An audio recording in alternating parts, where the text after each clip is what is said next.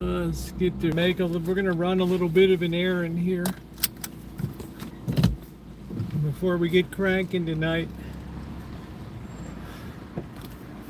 My baby takes the morning train. He gets T-boned on the street of shattered dreams today. Hey, hey, hey. What do you know about my way?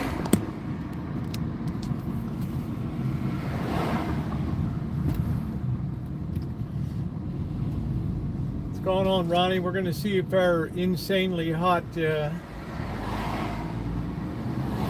flag girl is out here today.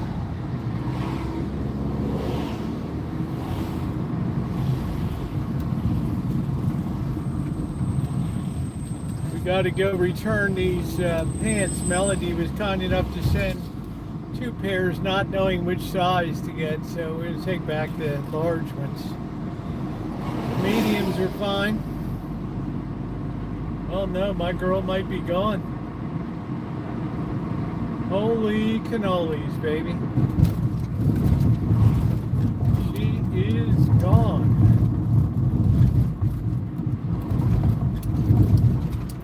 Oh, we still got a flag girl up here somewhere, don't we? There's a lot of stuff going on here.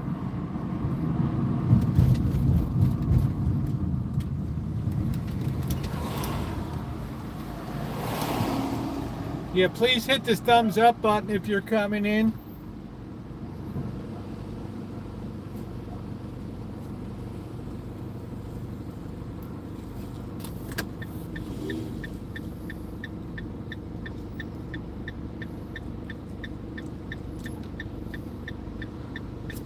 We're still managing this intersection here.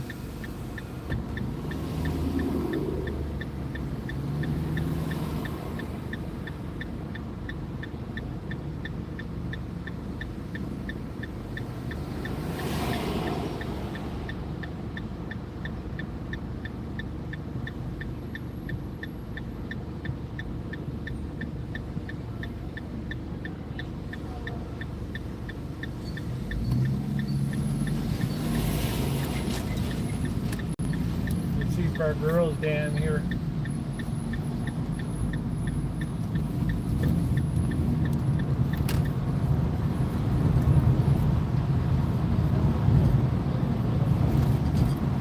Keep an eye out for her.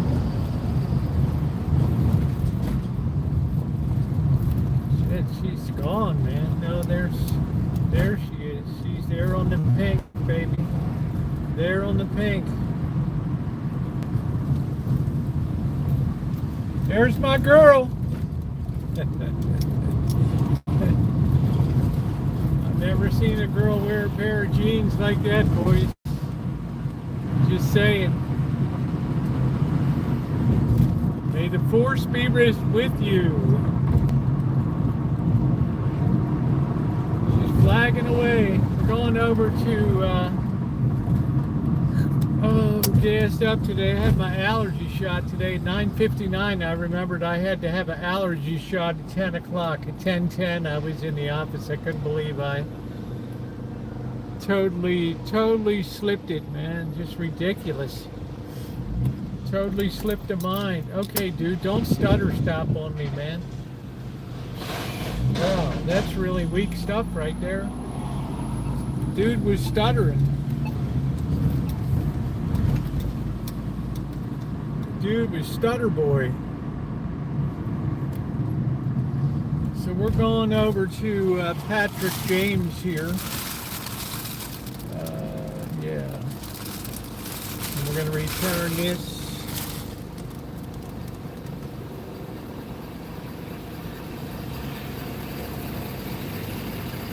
So our girl gets her proper credit, then we'll get our coffee. Happy Monday, everybody. Hope everybody had a good day. I had a very busy day, but a very good day today.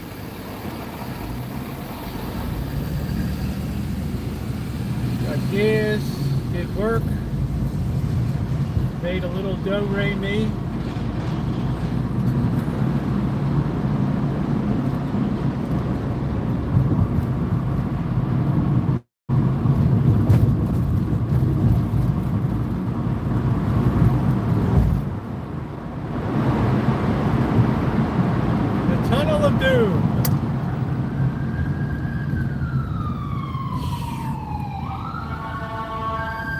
Ronnie, you ever heard a city with so much EMS, fire department, ambulances, cops? It's outrageous, man. It's like a constant noise around.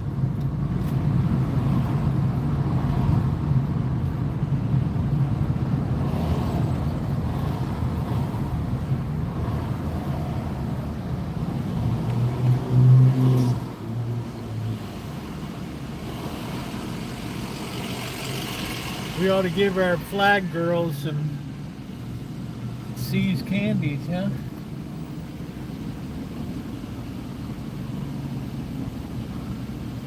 Our girl is so fine, so fine.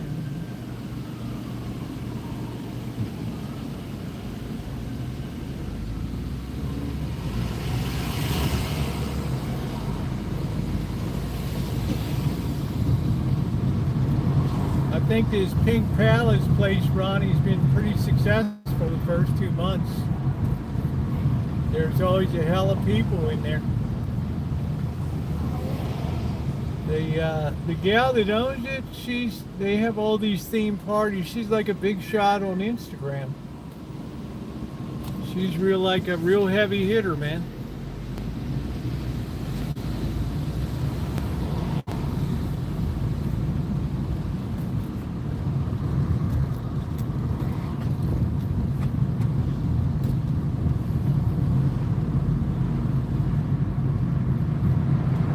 The library is closed. Man, more damn road work. Here we go, right into the teeth of this BS.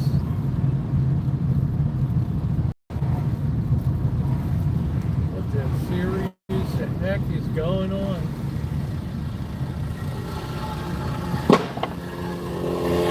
That guy's running that plate compactor.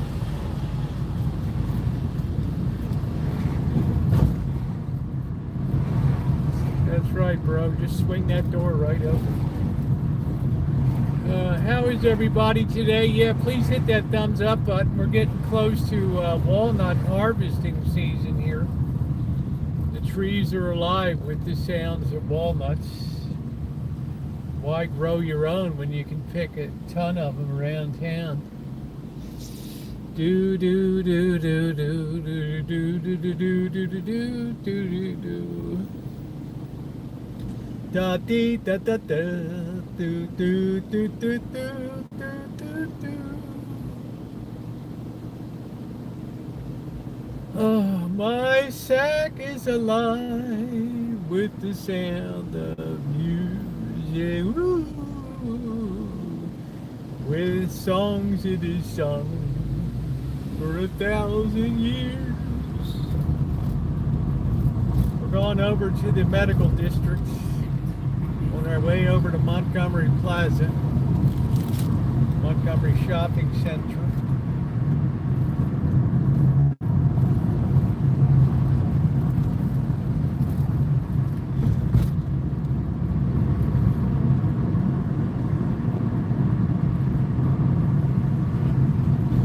All out the holly, put up the lights, do do do, ba ba boo boo boo.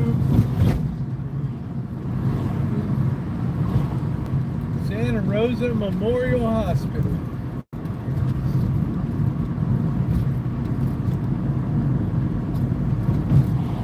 Oh, what a glorious day.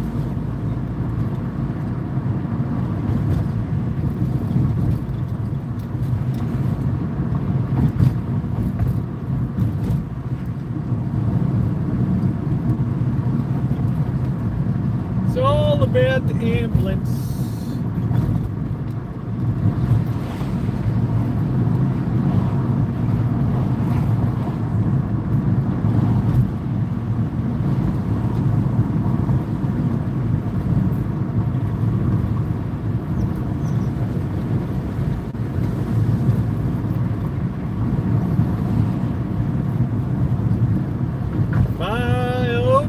What a beautiful day. This is my ambulance.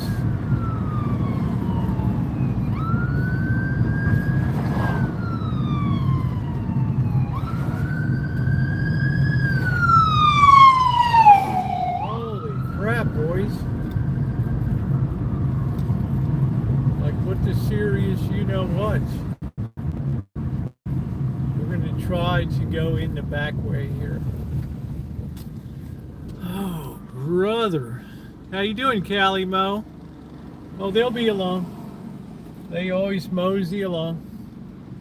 Do, do, do, do, do, do, do. Yeah, let's see if we can clean up the signal.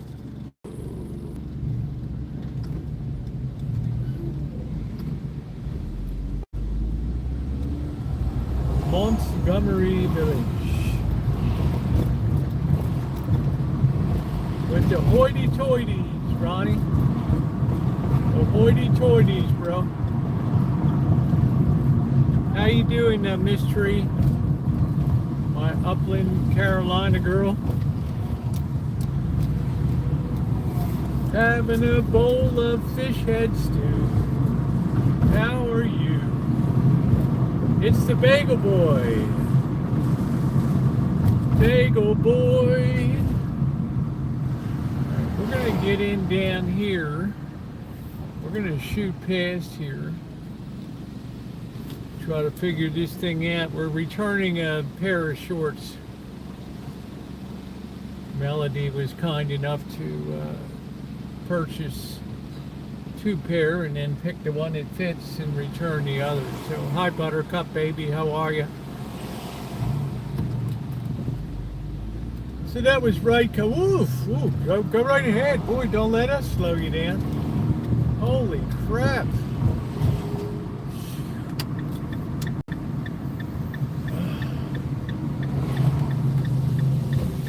Man, don't let us slow you down. We get some C's candy for our flag girl. Wouldn't she love that? She'd be like, oh, Roosevelt, you are so fine. If you were 50 years younger, it would be so fine. Let's see, we can't go this way.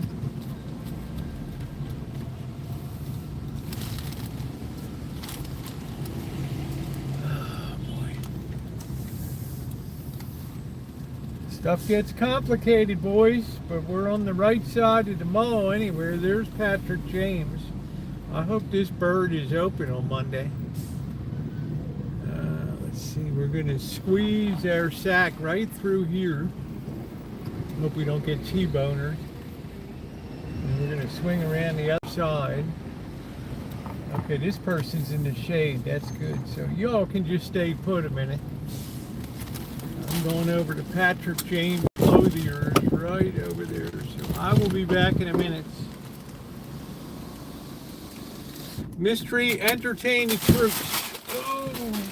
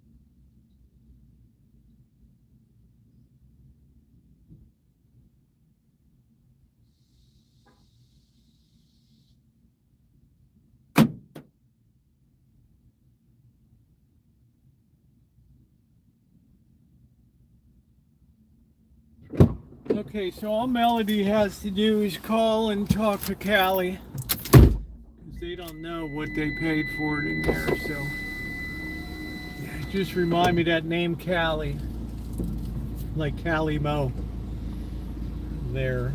And I hope Melody pops in today, because they don't know what to refund her until they see what she was charged.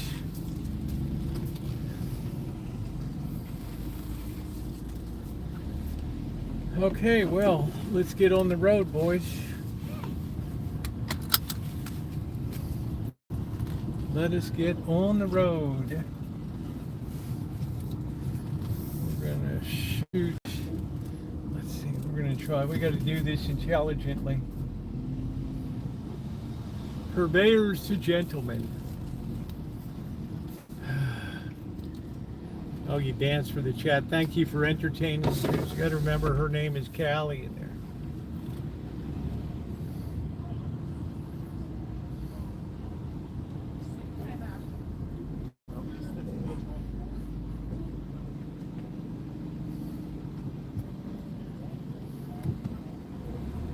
Walk sign is on. Walk sign is on.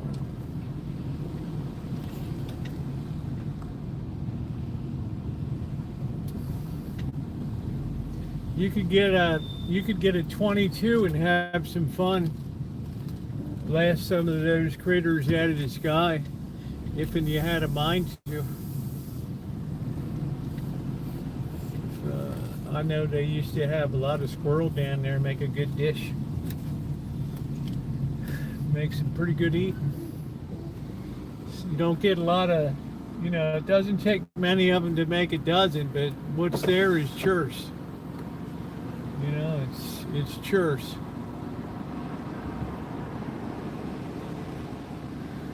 So if you want to do that, help control a nuisance. So what you want to do is blast those little mofos right out of the tree. Boom, boom, boom. Ooh, that's so awful. I can't believe you said that. These squirrels are so nice.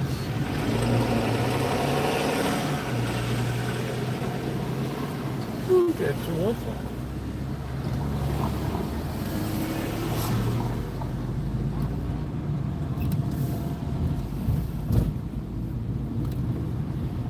Bing bong, bing bong, bing bong, bing bong, bing bong, let's blast a squirrel out of the sky. That bushy tail little sucker, get him right between the eye.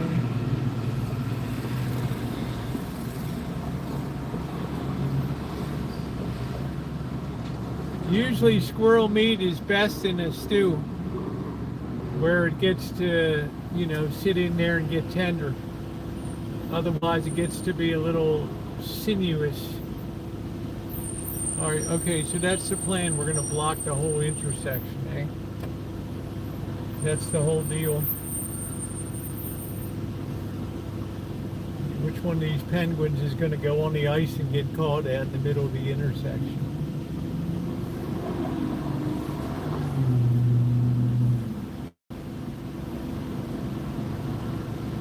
So you could have great sport with that mystery. I don't know what the bag limit is per day. I might actually have a chance to go crabbing this Friday. Got to see what the tide. Don't say you. Yeah, I don't know, gambler. Sometimes that's somebody slips $100 bill here and there, bro. I'm just saying. Be kind, rewind.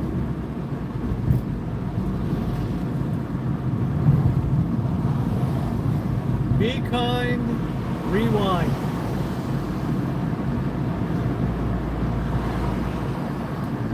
Be kind, rewind. I had to get my shot today.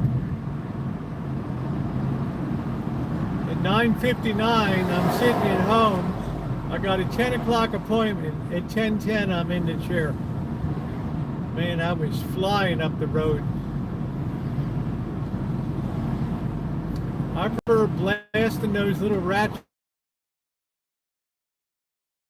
Grab a stick of dynamite or three. Boom.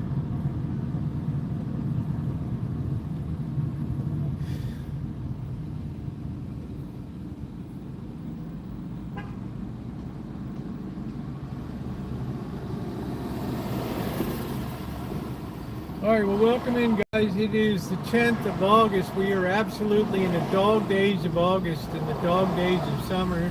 Oh, we got somebody from the Palmetto State here in South Carolina. There you go, Mystery. How y'all doing? Yeah, we's up from Charleston. We ran from Greenville.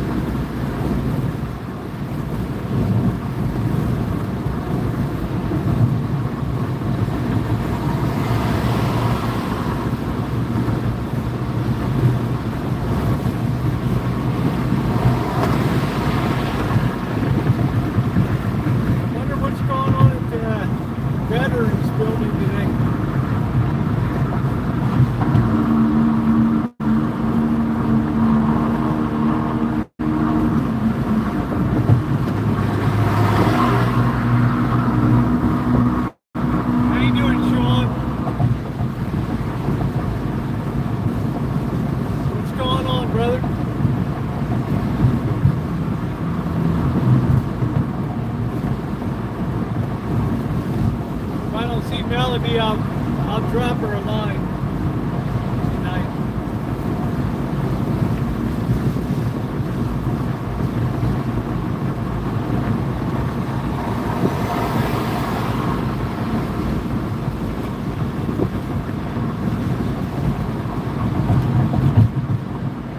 I'm off to get a cup of coffee. I had to run across town to return something.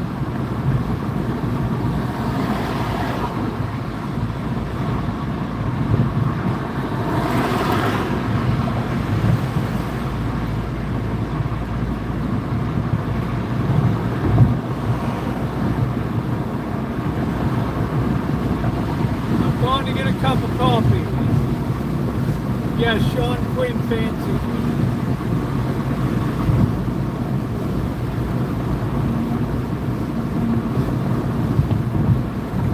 I'm popular with the guys and the gals.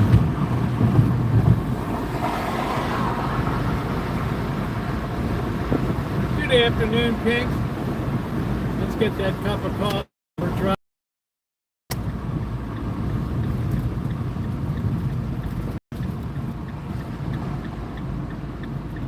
Always tell us the hood because all these hood rats got their little Hondas running around, their little rice burners, such bad boys.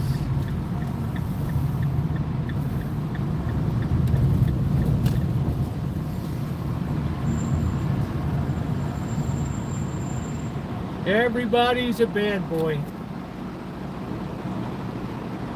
It doesn't feel too hot.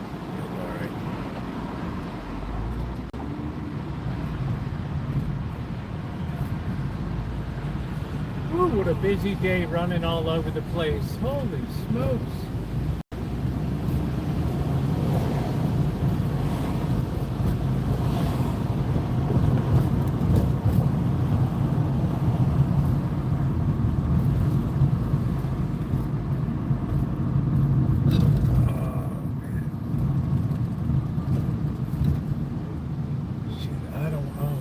What am I doing? I don't want to run down to this girl again.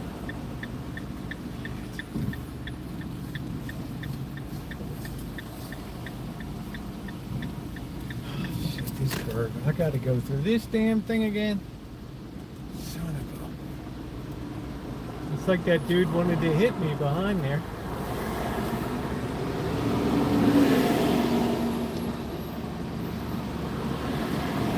Hi, Kelly. How are you today?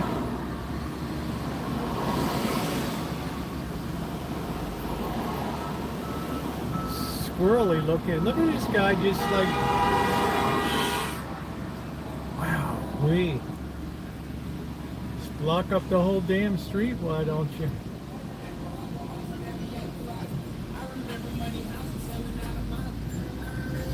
Looking at that girl tiny and not driving. On a hiney blaster. Oh, this place is all cocked up with all this freaking construction down here.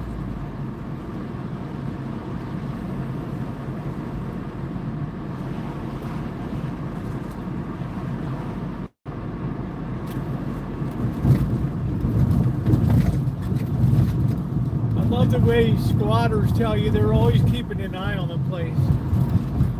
Oh yeah, they're paying me to keep an eye on the place. We're going to make a right up here. We're going to hope the flag boy's done for the day.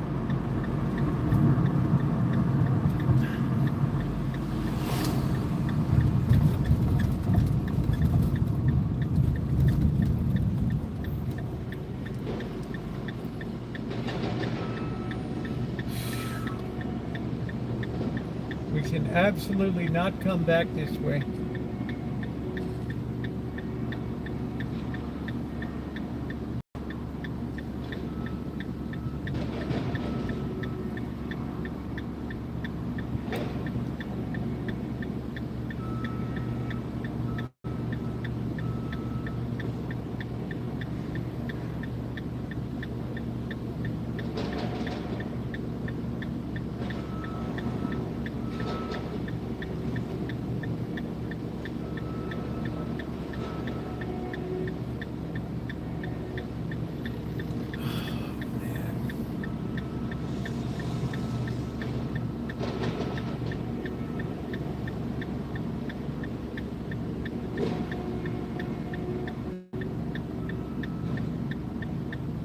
Man, y'all are lucky you don't live in the city.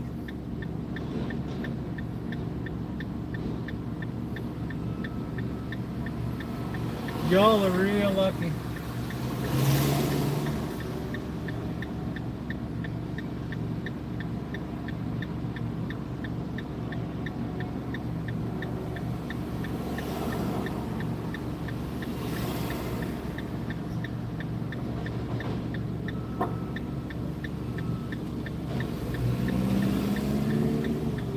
We look like about a 12-year-old driving that car, and that's about what you get in the neighborhood here too. A lot of young kids just grab the keys and drive.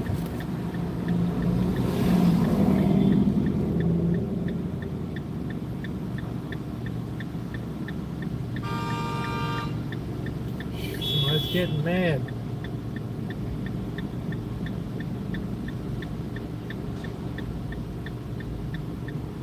Really mad. The lead might fly, boys.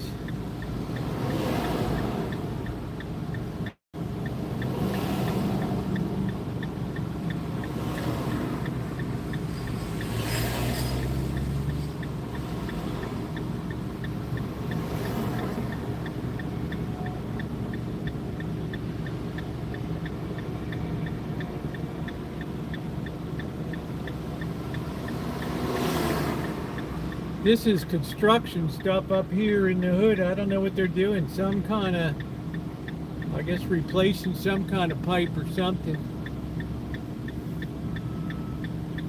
I knew as soon as I got in this lane, I was caught in a bad situation here.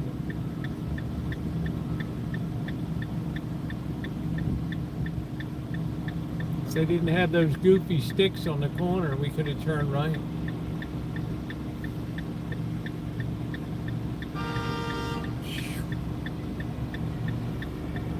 These people are not happy.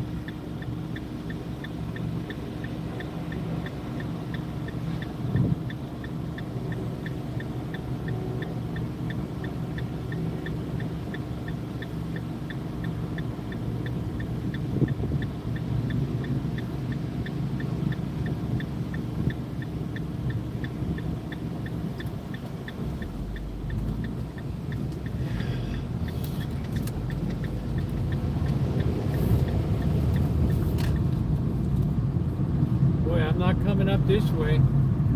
Woo! You best believe I'm not coming up that way. As we navigate the S-curve of doom.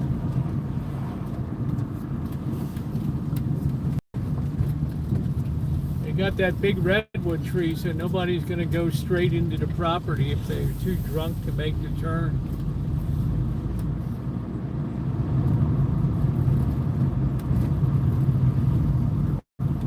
Well, that took some doing today to get that. I do hope Melody gets in here today. Hey, Joni.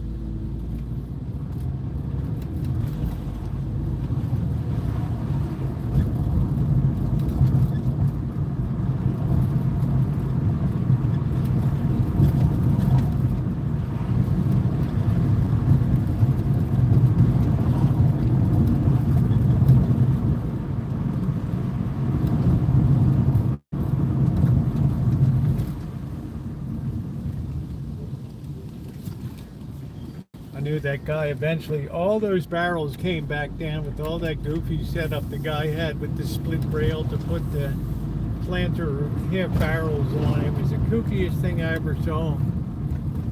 I knew that wasn't going to last. Yeah, thumbs up for appreciators. We're getting underway tonight. Thank you very much.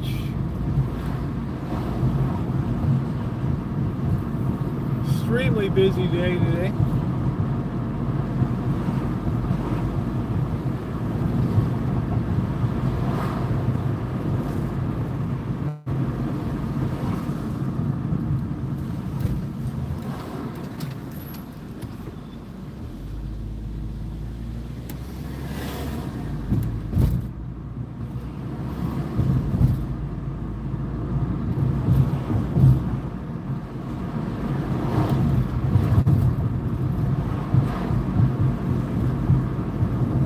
We finally made it, boys.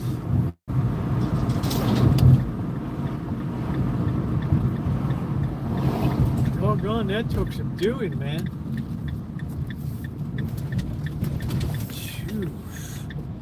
Well, I paid my book editor today. She'll be on the job in mid-September. Had to book my place in line.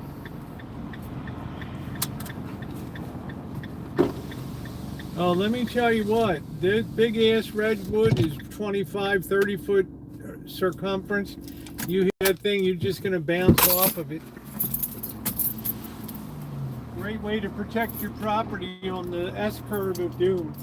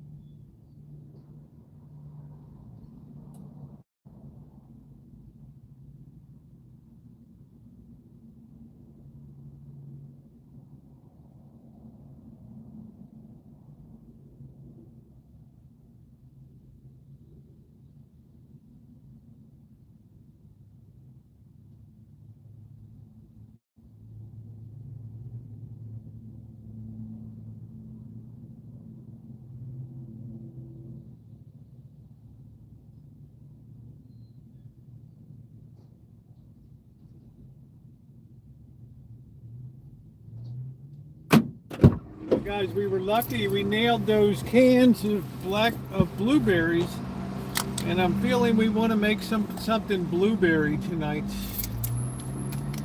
What are you guys thinking? Now let's be intelligent how the hell we get out of here. I'm not going through all this shucking and jiving again. Ain't no way I'm going through all this crap hole on these roads again. I guarantee, boys, we're going to try to do it the intelligent way. Hello, Federal.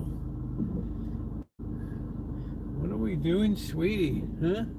Look at this guy's truck is so long, I can't even swing the van.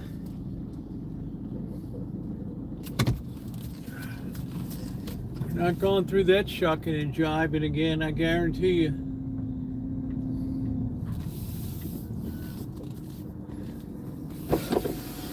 Insanely hot flag girl or no insanely hot flag girl?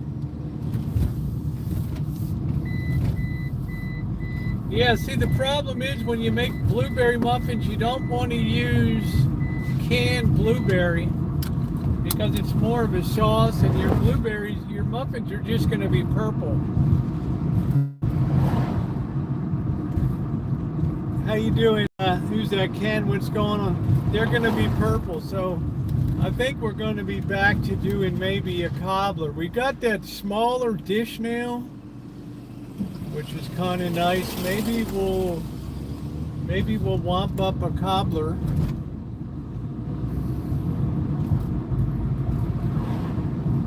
That's always really fine. We don't really have any turbinado sugar left.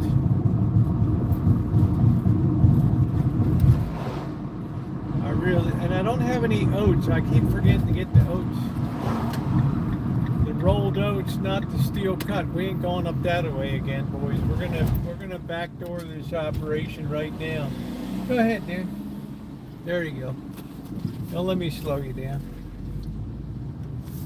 Yeah, fresh blueberries, you want to just fold them in carefully. That maintains the color of the muffin. But if I try to put smashed blueberries in, I have purple muffins, which, okay, maybe it's okay. I mean, I don't know. I mean, people eat with their eyes. You could never commercially sell a purple muffin.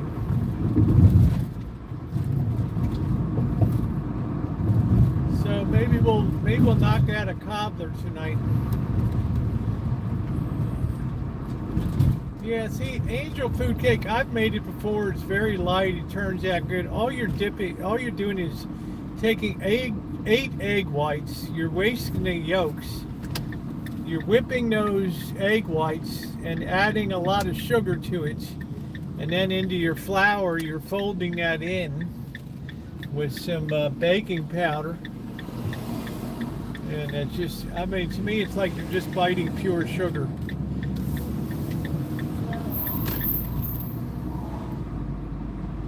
More egg white than cake. And I've made it a lot of times, but it's way too light. It's just, you know, I like a cake. My favorite cake is wedding cake. If you've ever been to a wedding, there's a super high density butter pound cake that they use, which is just amazing. And it's so good, it's so rich, but I've never been able to duplicate it. We're backdooring this. You think I'm going down that road again? You got another thing coming.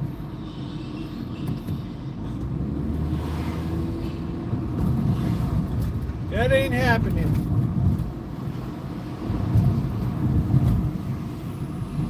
Yeah, all it is a sweetened meringue with flour added to it. You're folding that flour into the meringue,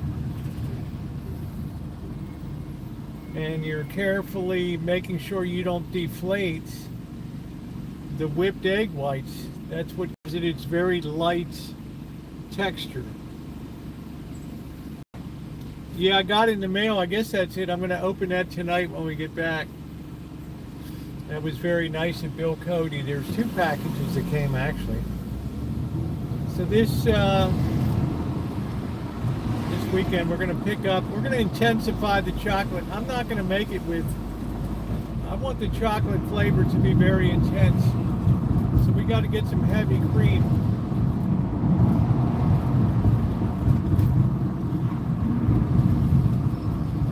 So we're going to make sure that flavor is super intense.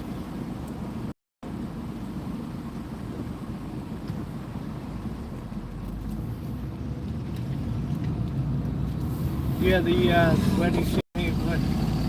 Well, wedding cake has a very dense. It's very good,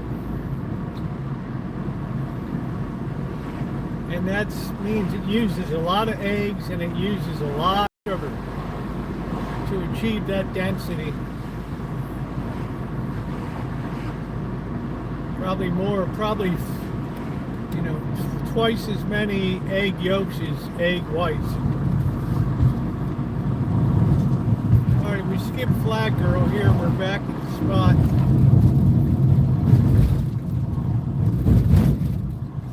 Trying to find one girl which got a tooth in her head around the neighborhood. So yeah, I've made angel cake before. It's good. You can spoon strawberry sauce over it. You can put vanilla ice cream next to it with strawberry sauce. I mean, it's nice. But it's a little, you know, it's a little naked to serve just a piece of angel food cake. Fill them with jam. Oh, that's a nice idea, but they got to be partially baked, right? Got to be very careful filling baked products.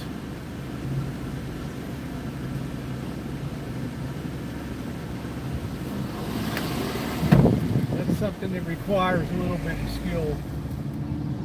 You know, some people will layer it. They'll put a layer of batter, then put the blueberries in, then add another layer of batter. What the hell is that?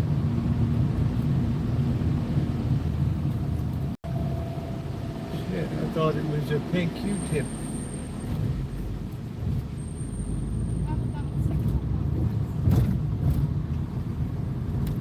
Yeah, everybody can picture me in a Ferrari, especially the ladies. Or a nice Vet. Or Lambo. It's like, Roosevelt, you're so fine. You are so fine. The lady's choice. Yeah, I don't like figs. I only like the green Cadota figs that they use to make fig Newtons, not the brown turkey figs. And you never see the Cadota variety. That's called a protected commercial variety. They hate to sell that into the general public. The girl's a little wide in the withers. Okay. We have arrived finally after coming home. Man, that was almost an hour. Jeez. Here I am. Who else am I missing here? Let's see. We got pink peony, full bacon cool.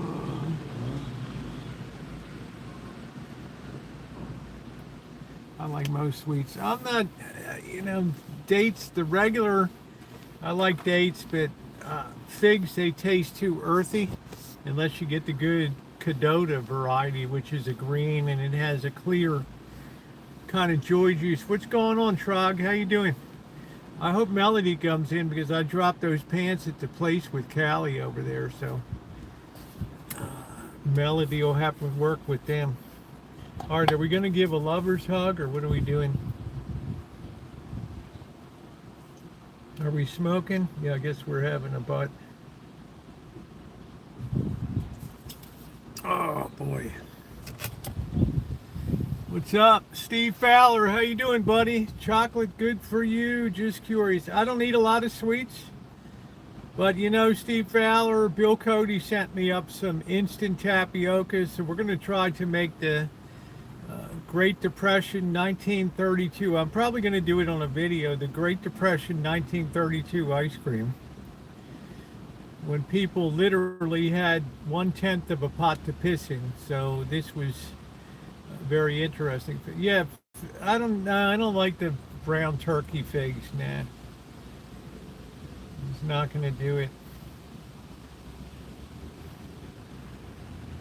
I guess we're having a pre-roll over here. Yeah, I hope your mom's doing good, Steve. I don't like dark chocolate. I'll be honest with you. It's too grainy. It's too bitter.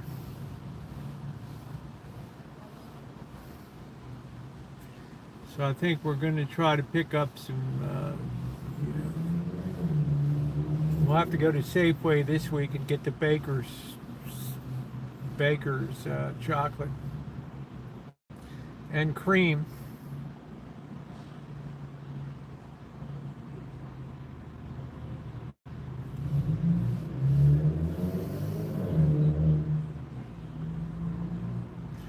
But otherwise, I don't do a lot of sweets. But I do have a taste for blueberries. We now have all those cans of blueberries, which is a great buy for $1.99. Yogurt with dark chocolate M&M is very addicting. Oh, that's good. I'm glad to hear, Stevie. I always think about your mother and what you're doing down there in Chattanooga.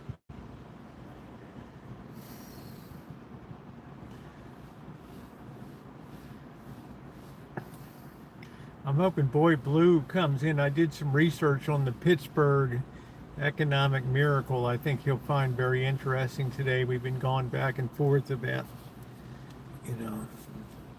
things that are booming or not booming. And it turns out there's a very interesting common denominator to what's going on in the Pittsburgh, greater Pittsburgh area there.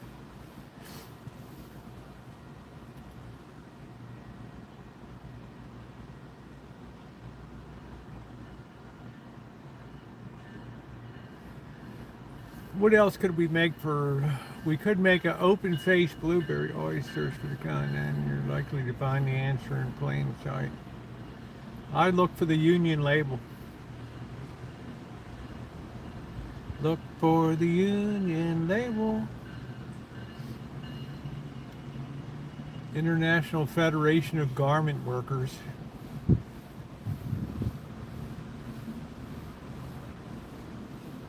Today was a blah day, but interest rates continued cruising higher.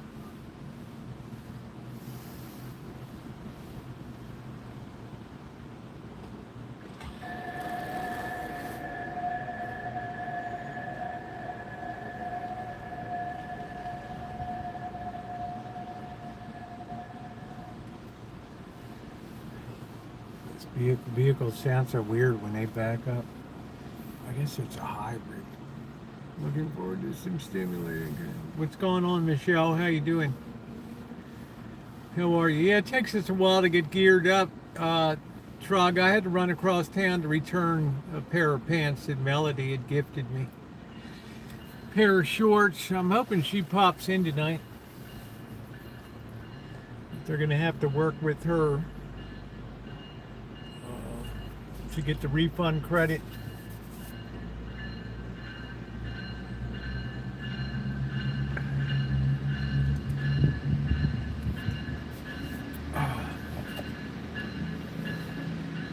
That breeze feels good. We're still running from the southwest. I haven't seen those flags run from the northwest in weeks. Which means all along the coast of California, all that sewage from Mexico is drifting up the coast. Right. You love that train here, huh? How you doing, Gavin? What's going on? Remember, I told you they built a Nucor plant. They shut it near a month. Nucor fabricates bolts and nuts and stuff like that. They shut it down due to threats of what? Those are good paying steel worker jobs, those Nucor. I was buying shit from them when I was running an industrial supply, grade 8, grade 5 bolts. Oh, I hope you're better, Michelle. That's a bummer.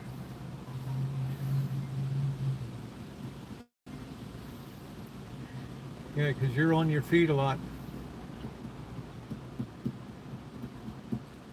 You don't sit down when you're running a press.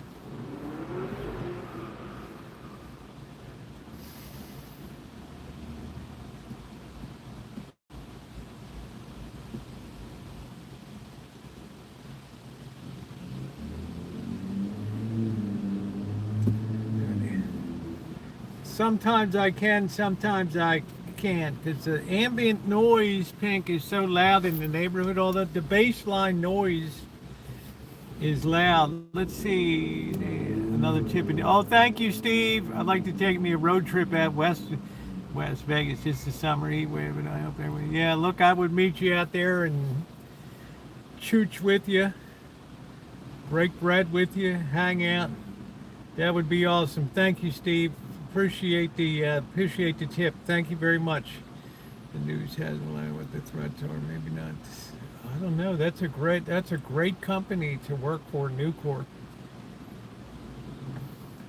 There's nothing cheesy about Nucor Corporation.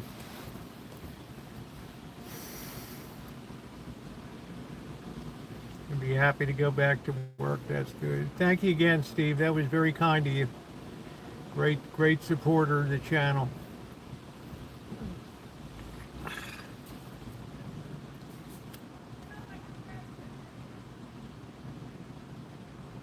Check in the mail, what does that mean, Trog? You mean, did you send me a check in the mail? Oh.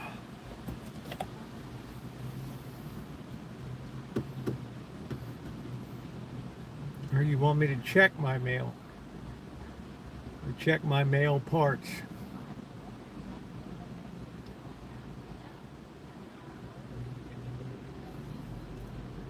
No, I've never tried mushroom coffee. I wouldn't even understand how in the hell you end up even sticking a mushroom.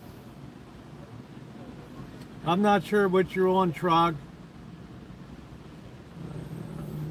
Yeah, you get out there and break bread, yeah.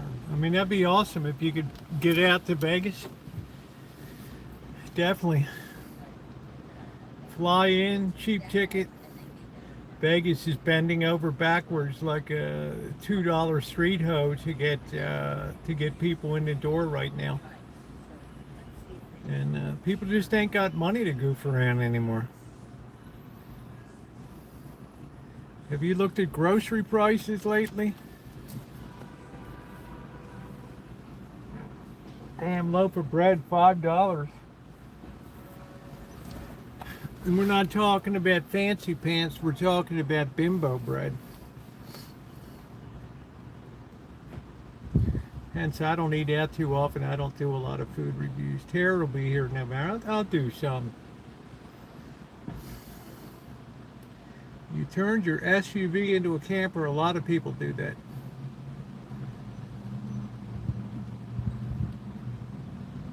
Just have your pee jug like Trailer Park Boys.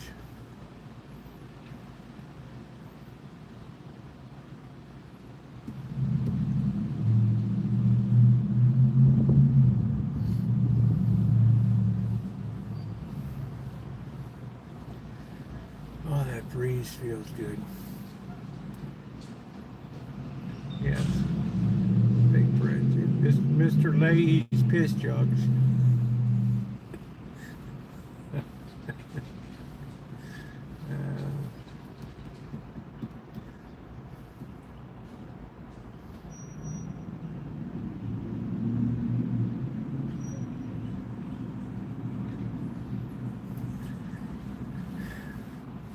Yeah, I baked Jewish rye bread. I froze half of it. I miss Mr. Leahy too. I made Jewish rye bread.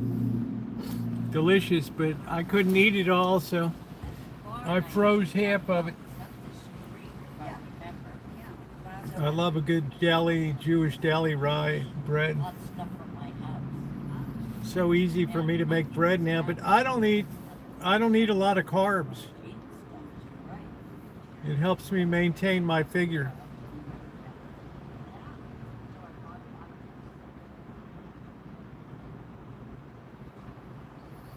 My daughter-in-law adheres to a gluten-free diet. It's rough.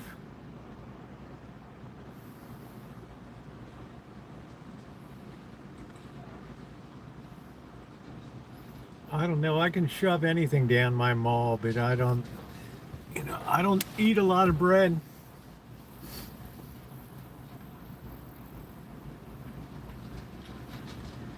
I gotta get more trouble. I don't really eat a lot of protein. I have been lately. I've been doing hamburgers, Salisbury steak, steak to Janet cents. So what could we make blueberry? I don't really feel like making a blueberry pie.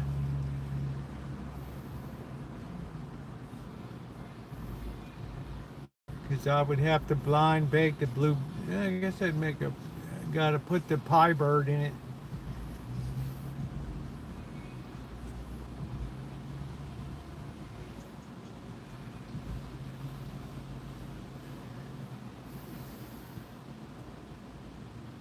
And I don't do pancakes. Did I ever tell you why, Michelle, the tragic story of pancakes and how they collapsed in America? You know why they collapsed? Because it all comes from U.S. Foods or Cisco. Broadline companies. Everybody pulls the same hamburger batter.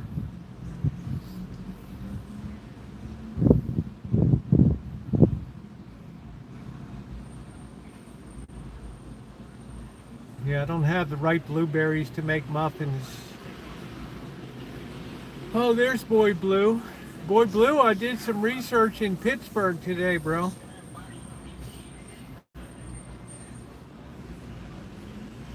It was very eye-opening.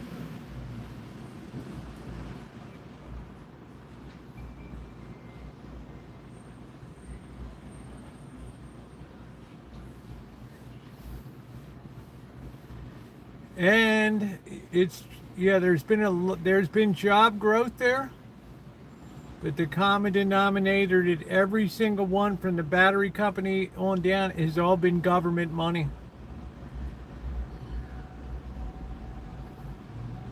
All government injections and seed capital loans. This is what I mean by unnatural business that wouldn't economically survive. There's like the Department of Energy injected like 200 million into the battery company.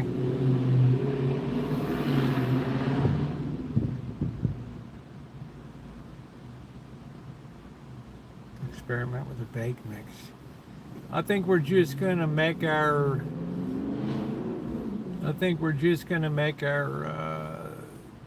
blueberry cobbler and call it good.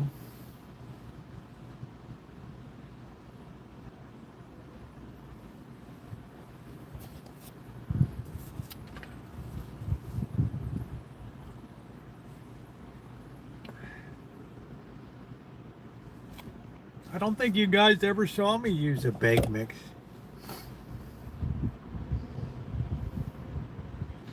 I don't know how blueberries would be with cornmeal.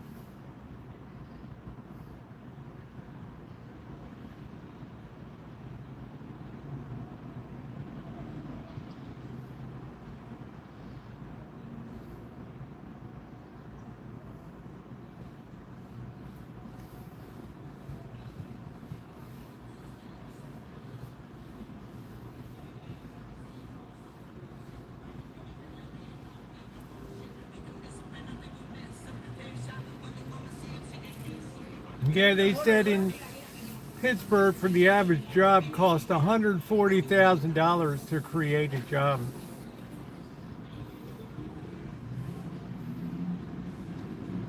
In other words, the government spent $140,000 per job.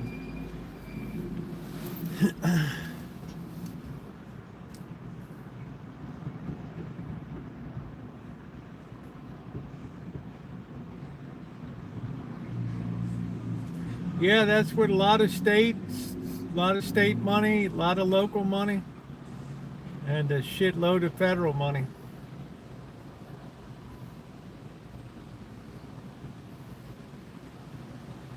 So, I mean, it's good that the jobs are there. It's good it's booming along. I just hope, government jobs have a tendency to not stick because they're not economically feasible apart from government underwriting. And today may make a job or two. I've been paying a man to take care of my yard. Destroying information to add today may make a job or two. Just beware, guys. A lot of shit that you ask a question and get an answer is shaped to your. It's shaped to try to algorithmically fit you, and a lot of it is hallucinating.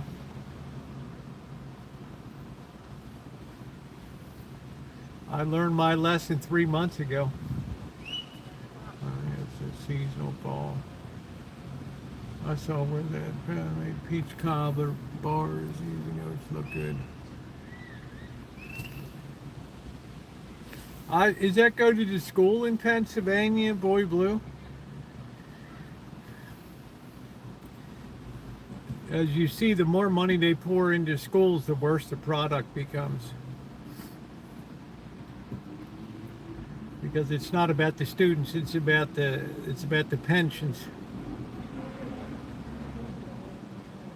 No, and a lot of people are suing, Ronnie, because their books, authors, their books have been scraped for training AI. Scientific papers have been scraped. Learning institutions without their consent. And there's a lot of lawsuits pending.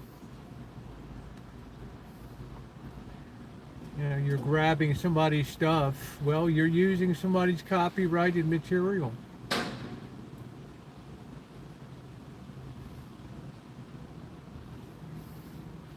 So there's some, they'll of course settle these out of court to avoid a blanket decision. Plus they cut a deal with John Wiley and Sons, who's been publishing since the 1700s, to pay so much. They don't give them free rein anymore. They put them on the meter just like AI puts people on the meter. They say, if you want to see our original studies and our research and all our scientific laboratory, scientific published papers, you're going to have to pay up. And then that has repercussions down the line, because the authors say, hey, John Wiley and Sons, you're the repository of the data. We're the ones that did the studies and wrote it. What about us? What about us? And Wiley's like, well, you sold over your rights to have it published. So there's a lot of contention about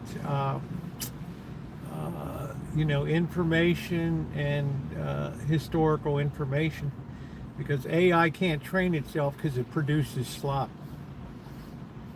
So they have to go out there and scrape factual shit that they can and try to keep that out of the paws of the slop machine, which is impossible.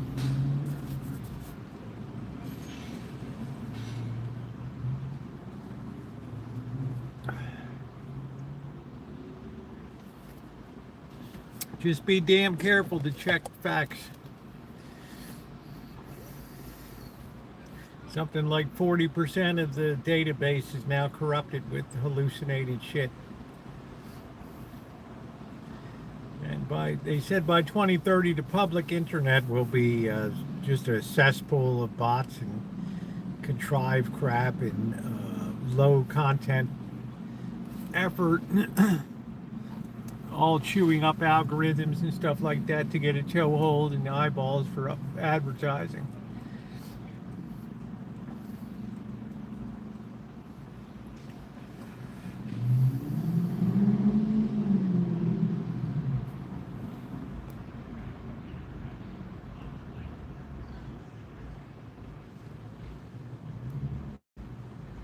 Hey Tish, ChatGPT is OpenAI.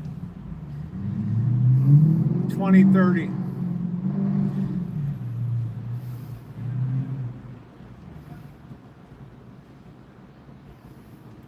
You'll have to be on a paid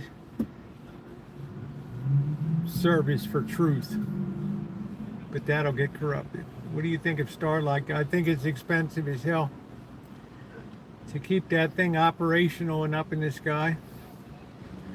Look at those poor slobs in China. One of their rockets blew up on the pad today. The Chairman Mao 4.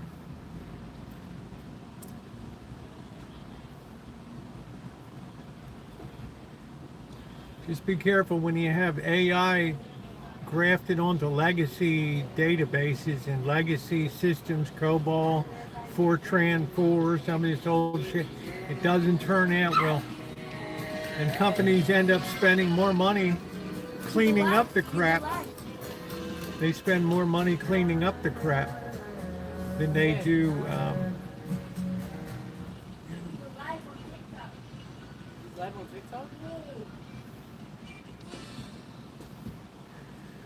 Yeah, that rocket went wild. They knew that was going to hit the moon now.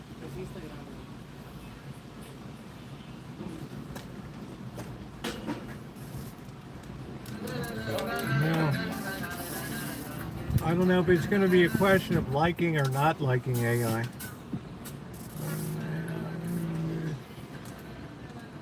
No, I never said AI. When did I ever say that AI caused the explosion? There's a million and one things that can go wrong with a rocket.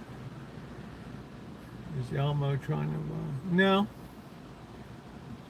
No, I never said AI had any connection to what happened in China.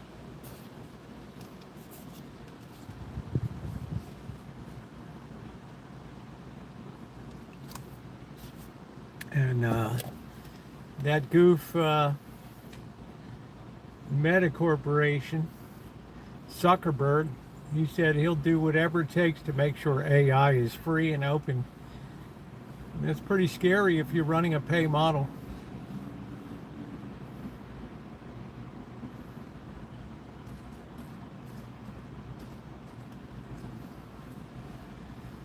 Can't ask people to pay for something if they're getting it for free.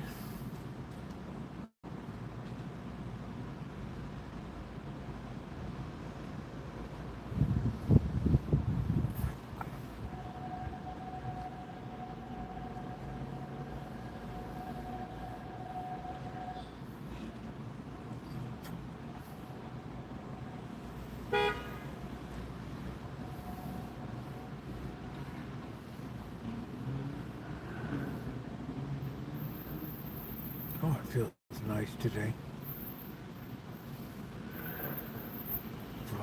Fuck burger.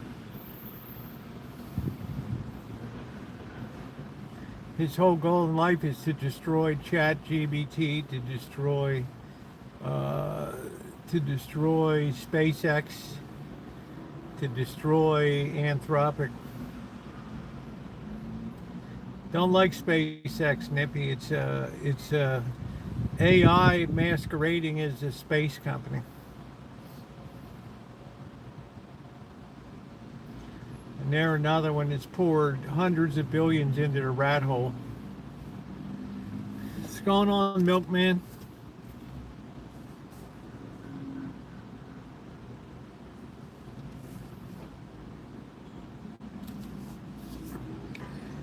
Some of these software people are transitioning short term into AI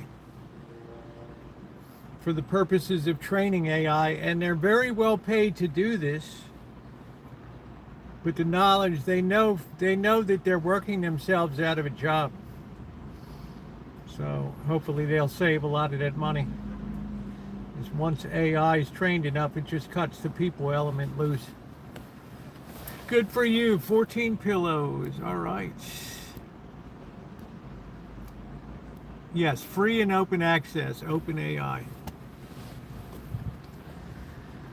And that's a very big threat to Anthropic, OpenAI, Grok, all the pay models, as are DeepSeek and Meta's own Llama open source model.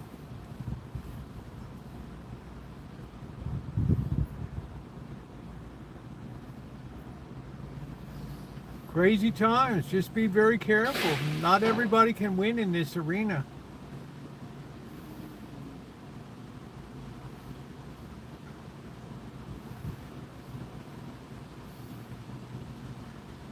And they've already cut the price of 1,000,000 tokens from $30 to 30 cents. So it's hard to think they're ever going to get any money out of it. It's free for every future. They're doing Fred. DeepSeek is good. I like Claude is different because it fact checks things, still makes mistakes. It still tailors things to what it thinks you want to hear, and it still is guided by guardrails from gassy grandmas, psychologists, and sociologists that sit in rooms in Seattle and San Francisco and Austin to establish rules for what we want people to hear as opposed to the truth. I think I might make a blueberry cobbler tonight.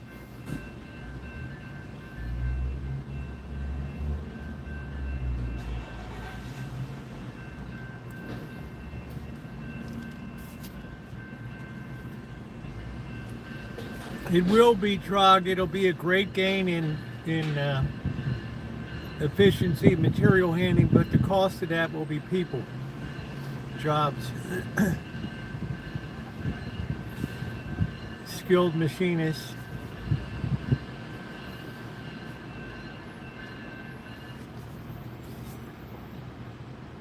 I hope they do become obsolete.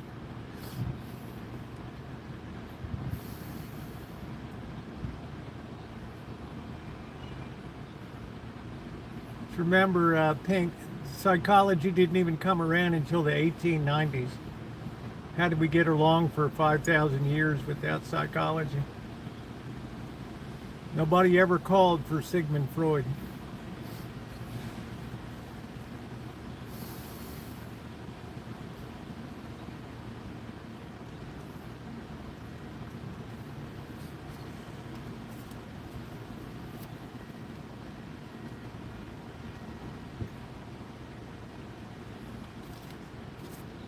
What people were paying for is to have attention paid to them. If AI, the fewer, then wealth has to reach on the whole economy. Well, that's what I'm saying. We're looking at the demand side now. And if anything, Trog, the squeeze is on people. This has been the first boom where there's been no trickle-down effect to the average person. 85% of the stock market's profits are held by 10% of the people. That's it.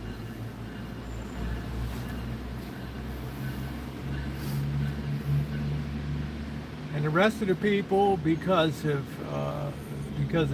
unlimited government spending and demand on resources, food, housing, medicine, is pricing the average person out.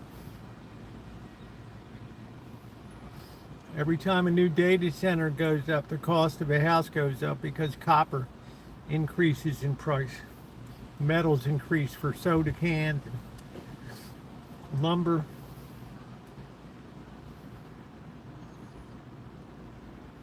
Every time somebody works less than 30 hours and goes on the government Obamacare, everybody socialize all the loss of that. But the company will keep the profit of having those employees on limited hours. So the corporations, I hate to see it, have done much to, well, for lack of a better word, to fuck the average person in this country.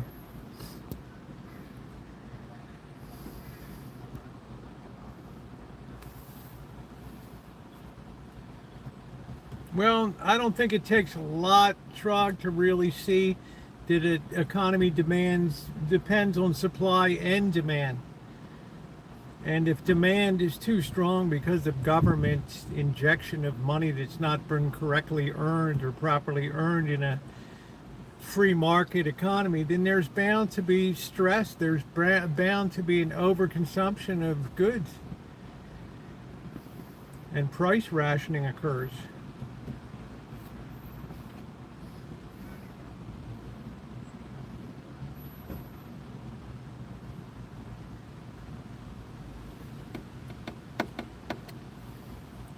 I mean, they're repossessing cars, what, 3 million a year level now, the highest rate of repossessions in history. Hey, Dr. Frankenstein. 40% of the people are surviving on gig jobs with no future in driving for Uber or delivering. All you're doing is fattening the profit of you're working as a peasant on the land of technology. That's it. That's right, Buttercup baby. There is no more, just as traditionally in history, there was no in between. That's the normal state of affairs in economics. You have the peasants and you have the nobles.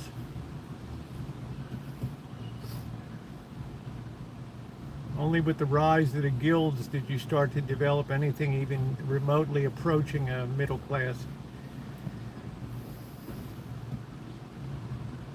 But right now, land, labor, capital, yeah, labor's got a target on its back.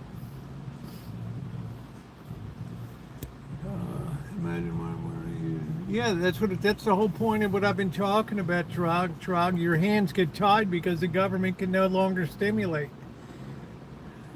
The freaking debt's so high that it just sends the bond market into a frenzy and rates just explode upward. That's what I'm saying. It's checkmate time.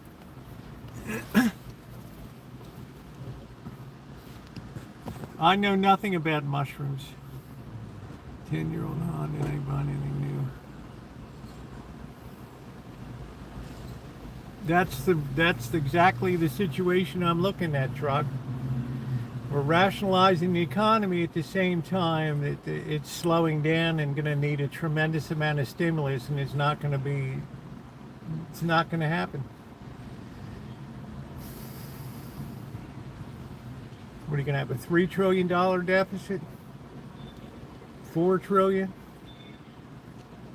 Yeah, they'll be lining up to buy those bonds, won't they?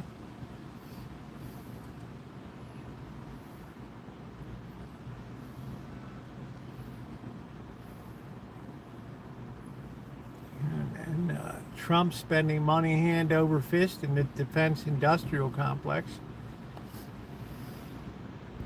I should call it the war complex now. Hundreds of billions are going to be needed.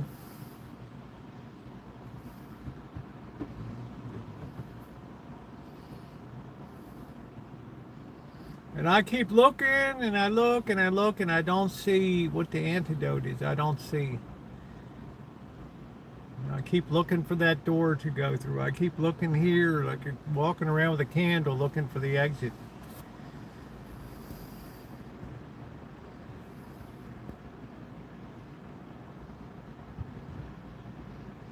Yeah, I just don't know anything about it. I'd never, yeah, I think the better cure for depression is to go to church. Before there was ever psychology, psychiatry, or anything. Somehow, some way, people managed to get along without a psychotherapist on every corner. Our mental health has never been worse, and the number of mental health workers approaches 1 million in this country now. God save us.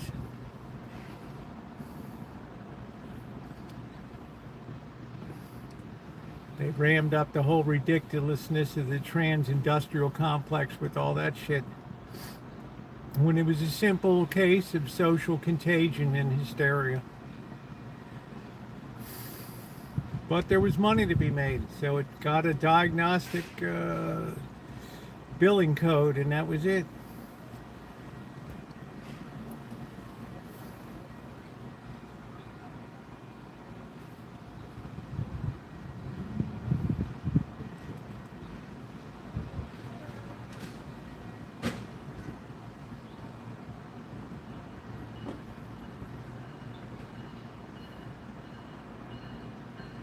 I hope the wind don't blow that girl's dress.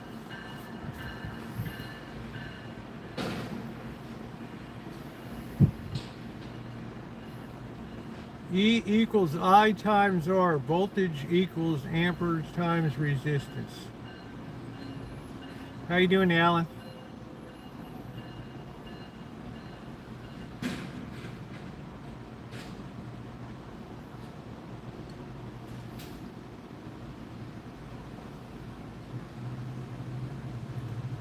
It's quite the opposite, Trog. The more therapy, the more doctors, the more psychology is the fifth most popular major in college now. Don't you understand? You're pouring gasoline on a raging fire.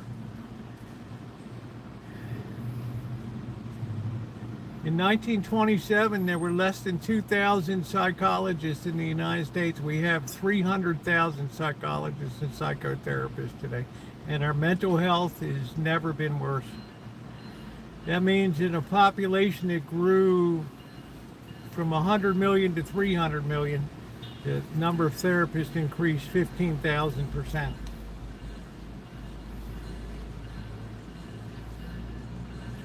How did people get along in Charles Dickens' times? The times when the Visigoths and Vandals were raiding the French countryside and chopping people's heads off and burning down churches, and the Mongol hordes and things. Somehow people survived plagues, and people, oh, it's so much harder today, psychological stress. Or how about a woman in the 1840s that has to bury half of her children?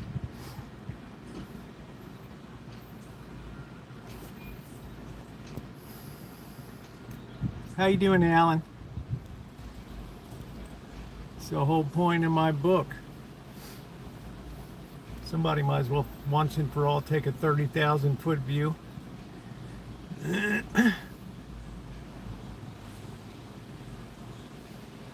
Well, I gave the solution in my mind, Trog. It was a traditional solution until a couple guys got together in a parlor in Vienna during the Belle Epoque period and had as their starting point, there is no God. So from that, how do we derive mental health and better mental health? Well, that's a real bad starting point, isn't it?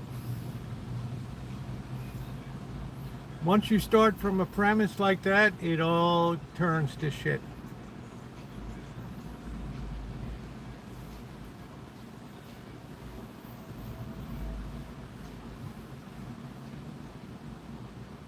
They'll do what people did before. They'll turn the proper direction and ask for help to the right person. And they'll be a lot less selfish, self-centered, and encouraged to be selfish, the joy of being selfish. And you got to look out for number one, and I just got to go find myself. I don't know who I am. And well, let's go up to the mountaintop and talk to the gurus or join the Hare Krishnas. And I need to find myself. Jesus. You got kids running in this auto zones. What are 3 auto zones? Because the sideshows in LA last night, 3 auto zones got robbed in one night. One got robbed the second day in a row.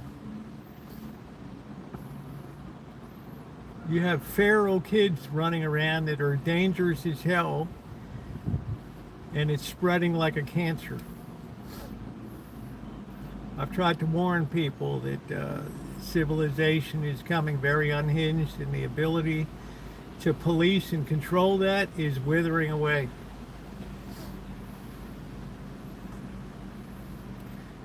Civilization always depended, Trog, on one thing and one thing alone, the willingness of people to police themselves. When that breaks down, it's done. And everywhere in many major cities, you see that breaking down with especially young people now. They don't know any better. Nobody ever taught them. Vices come naturally, virtues have to be taught.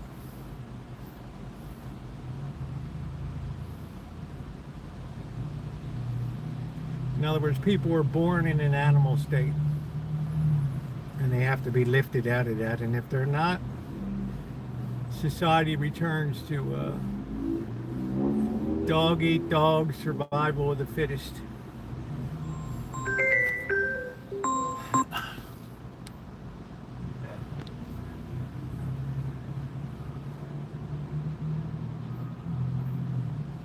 Yeah, Viktor Frankl had a hell of the meaning of life.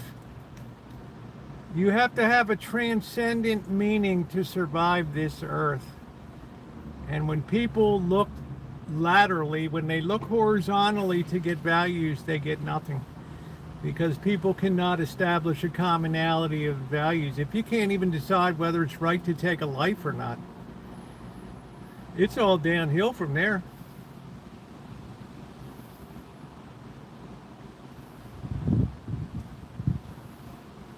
So what we see today is a society that's ripping itself to pieces.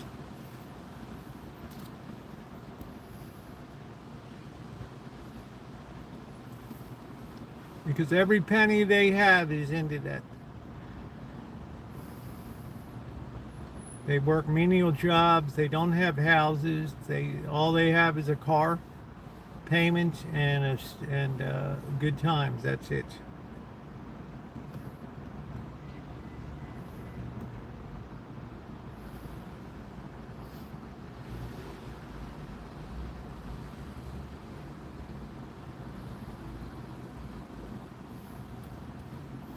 Well, milkman, that time will be coming. People will have to work.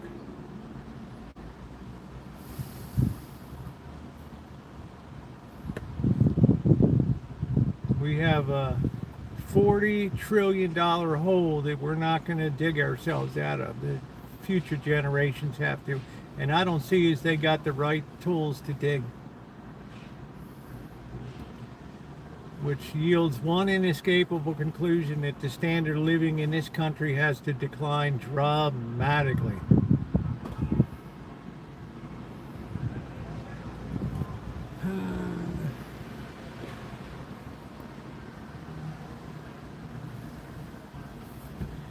We need purpose.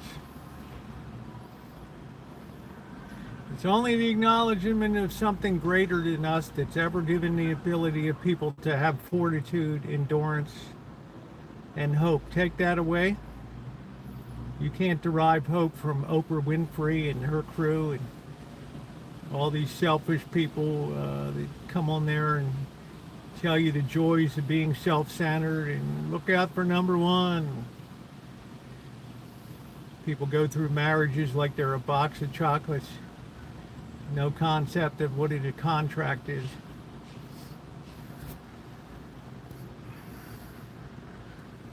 Everybody should read Viktor Frankl. Everybody should read Thomas Merton.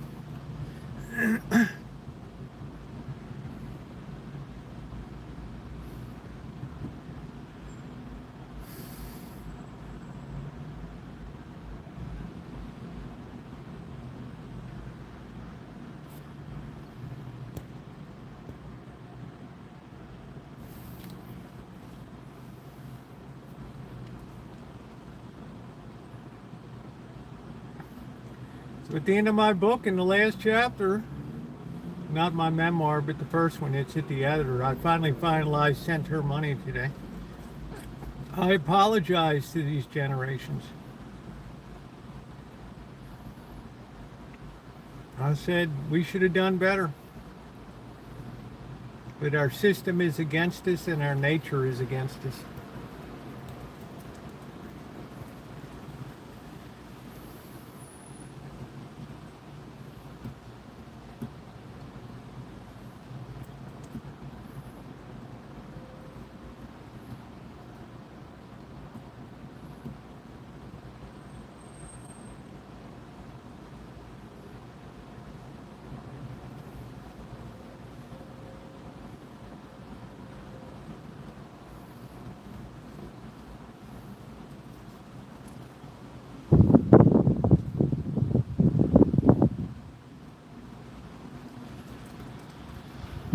wonder there's so much depression, desolation in the midst of so much opulence, wealth, comfort.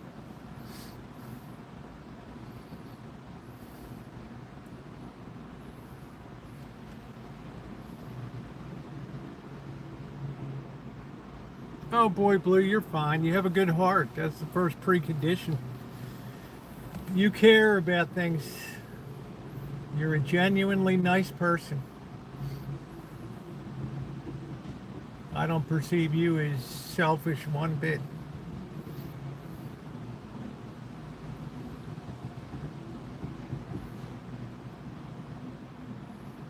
So I tell Miss Tree comes in and I just feel depressed and stuff. I'm like, get outside of the apartment. Get involved in the community. Do something for other people and you'll feel fantastic. It'll change your life. You'll have less time for contemplating your navel and hey, how you doing, Judy?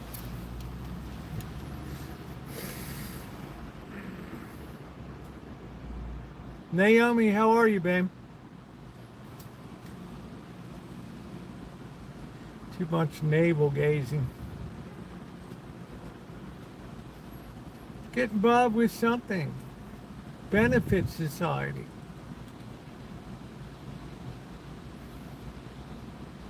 Go volunteer for the Red Cross. Do something. Go work a food drive, a food bank, a church food bank. Do something.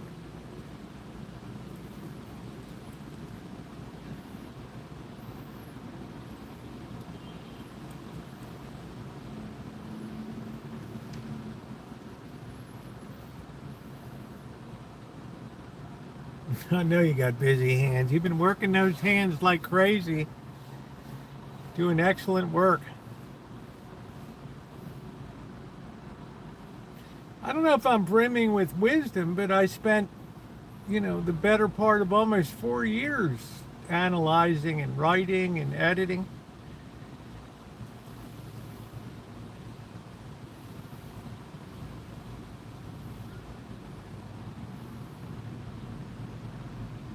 So I had to pick the right editor. I want somebody, I don't know if I can do I think people want to read touchy-feely stuff and they want to feel affirmed in their lifestyles and beliefs. No, she's like, I keep your voice. I understand what you're doing. So on that basis today, the money was sent. Mid-September, the editing begins at. Meantime, I'm going to hire another woman to do my memoir editing. Suzanne Sherman.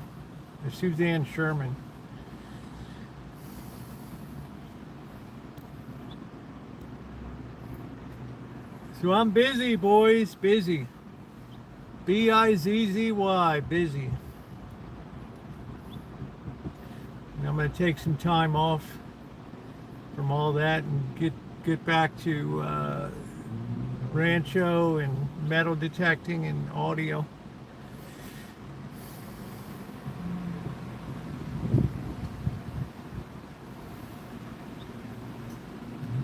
Four years of writing is coming to a conclusion. 250,000 words.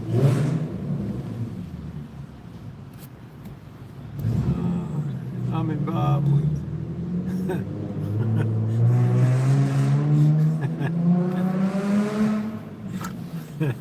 I like that. Buttercup baby's like, I'm involved on it. Oh shit.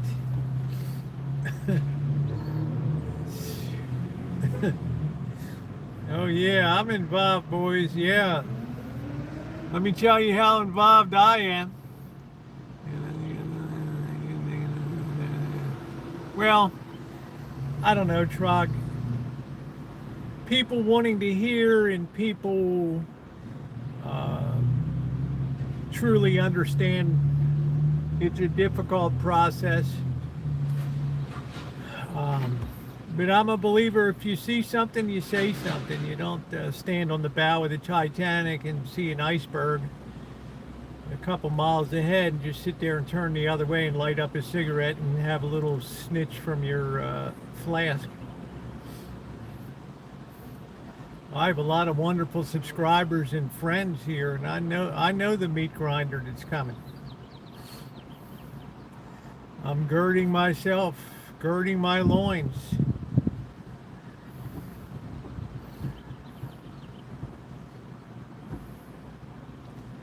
I would talk to daily for hours on a job. I remember when Missy Jen, way back in the day in Missouri, she couldn't get the, I think it was T-Mobile or Sprint. She couldn't get the internet or whatever, and they said, "Oh yeah, we have people working out in the tower right now there." And she's like, "I'm looking right out the window. There's not a damn person."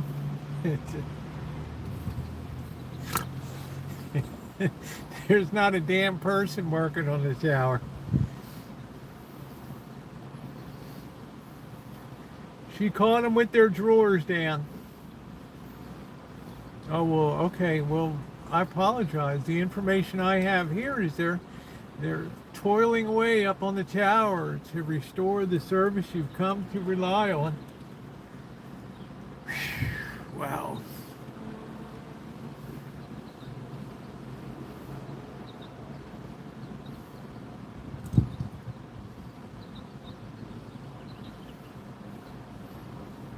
I'm afraid they're bullshitting Buttercup Baby too.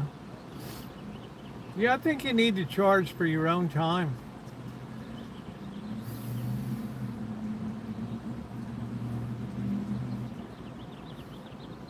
You know, whatever, 20, 25 bucks an hour, waiting time, babysitting, and take it off the bill. Clip a thing on and say, here's what my time is worth. Here's how much time I spent on the phone with you birds.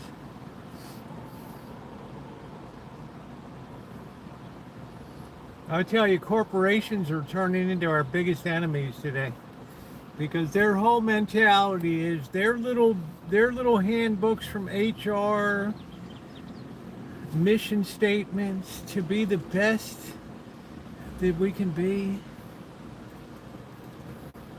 with the highest corporate values and the greatest concern for the environment, the betterment of our partners.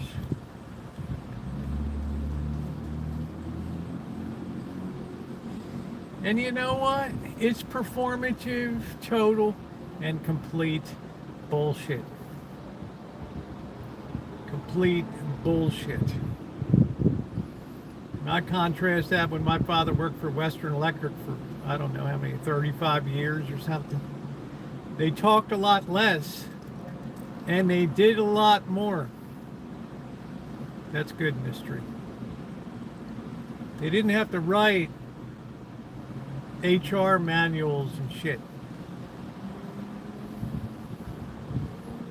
So many companies pay people shit wages and make profits that are through the roof.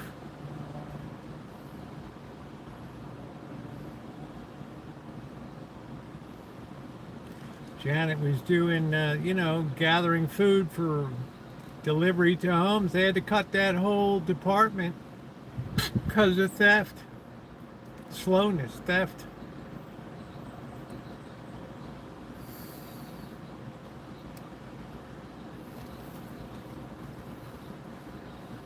There's so much thieving going on now. That's why I wish Mondami, I wish him well on his 5 boroughs of New York City. Each one will have a grocery store. She was saying at first, the assistant, oh, everybody's going to have like a library card. You have to be a New York City resident to use it. Then they're like, oh no, we can't do that. Now anybody can come in and get a 30% discount, load up their truck, and go out to the farmer's market or whatever.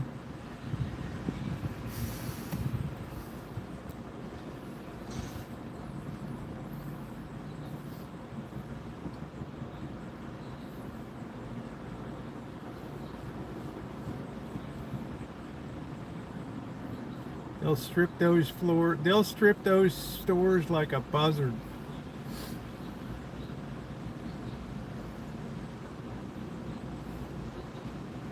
And then when people go running at the store with merchandise, what's he going to say?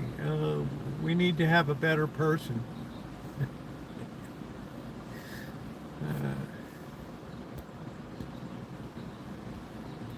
We tried to experiment, but society hates this, and they did this to these people, and it's awful.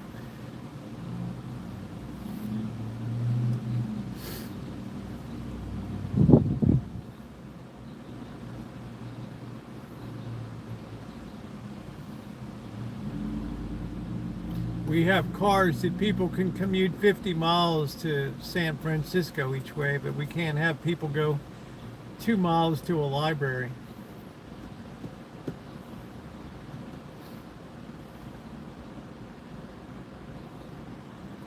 So we have 10 libraries.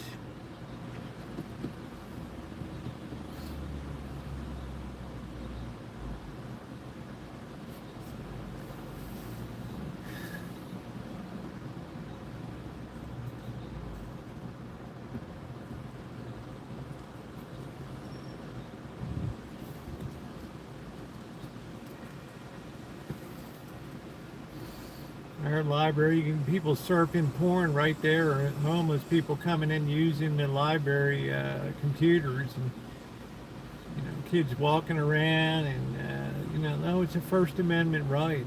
Okay. It's just it's so mentally screwed up the way people think these days. Yeah, 10 libraries around, Luce. People can drive 50 miles to work, but they can't drive 3 miles to a library.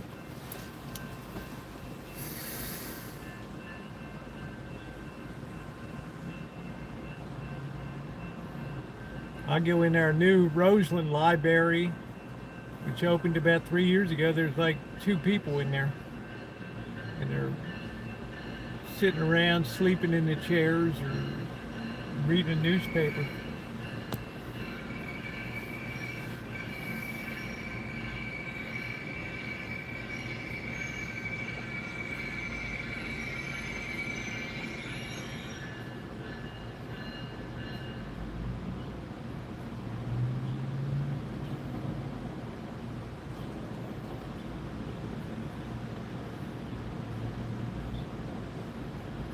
Yeah, we're getting close to football season.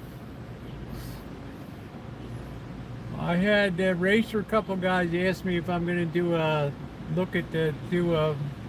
think on the Rosie Murphy channel, we're going to do a college football analysis for the year. See what that looks like.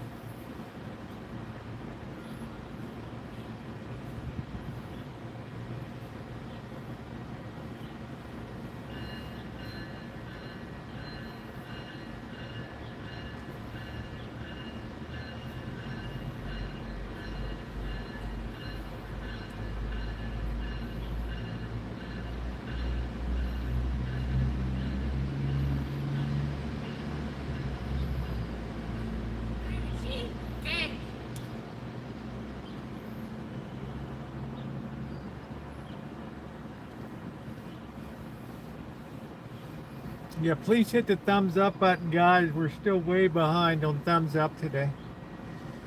We used to call them bookmobiles, yes.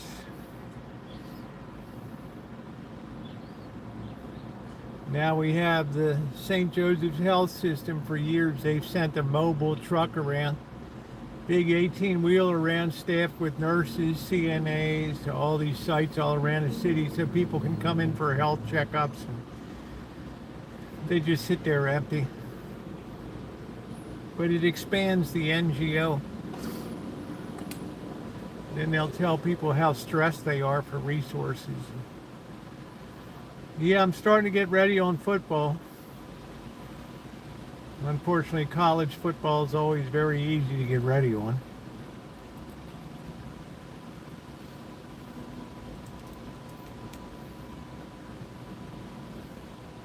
I could probably almost predict the final 10 standings. Yeah, thumbs up are appreciated, guys. I could see the final 10 right now.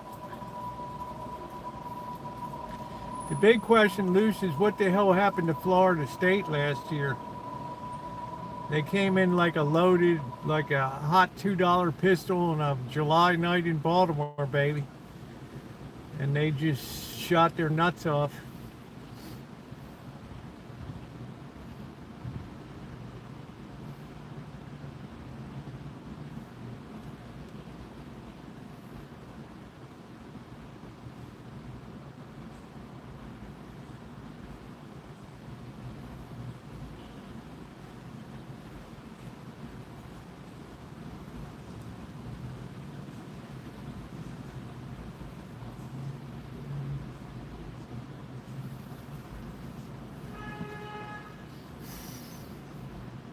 Well, there's nobody around today.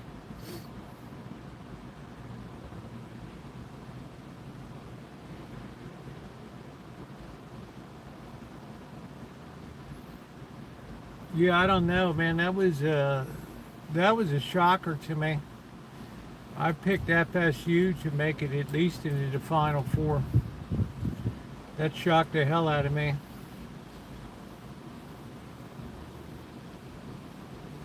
Hey, Alex.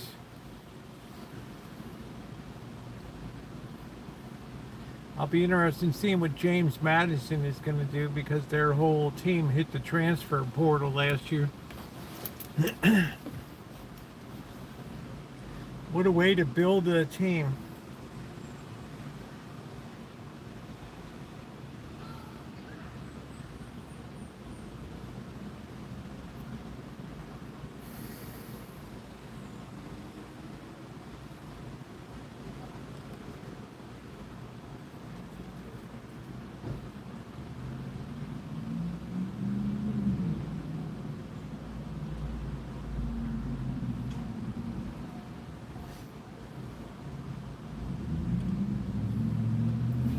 Oh, let's enjoy the breezes a little bit.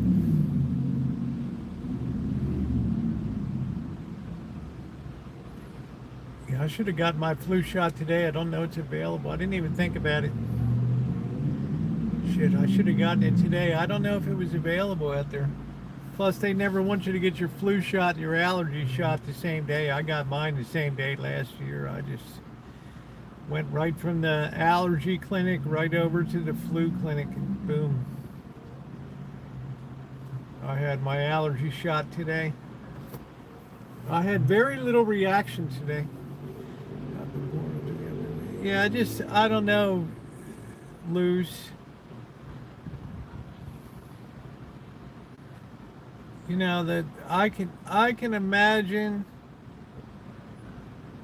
so many complications of trying to put a good team together that has some continuity from year to year.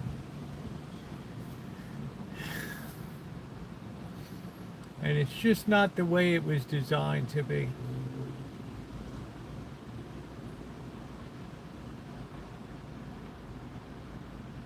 There was nothing wrong with committing to a school, and then if you wanted to opt out and hit the draft or whatever, you could.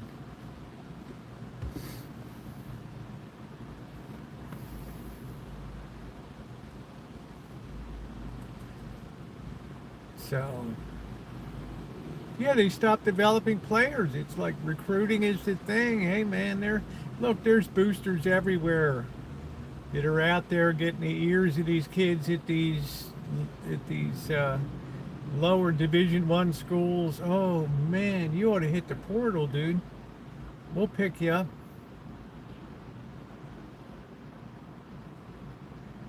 I mean, how do you build a team like James Madison when everybody hit the portal?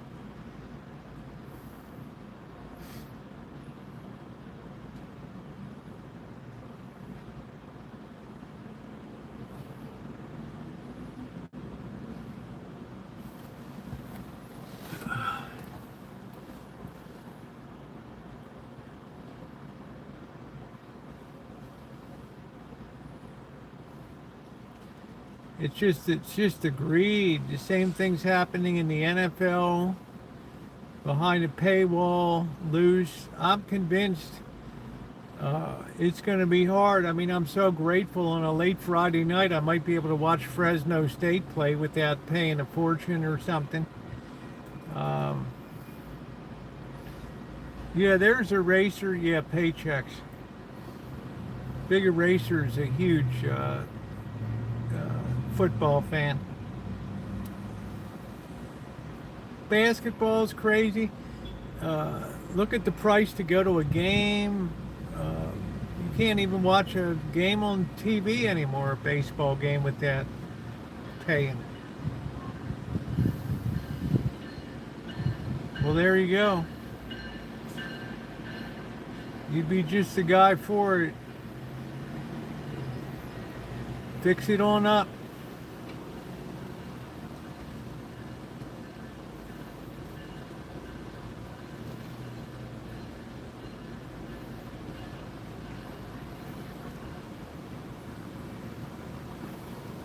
I guess we better get that project underway.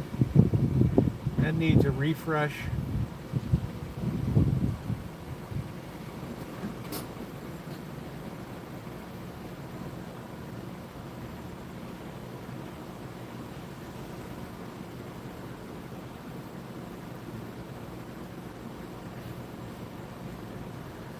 Do you have an Amazon subscription? I do not, Buttercup baby. I usually buy more than $50 worth of stuff so I get free shipping anyway.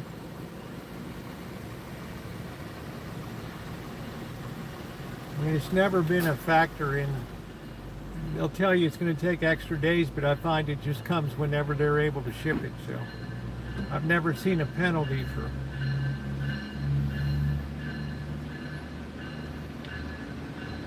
I just don't buy enough stuff. I'm trying to get rid of stuff.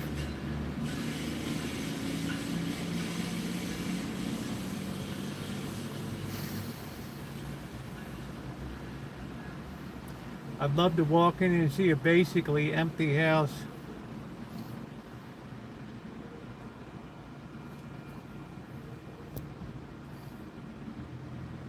No, he's not. Make it Airbnb. Nah, it's not good enough for an Airbnb.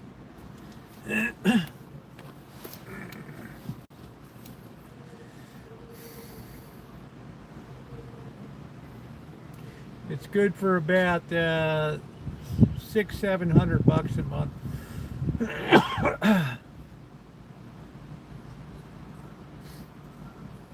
which is a hell of a bargain in this area. Where shitty little studios are $1,400-1,600. College sports ain't really, it's big business wearing a school jersey. It is big business. But we're robbing Peter to pay Paul. We're killing our future fan base because we're putting it behind paywall, and kids aren't even gonna know what a football is. They're having more trouble now trying to get kids into high school sports and stuff. Kids have no interest. They'd rather be sitting on Pornhub or playing Grand Theft Auto 7, the Santa Rosa edition.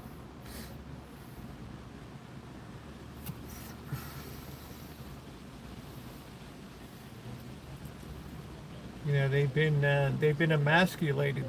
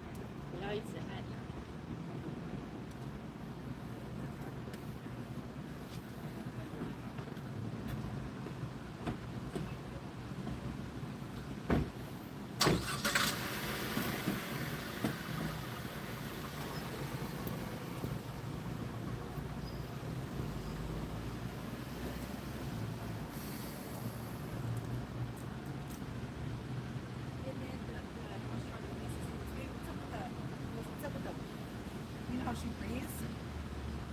He goes, hey, what's up with that? I don't know. I should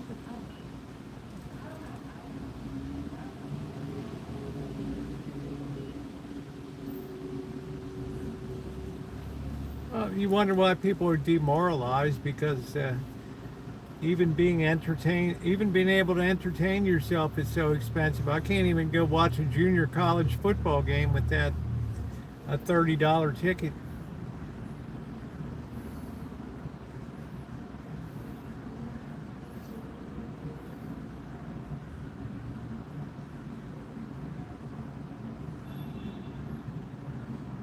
Why don't you, here's what you do, Alec, close out the stream and then come back in again.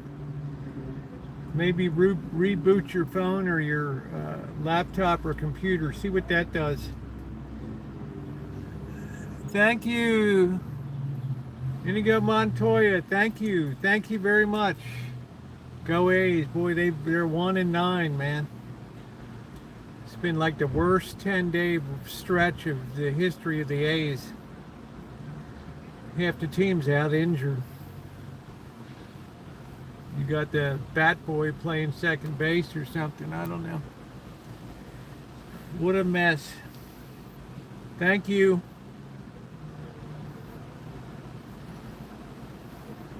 I love the A's, but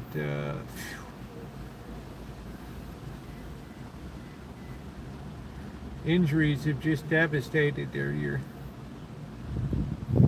Sports used to be about now going in a million. Yeah, same thing with going to Disneyland, Disney World. They used to get the Fast Pass. Now you have levels of Fast Pass. It's just trying to always scrape the cream off. And you're just killing your product in the long term. You're just killing your product in the long term. The salaries are so high in baseball now that you have to charge a fortune at Dodger Stadium for tickets. And when the revenue slides off and the jobs are being lost, it's going to be very difficult to fill the stadium and to pay Ohtani's salary.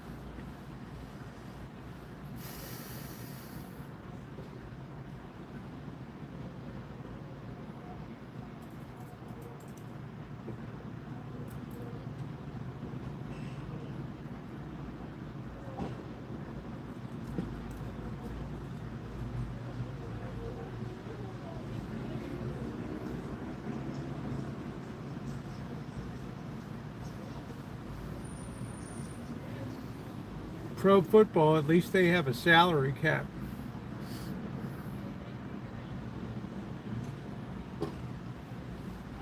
And that's important.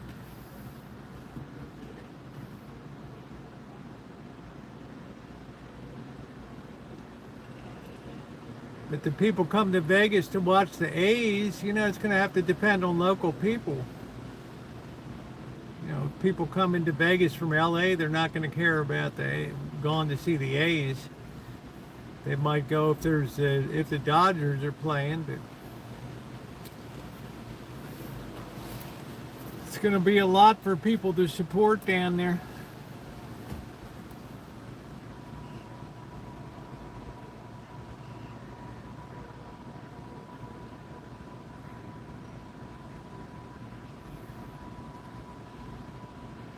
Good.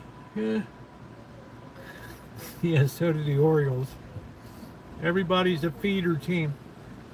The Walking Dead.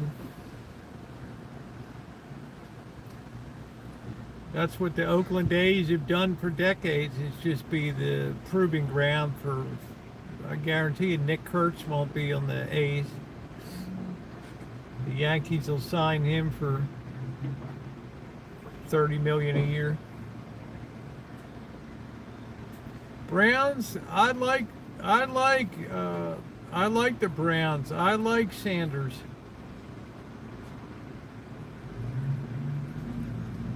Sanders has shown some flashes of brilliance.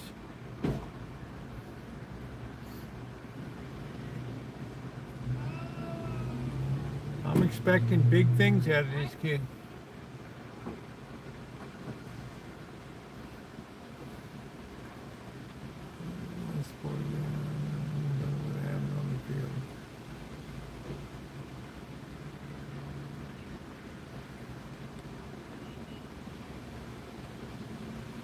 Yeah, it's debatable, Pink. I mean, is it safe to wear a Dodgers jersey at AT&T Park in San Francisco? It cuts both ways.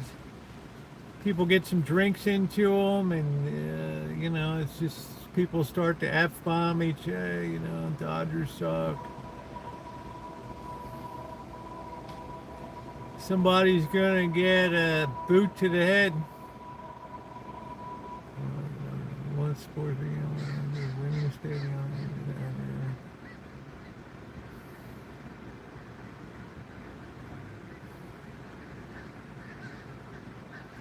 I don't know, Trog. That's a good question. Everybody says they want a winner, but some people just care about filling up the seats. And listen, damn crows. A whole murder of crows in that tree. This area is so haunted, this county, so dark.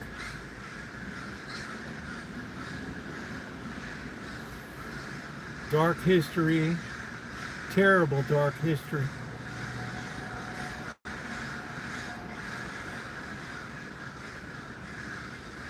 It's an ill wind that blows no good, boys.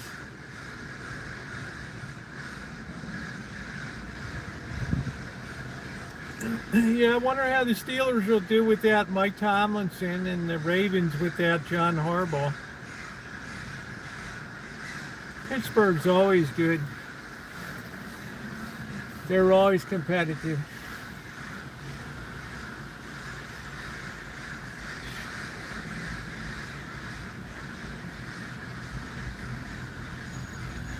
This county is really a shithole.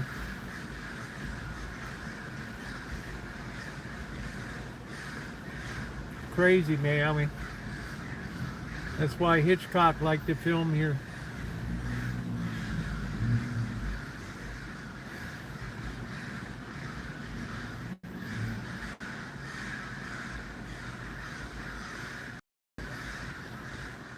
We love the crows everywhere.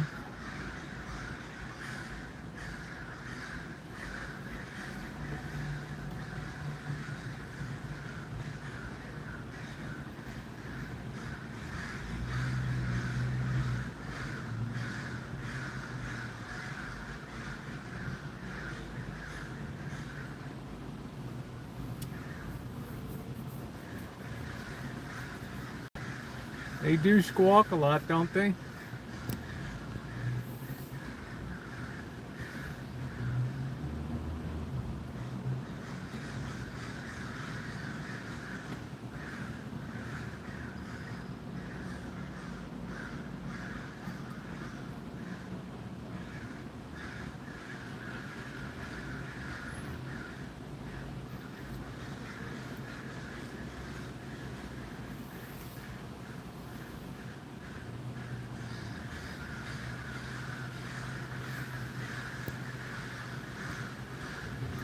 Yeah, I'd never I don't know. I was confused. Eva Marie Saint with Tippi Hedren.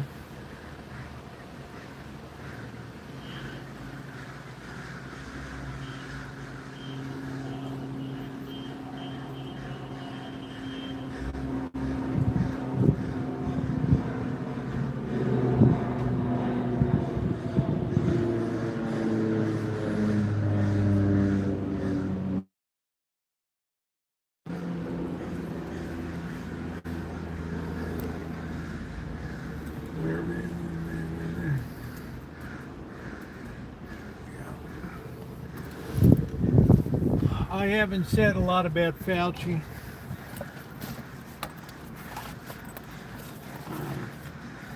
I always question anybody that's in the public health sphere that's a medical professional. Our own chief county health officer turned out to be a disaster. Maisie Sundry finally ended up disgraced, pulled over the side of the road drunk. She shut this whole county down, the worst in California. She was so incompetent. So I don't, and having worked for years with public health, people. I don't have a lot of regard for it, sorry. I don't have a lot of regard for it.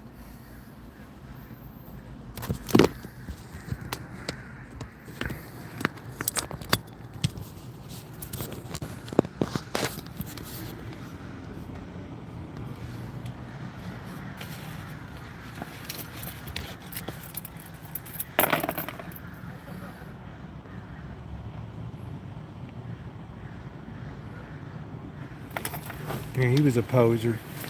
Ugh.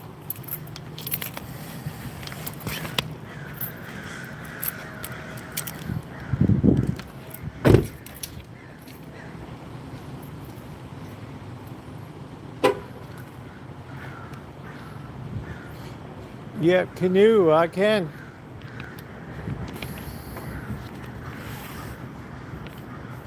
There's that nice Lance truck camper.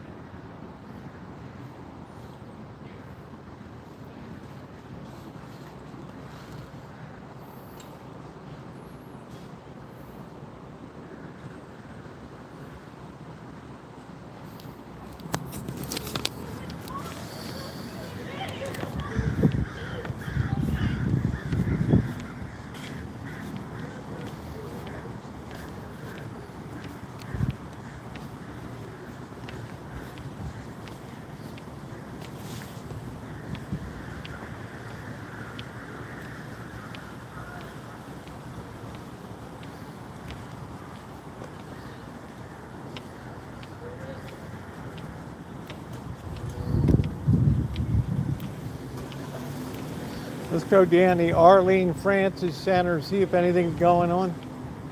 There's the one wheel.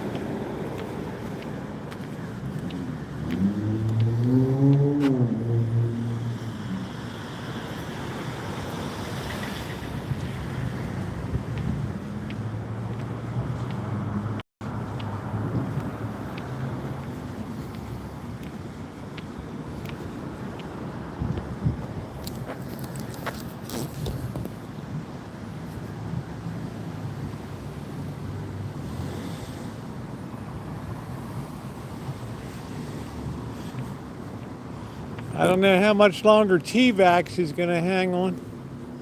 That's where my kitchen cabinets came out of.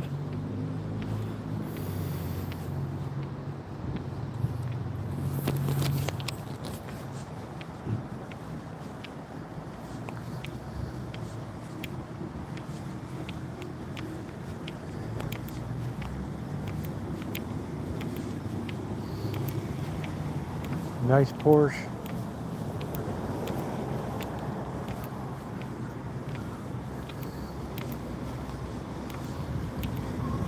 Can we even get out of here?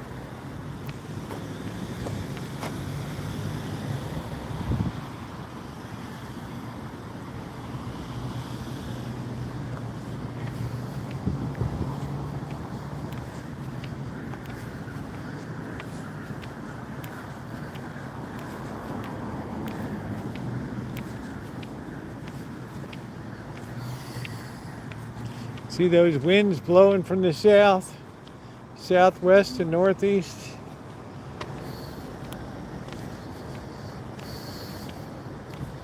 It'll be warm again today, tomorrow. Ashley.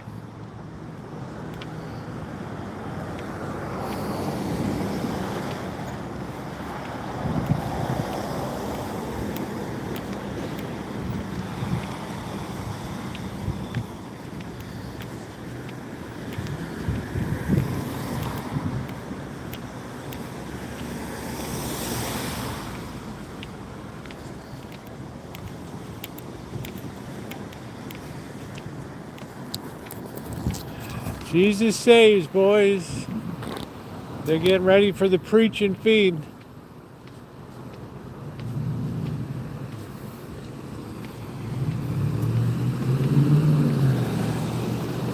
I still marvel at the size of that building.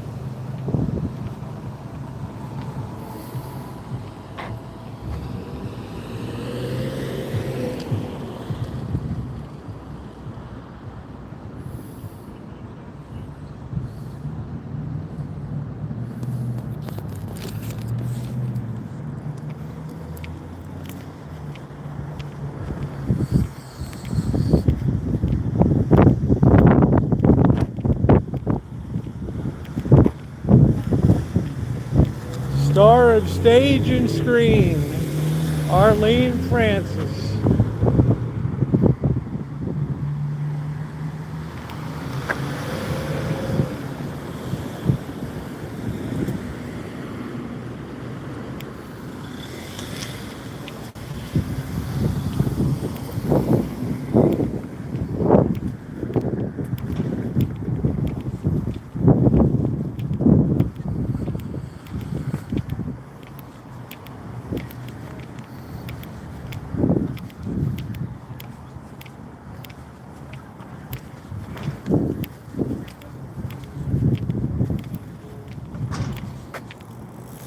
No problem.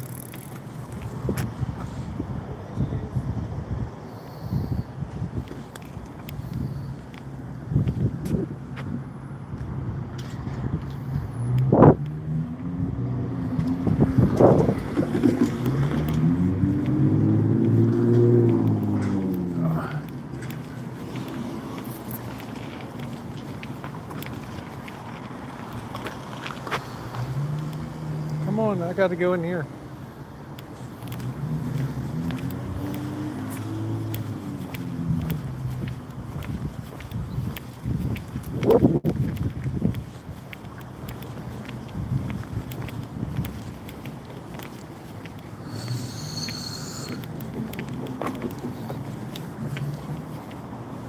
I just want to look and see what's coming up. Yeah, not too much, yeah. Pretty blank, huh?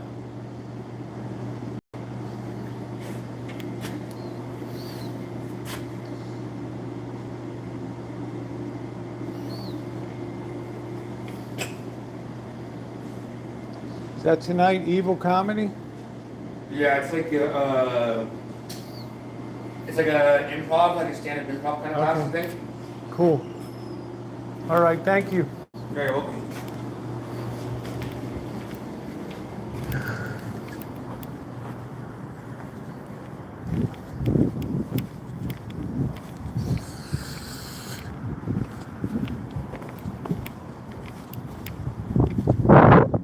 Like my squeaky shoes.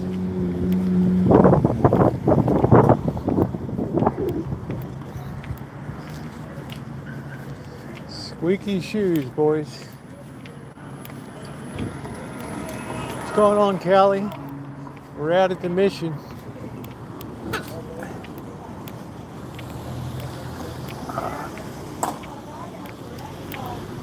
Oh, jeez.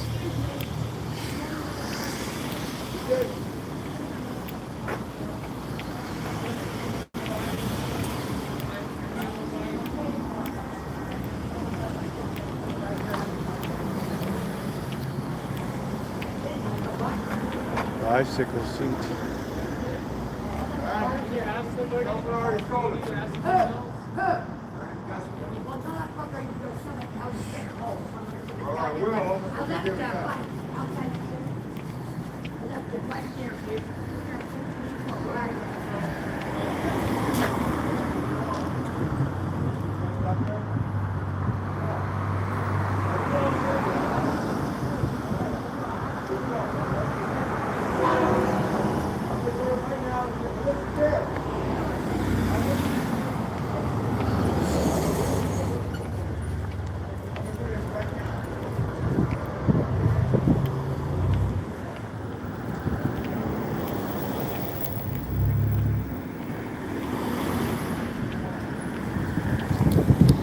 There's the hot yoga.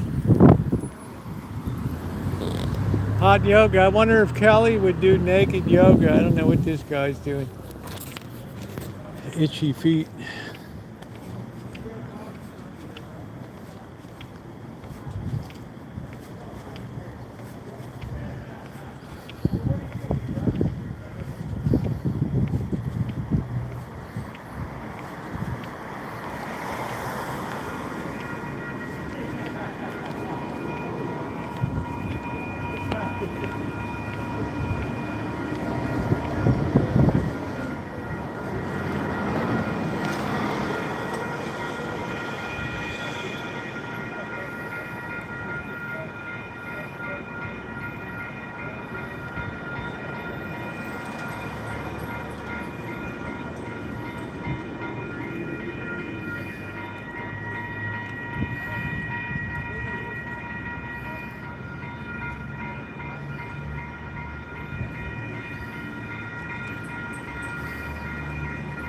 Where the hell's the train?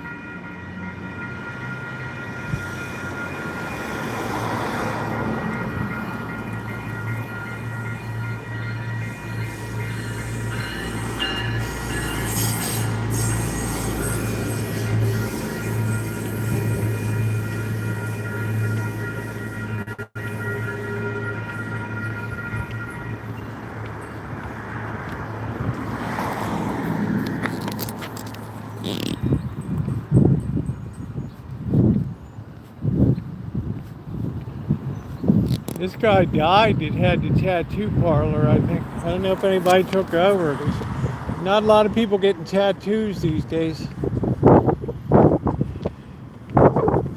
all a horror show.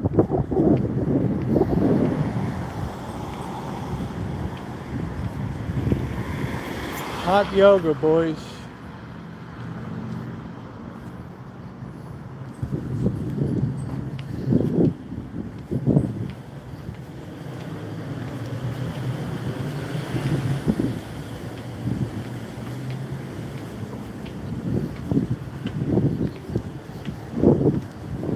The bike shop is still here or not. This used to be the bike shops.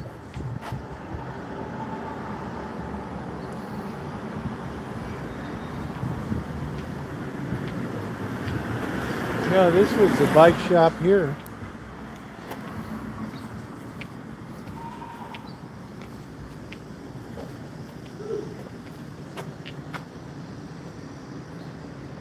Damn, did they close this down? Wasn't open but a couple months.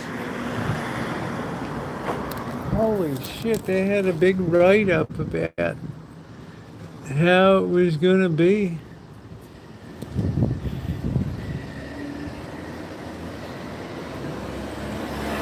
MXM, makeup by mascara.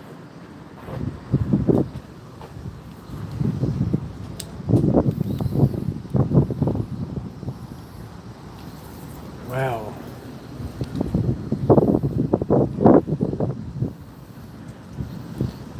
At Modern Lux Lounge. Modern Lux. Not the best place to have a beauty shop here. This used to be the bicycle shop.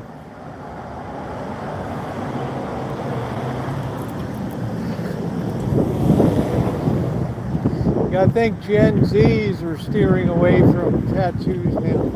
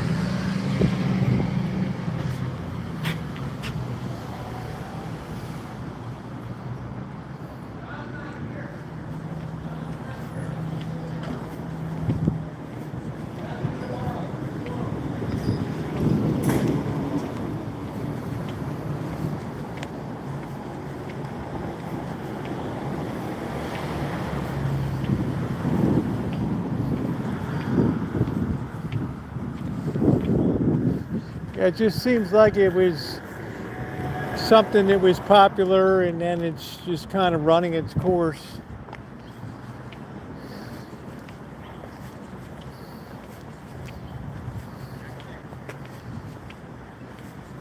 Some people found that it hurts their job prospects.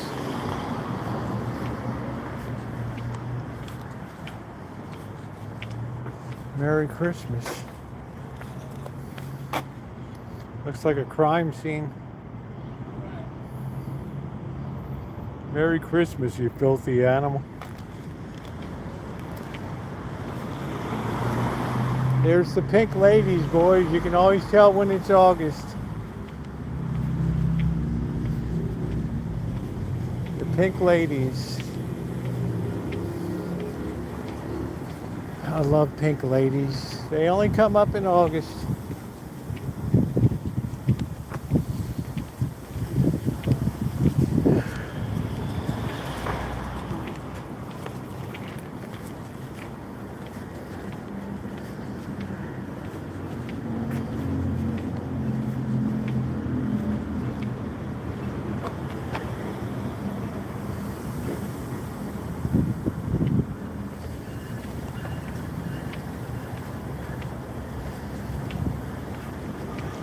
Yeah, the guy that drew the Gilbert cartoon, he had a GoFundMe. He died of cancer, I think.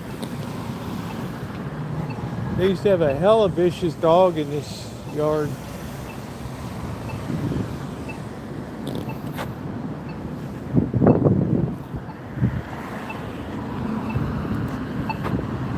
Wait, wait, wait, wait, wait, wait, wait, wait, wait, wait.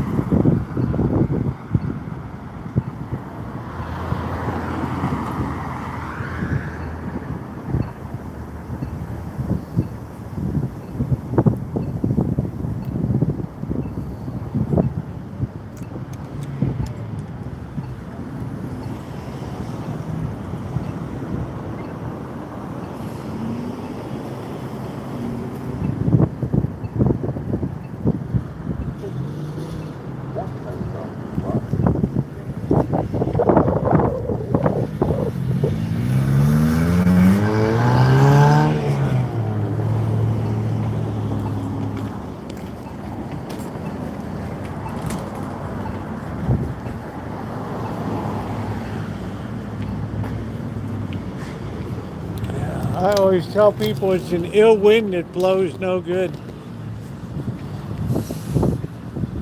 Let's see if anybody's at the Arthur Murray dance studio. Yeah, vicious dogs are the biggest fear of my live streaming.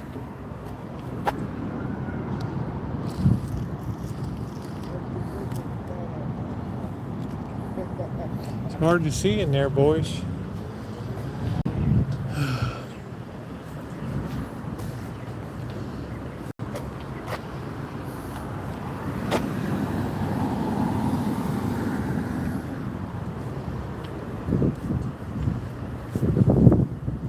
I wonder if this Americana restaurant is still in business. I smell some big meat cooking somewhere. Oh, what a beautiful day for walking. They're offering 1 month free rent down there, which is not a bad location.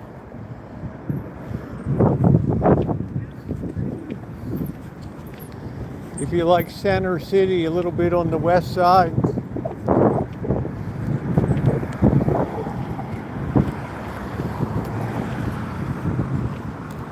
Let's go take a look.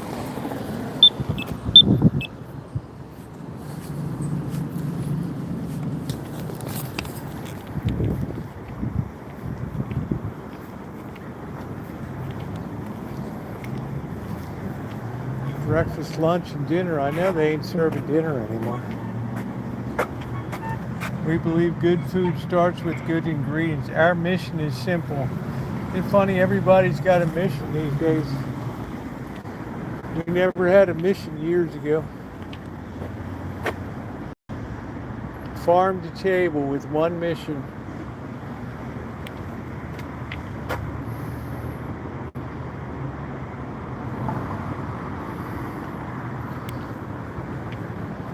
Have you heard mystery and ill wind blows no good? Wow, this place really emptied out. Wow.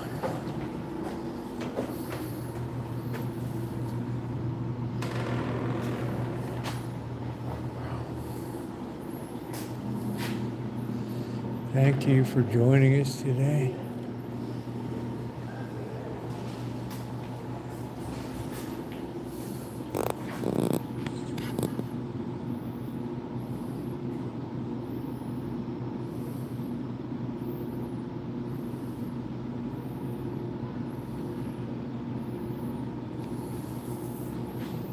$5.25 for a soft drink.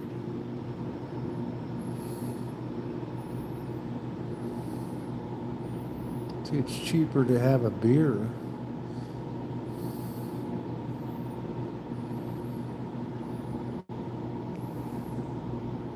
Fried chicken sandwich, $26. Hamburger, $23 for a basic. It's like a ghost town, Pink. People are just gutted these days.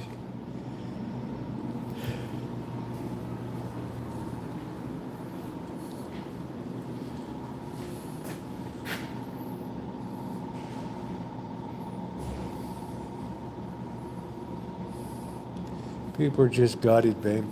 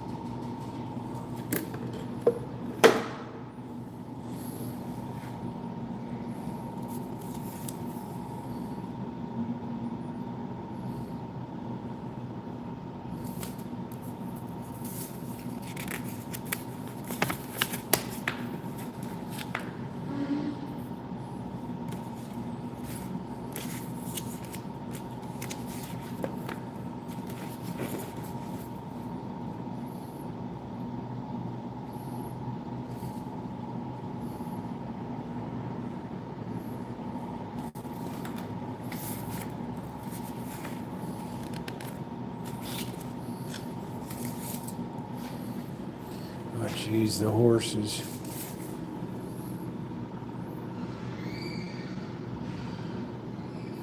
Guided by the intuitive wisdom of horses. Can you imagine that?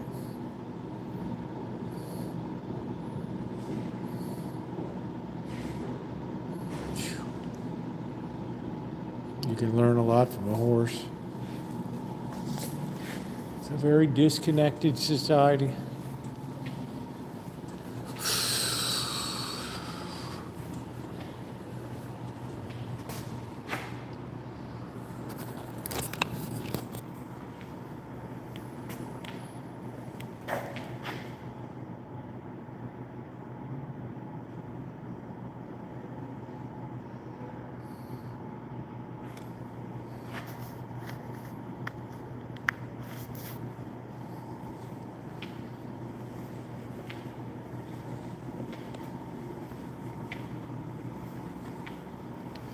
Yeah, I mean, people are going to have to learn how to cook. Can't keep paying 25. That's $24 gives you a basic burger, and then if you want cheese or anything on it. Oh, Valley Ford. I guess we should get out to West Marin County soon. We always like to have a trip to Point Reyes Station. That was a depressing little jaunt.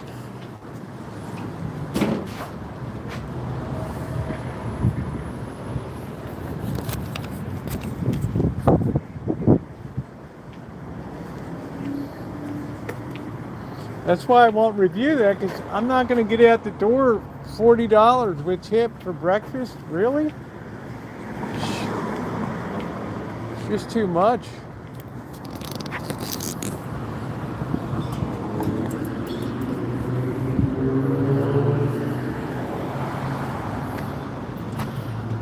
I want to get some clam chowder over there. That's what the hell I want to get. Compared to my own, but I make good clam chowder, but the price isn't bad.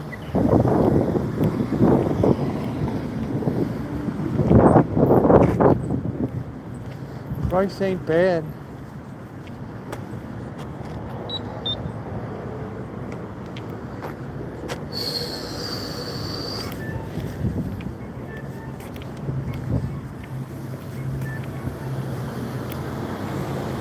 Mr. Toad's wild turd.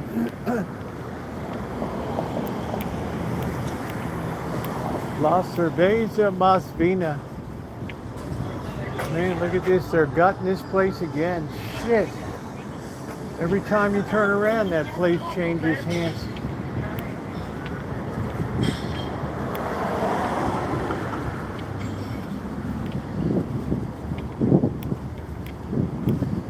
Mr. Toad's wild turd.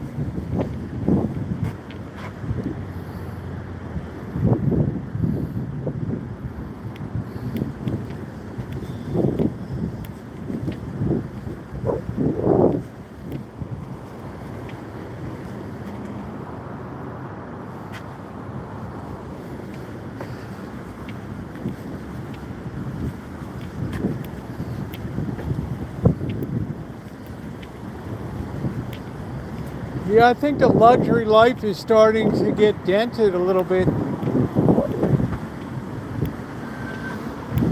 I think there's just not that feeling of luxury money to spend anymore.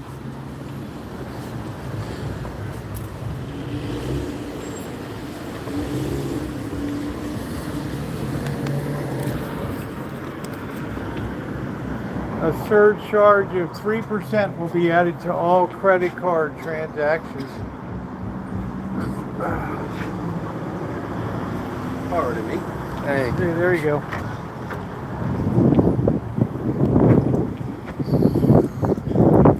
The turd in the hole.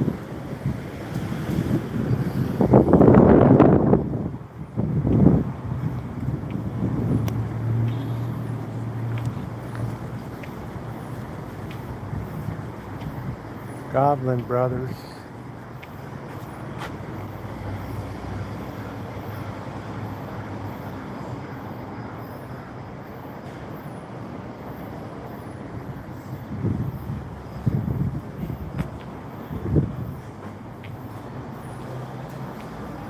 Looks like people are gathering to play goblin games.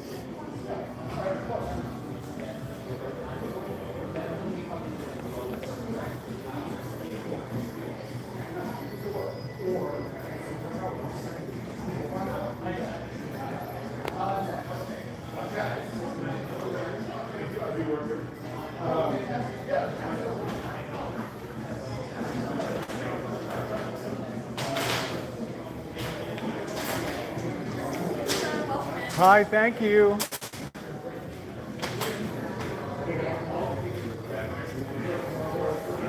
We never get Roosevelt. We get Rose.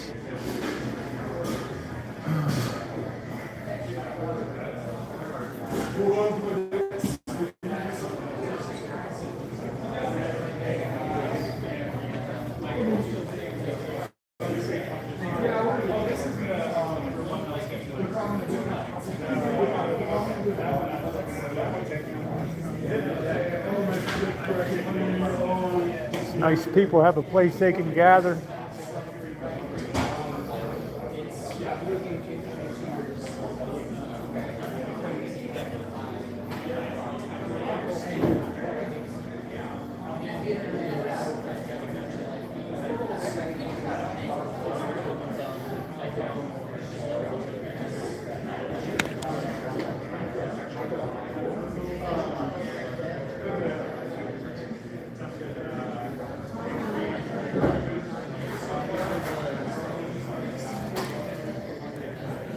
Yeah, Bodega Bay. It's another place that got super, super expensive. I hope to go out Friday maybe and do some crabbing. It depends when high tide is Friday.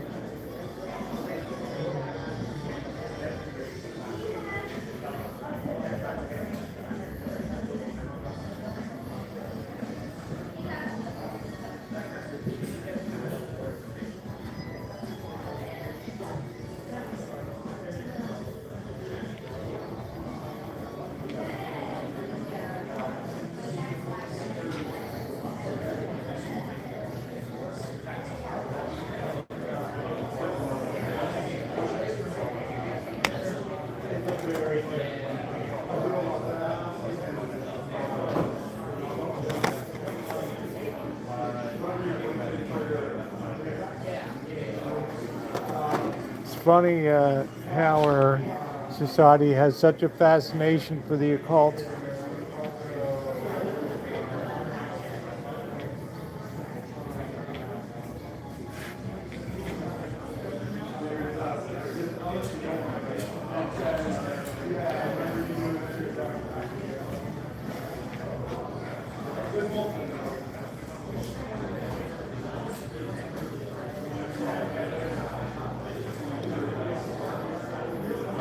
That's pretty cool.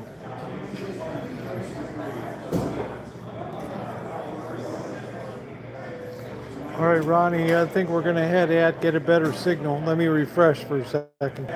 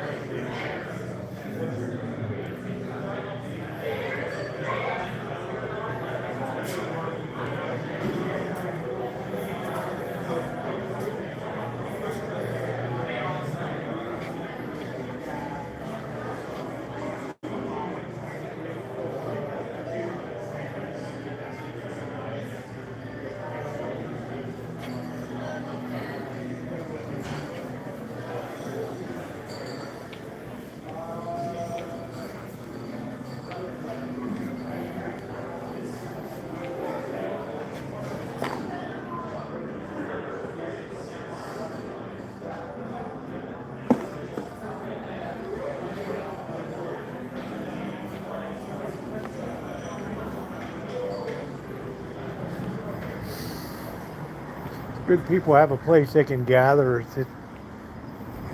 I give them credit. This place has been gone for a long time. This used to be disguised to limit store costumes.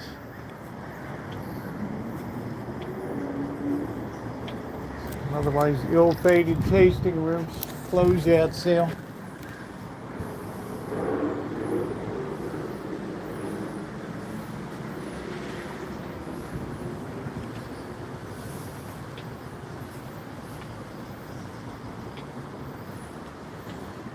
This La Coco, hands down, it's the best Italian restaurant.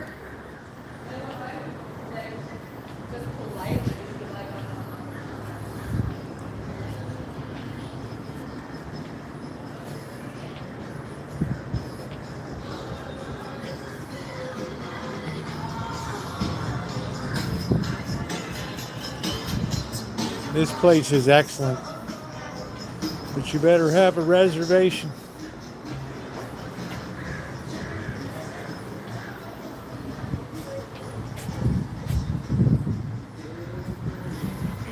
Here you feel like you're getting something special when you have this.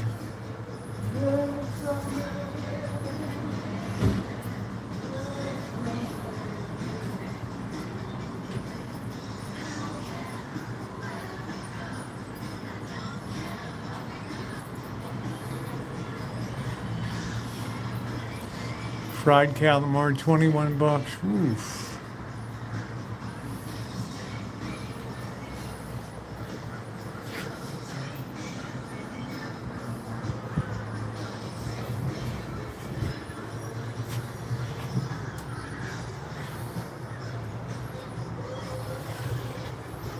This place get more best of.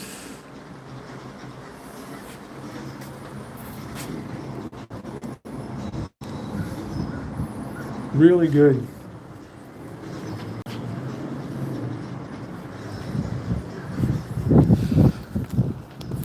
Chips and gravy.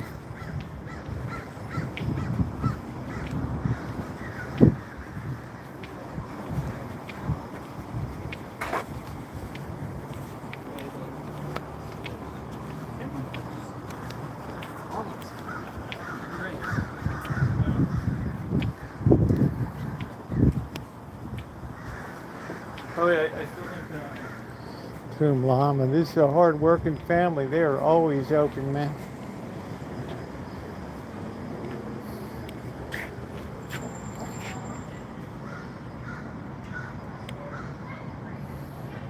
Tom Yum, that's good.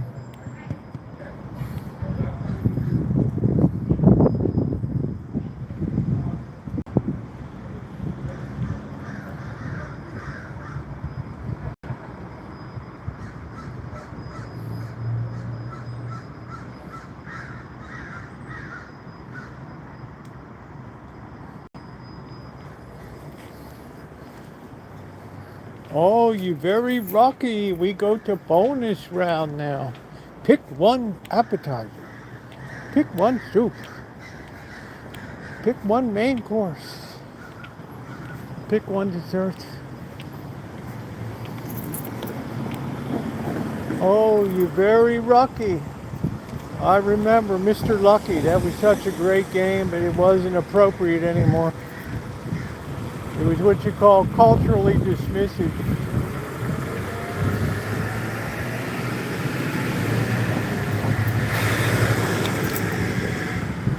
Hey, NY.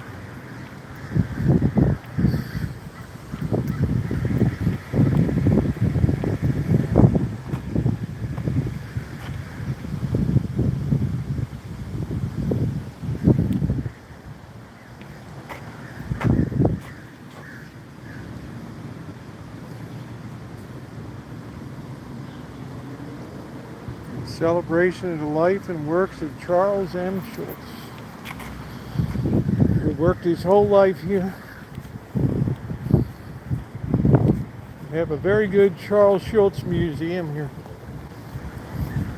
People come, a lot of people from Japan like to come over. Boy, my park job looks a little rugged, boys. Whew. It's lucky I didn't get nailed by the wombat today. This was Snoopy's home. This was it. Oh, man. We've gone out to Charles Schultz's grave before. Oh, at Sebastopol. Pleasant Cemetery in Sebastopol.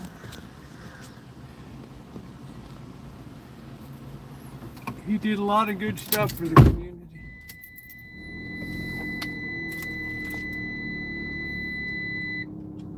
I told the story years ago when my girls were going over there to ice skate. We're talking about 1999. And there's a cafe called the Warm Puppy Cafe there. And I didn't look, you know, they're out there skating and their butts off. So I have a seat to have a coffee. This guy comes over to me, hey, hate to tell you, you're in my seat. I look up at him like, bro. And he looks down at the table, he turns the thing around, it says reserved for Charles M. Schultz. I'm like, oh geez, sorry, Mr. Schultz. That was it, boys. I was in the man's seat.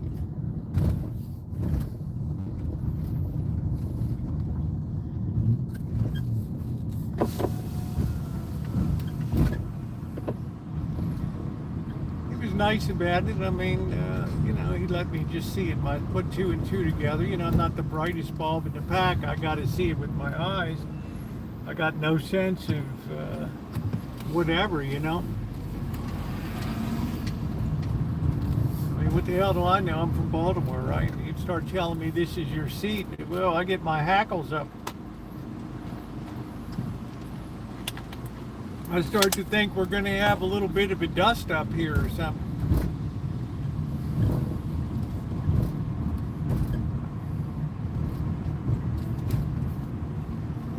Okay, I think our flag girl is off for the day now. She, yeah.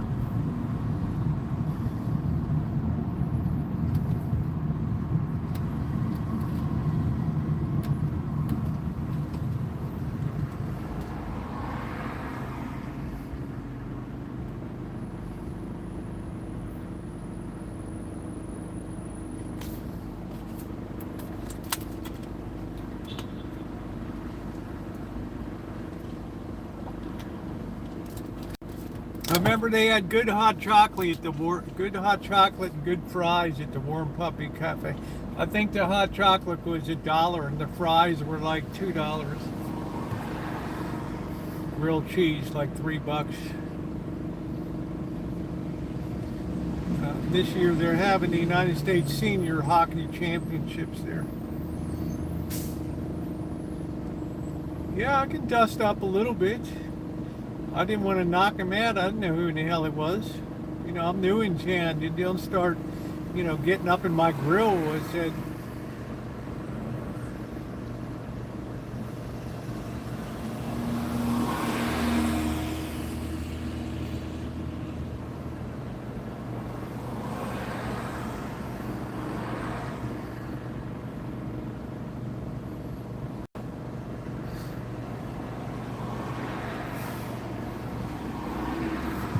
we're gonna have a little bit of a problem.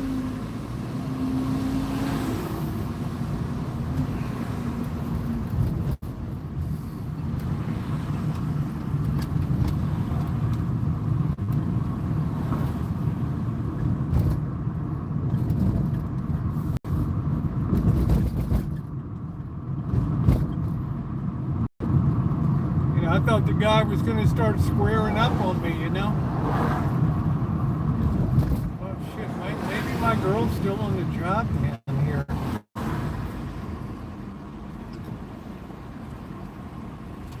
This girl has an insane body on her.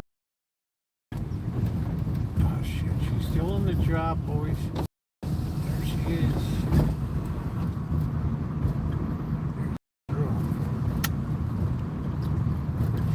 Hey man. Best in the business, boys. The best in the business. Always smiling. She's good for, yeah, I think like somebody's, hey Doc who? I think, you know, this guy's squaring up on me, you know? I don't like it when people start squaring up on me. Is that Dr. Frankenstein?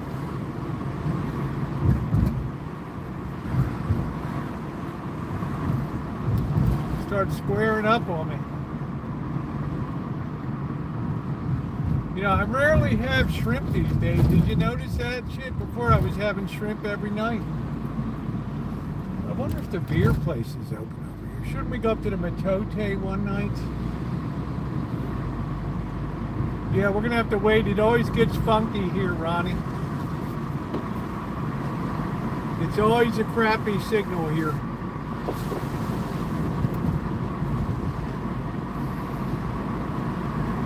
Don't be squaring up on me.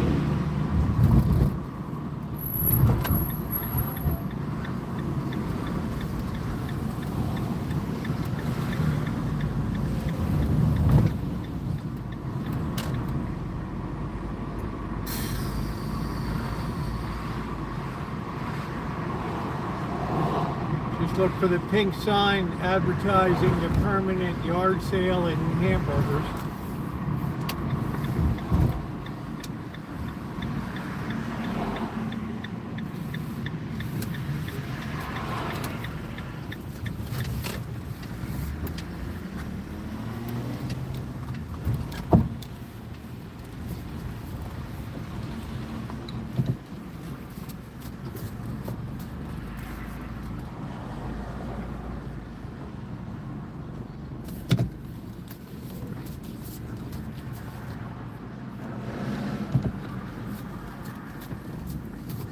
Let's see what Bill Cody sent. I got actually 2 packages today, if you guys can believe it. Oh, shit. Let's try not to crush a cat here.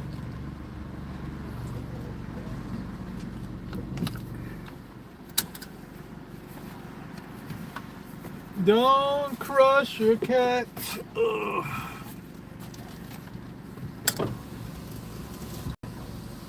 And now there's another car at Luis's. I wonder if they're squatting over there. I don't know. I just have a funny feeling this guy's under the floorboards.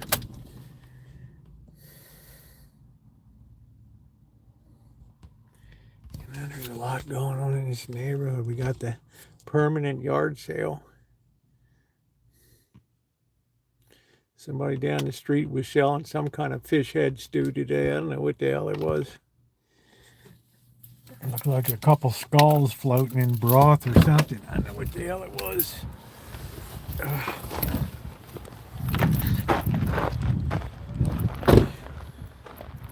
It's an ill wind that blows no good.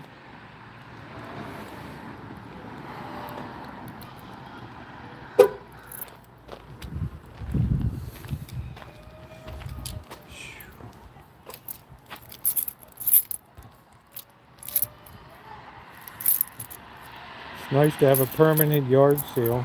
This is turning into trailer park boys around here. You, Mr. Leahy.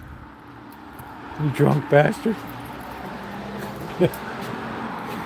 Bubbles, you know what a shit storm is? The shit barometer is rising.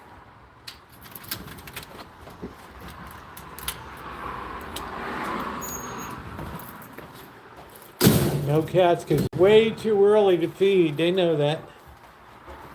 See that? They know what the story is. It's a story of love.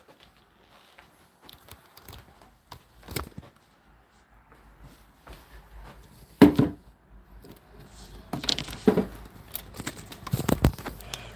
let's get set. We're just in time for the KPFA evening news. We're going to see if we're going to be baking anything tonight.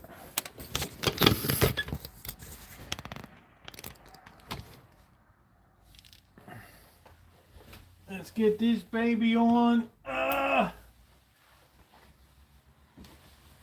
don't even know, boys. We're going to open these. Let me go to the restroom for a minute.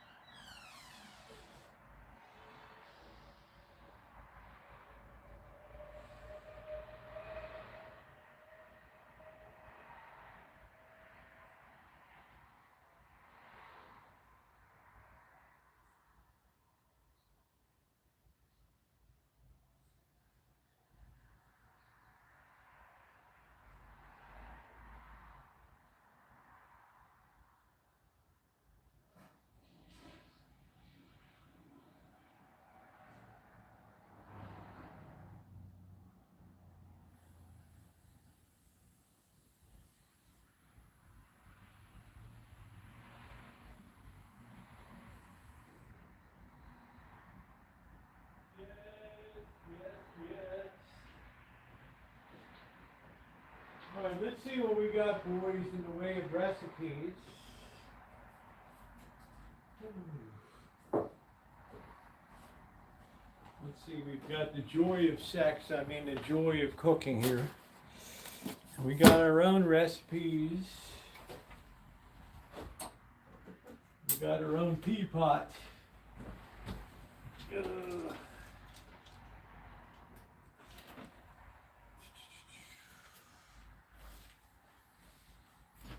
Let's wait for the glow of the tubes. Oh man, there weren't any cats out there today. Oh, I think that's something that it's on all of us to stand up and oppose that. So I can see that we're running a little bit out of time, so I just wanted to sort of throw in the fact since we're All waiting. right, let's get a brew and figure out if we're going to do any baking tonight or not. Yes. So I'm on a book So, and actually, maybe you can find me one more because I'm going to be in Sausalito at the Sausalito Library on October 9th from 6 to 8 p.m. And then Medicine for Nightmares. Yeah, I in think San tonight we're going to Francisco, have a couple of pretzels here. That's a favorite of ours. There you go. While So we maybe figure we'll out see what that the story is. at 7 p.m. So, but I would love to come to Oakland, Berkeley. I've been trying to poke around and see if there's a bookstore or somewhere where I could do a book event in that part of the world too. So,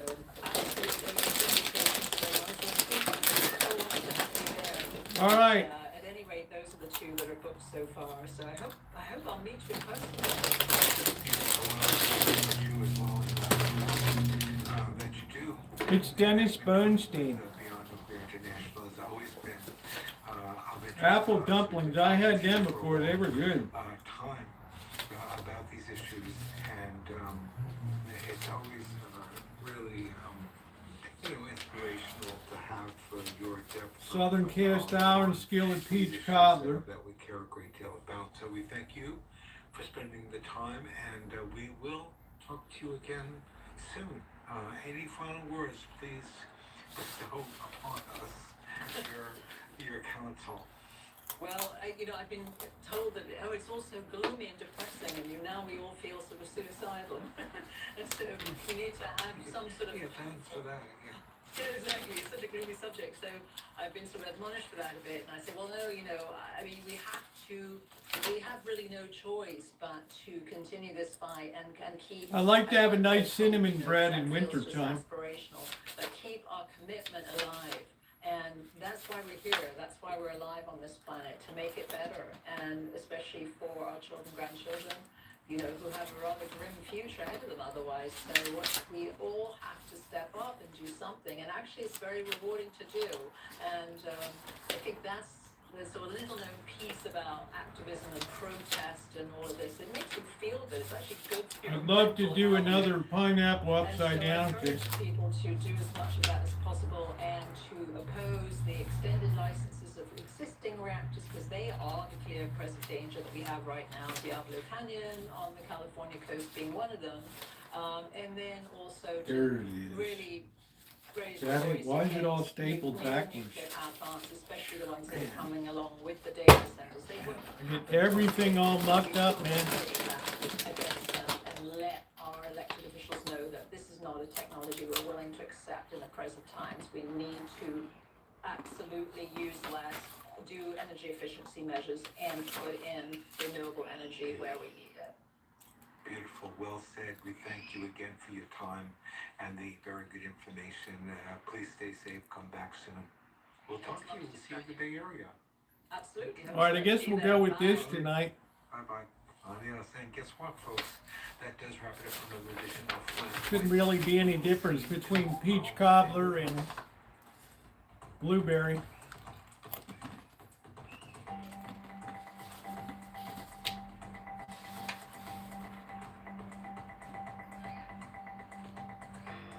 And that does it for another episode of Flashpoints.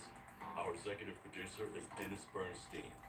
Senior producers, Miguel Gavilan Molina and Kevin Pina. Technical producer, Rod Akil. Our theme music written and produced by Charlie Lang. For questions and comments, email Dennis Bernstein at dennis@kpfa.org. Thank you for listening.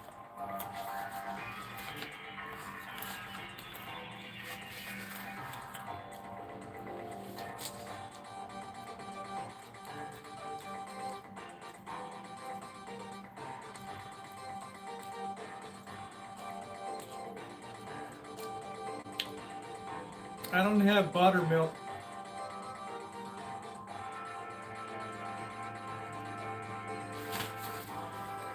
Let's look at the joy of cooking. Black man in America concerns himself since we've been away from the African continent for 400 years, 400 years. Why should we concern ourselves? What impact does what happened to them have upon us? Number one, For news, information, and analysis about Africa and the African diaspora, tune in weekly on Mondays at 7 p.m. to Africa Today with your host, Walter Turner. Africa Today is your source for being up to date on Africa and Africans. Pineapple upside down cake tastes tremendous too. Your Pacifica radio station, KPFA 94.1 FM. Page 606. You're listening to 94.1 KPFA in Berkeley, 89.3 KPFB in Berkeley, 88.1 KFCF in Fresno, and online at kpfa.org. A cobbler first cousin to a deep dish pie involves a rich biscuit dough.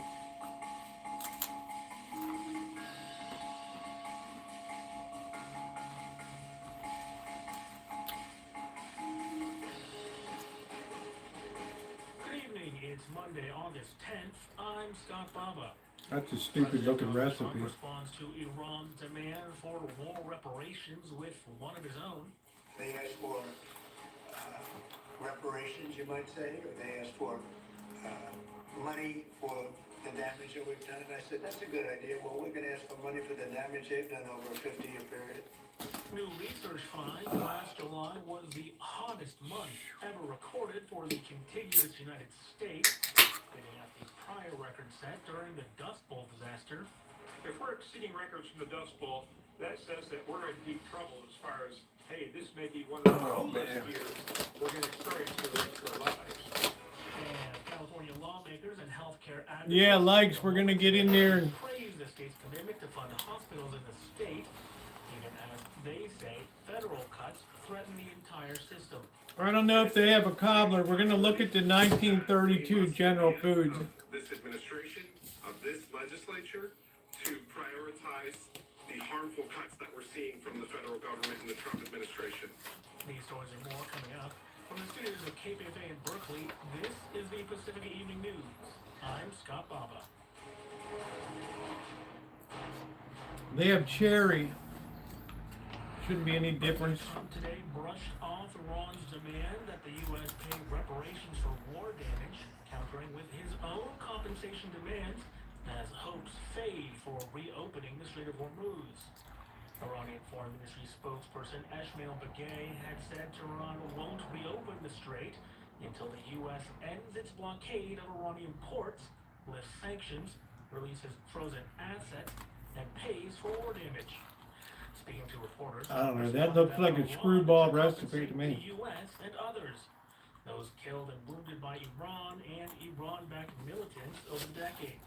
They asked for reparations, you might say, or they asked for money for the damage that we've done. I said, that's a good idea. Well, we're going to ask for money for the damage they've done over a 50-year period. Whether you go SS Cole or whether you go all of the people that were so badly hurt, so badly wounded or killed, many thousands of people.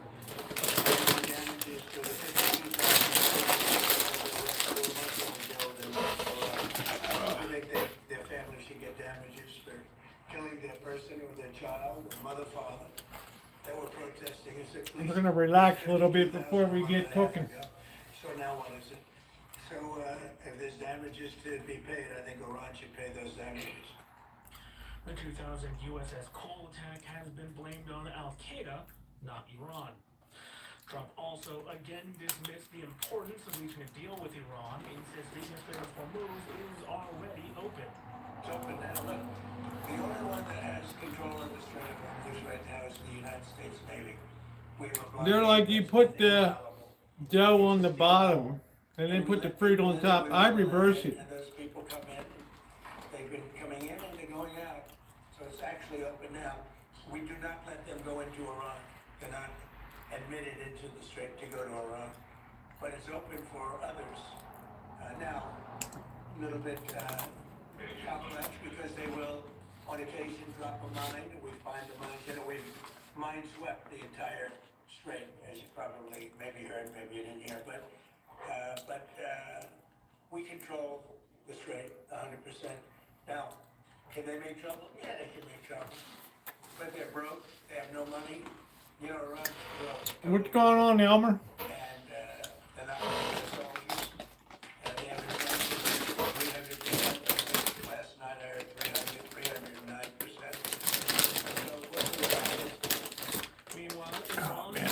calorie deficient.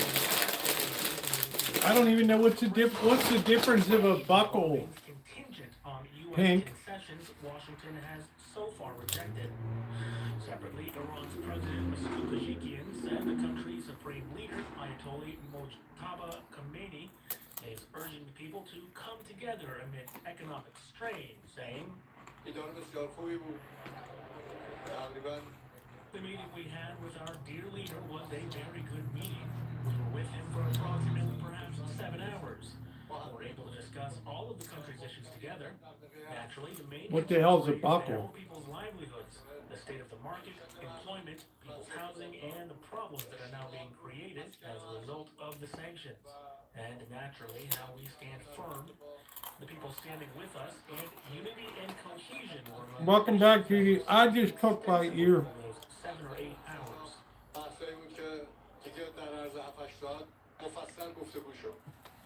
Tehran has also named hardliner Mohsen Rezai, a former Revolutionary Guard commander, to head its National Security Council.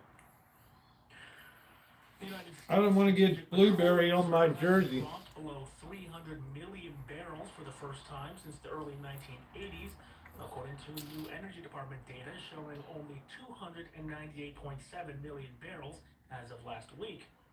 The decline follows the Trump administration's Oh shit, I'm still hungry. in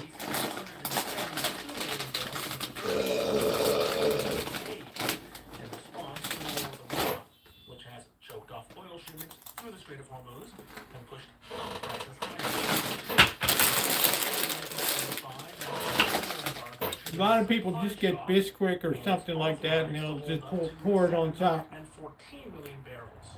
It peaked at more than 726 million barrels in 2011, but has been drawn down repeatedly since, both to respond to crises and from 2017 to 2023 to help fund the federal budget.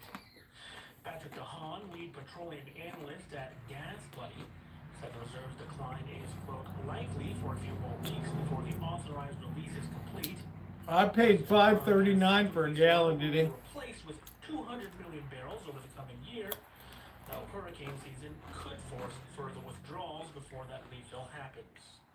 Oh, let's see what Bill Cody Israeli said. Prime Minister Benjamin Netanyahu on Sunday rejected President Trump's 15-point peace plan for Gaza, saying Israeli forces will not withdraw until Hamas is completely disarmed. Netanyahu told government ministers, quote, "We are talking about genuine disarmament, not fictitious disarmament." The rejection comes just over a week after Trump announced his board of peace had reached a deal with Hamas to Oh, we got paprika. a, quote, historic Yes. agreement on social media. Next time we do onion rings, which might be, we might redo and see if we can do better this weekend. You know, challenge ourselves. Can we do better? I don't even know what the hell a blueberry buckle is. Follows an October 2025 ceasefire that halted fighting for hostages in exchange for roughly 2,000. And here's the, well, there it is. Thank you, Bill. I'll be darned. Minute tapioca. Wow. Full disarmament first. How about that? Had already backed Netanyahu's position days earlier. Netanyahu's renewed demand. There it is, boys. Less than 3 months before Israel's October 27th election, with polls showing his Great for coalition puddings at and risk of fruit losing pies. support.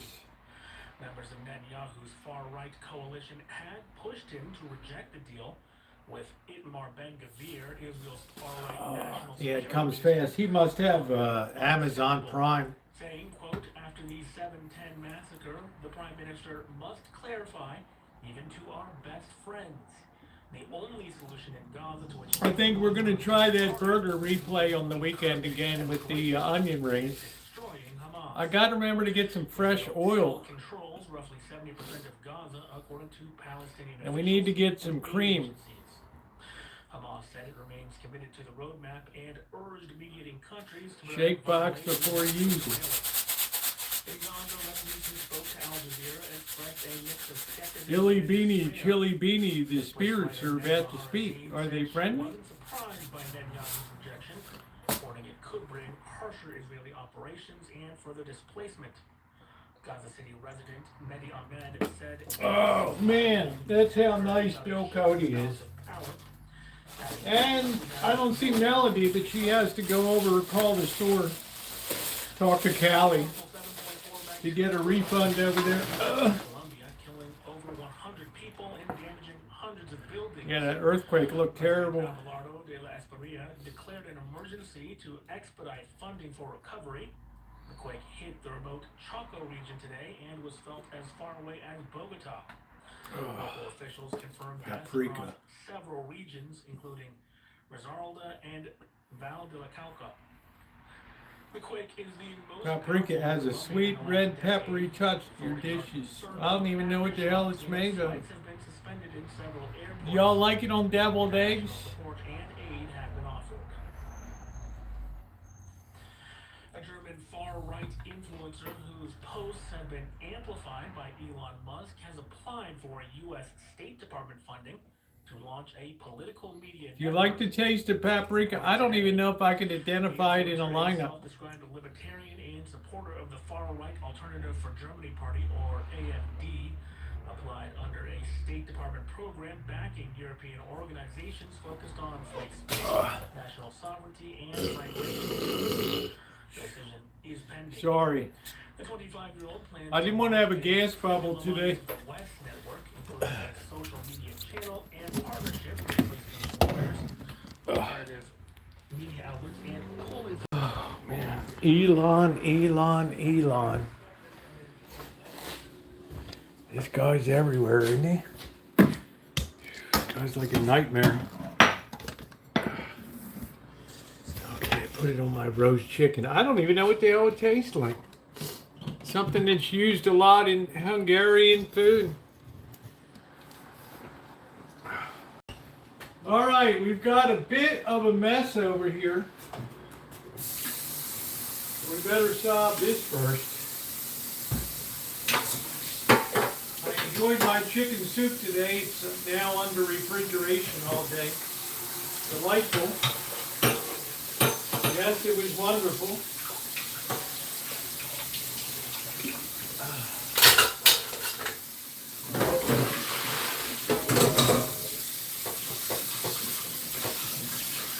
Give a hoot, don't pollute. Roosevelt, you are so fine. We used our first canned diced tomatoes last night.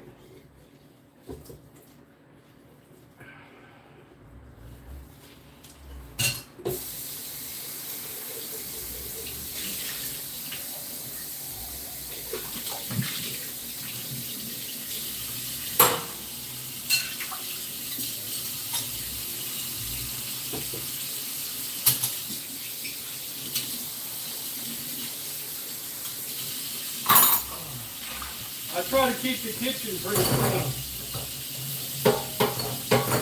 It's not like I got anybody hocking on me to keep it clean. I just do it myself.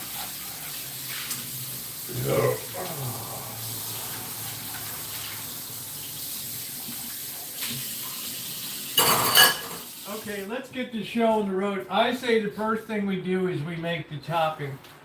First thing we do is we get our... Look at how beautiful this is. Look at that. The World Market. That's a case of Roosevelt, you are so fine. I don't want to smash it. It's really a nice size. I like strudel topping the best. You put some brown sugar, some oats, but I don't have any rolled oats. You can't use steel cut oats, they're too firm. All right, the first thing we're going to do is we're going to do the hardest part first. Let's start the oven. I kind of bake intuitively. I'm not going to be looking at a lot of crap.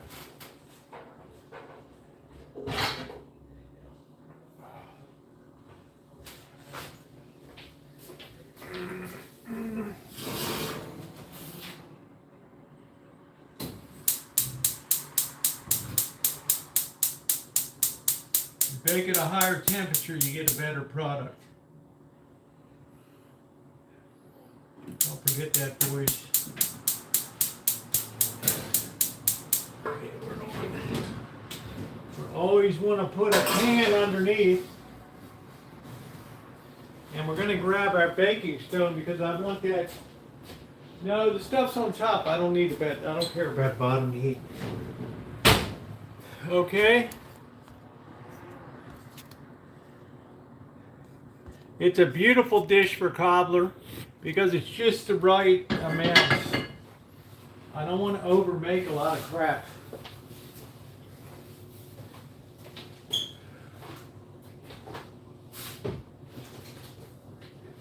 As it is, I waste too much food. Shame to say.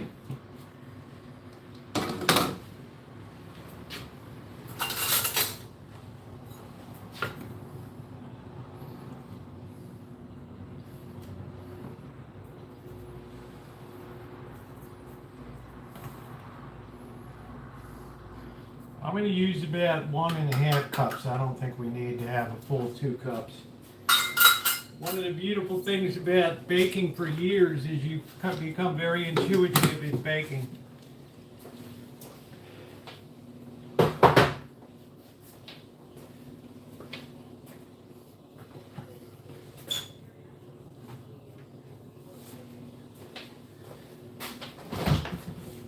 We're going to use some butter tonight, some third world butter here.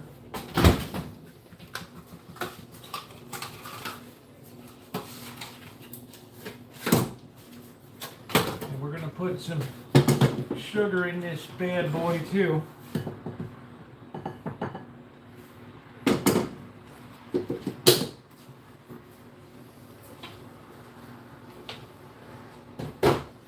And we're going to use some baking powder to give a little bit of lift.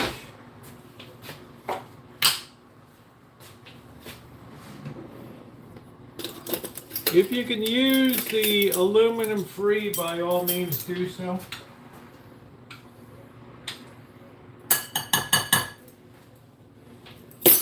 We always want to put a little bit of salt in because salt adds structure. Salt adds structure. I also want to put a dash of cayenne in. Cayenne just makes the taste buds tingle. Alright, let's see. I don't want to have nutmeg. I don't want anything to kill the flavor. I might put a little bit of vanilla in there.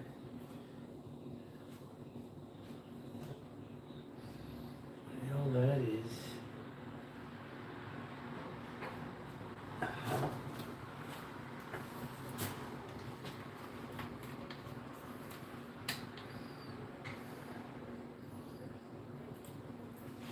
Just a tiny little bit of vanilla. I want to make sure I don't want to kill the blueberry. One of the things about vanilla is that it will overpower a dish. And people will be like, "Oh, I didn't even taste the blueberries in there." We're going to combine this all together. Like so.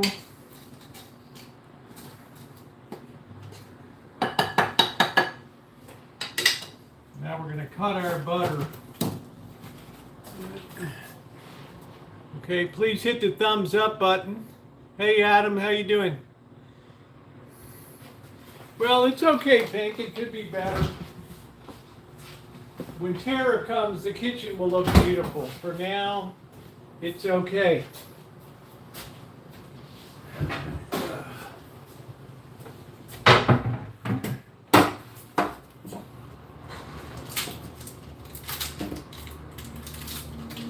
We're going to use about 8 tablespoons of butter here. Butter is not your enemy in life.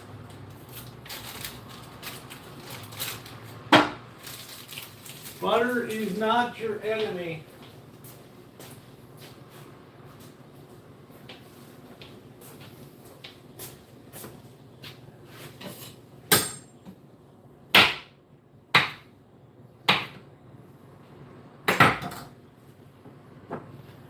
flour each of your cubes before it goes in. You'll have a much easier time cutting it in.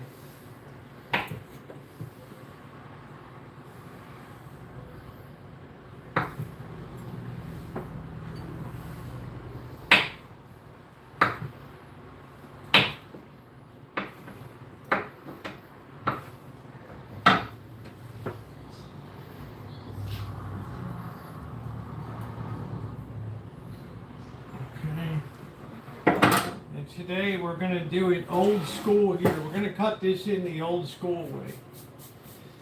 And the old school way means that you take a knife.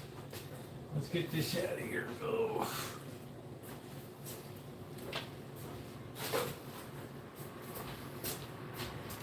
This is important technique to show here.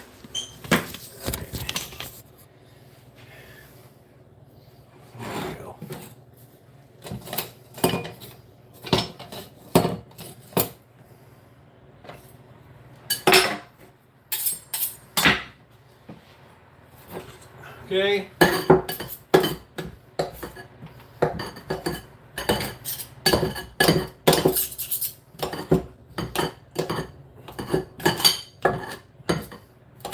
This is very old school.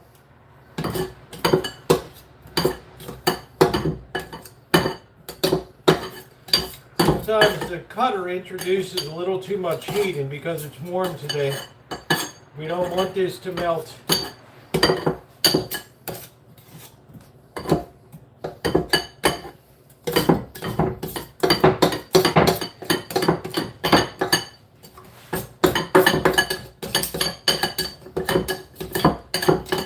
Easier and easier as you cut the butter. All right. Make sure everybody sees that really well.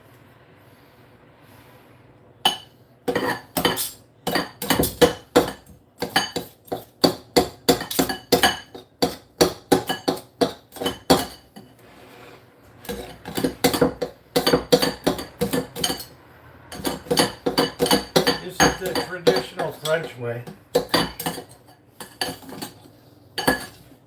And we're making that finer and finer there.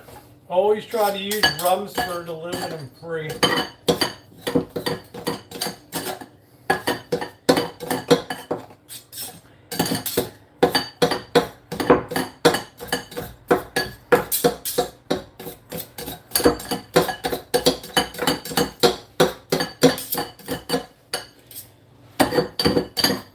Getting that butter fine, but not too fine so it melts. Okay, that's the difference. You can also get in there and flake it with your fingers,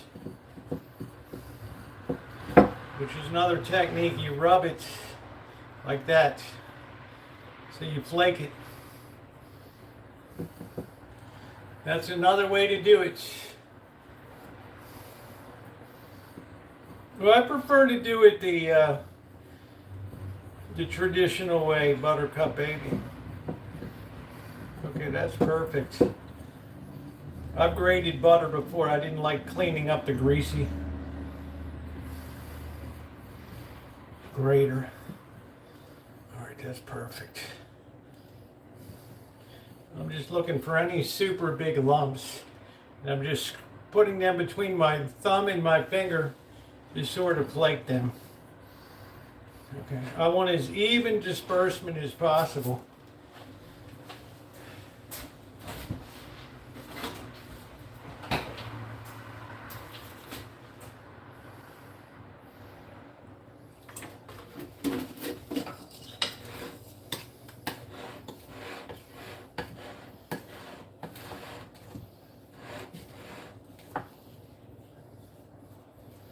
This is where you want to take your time. It's good to use cold milk.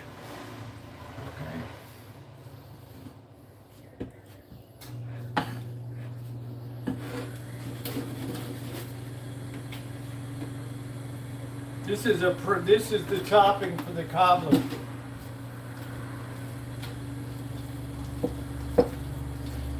making sure everything here is combined.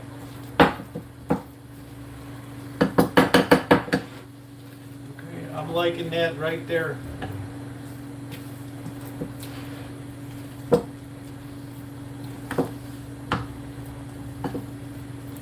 Okay.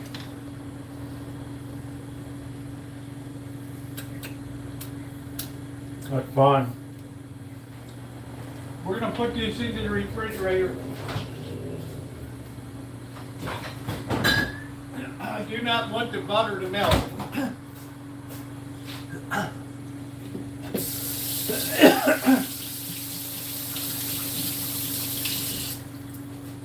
Now we're going to work our chopping.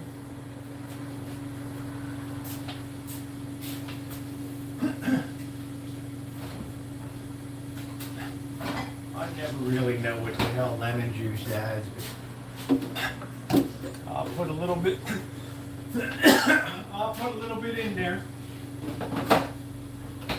Let's get another bowl.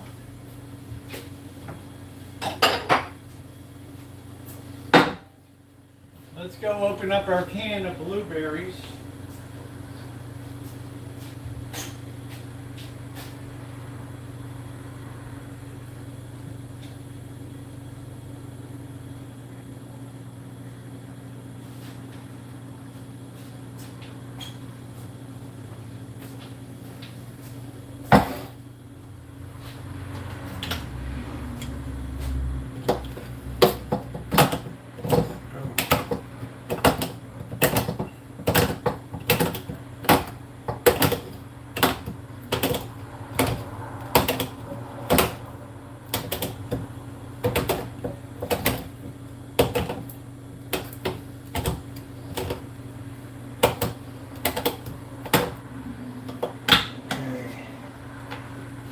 That's beautiful. Okay, right in.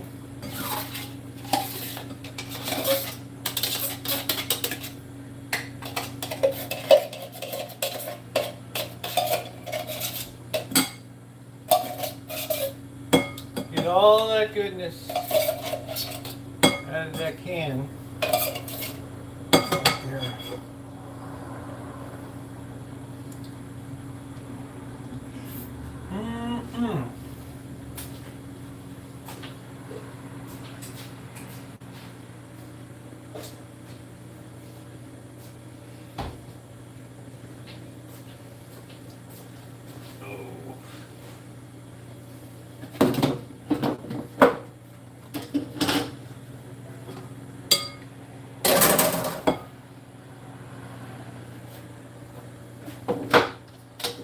Raspberries are a little bit sweet, but not super sweet.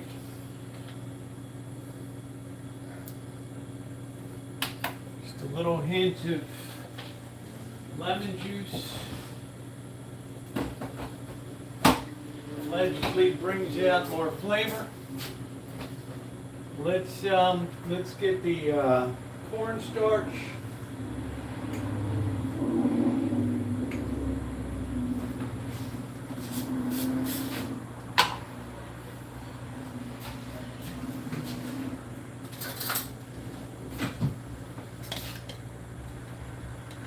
We don't want too firm a set.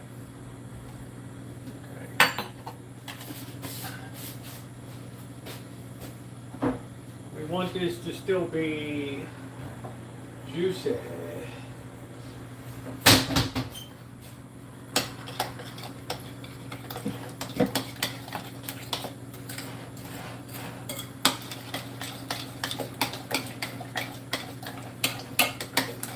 That's good.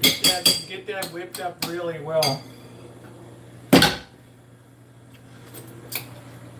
Delmer.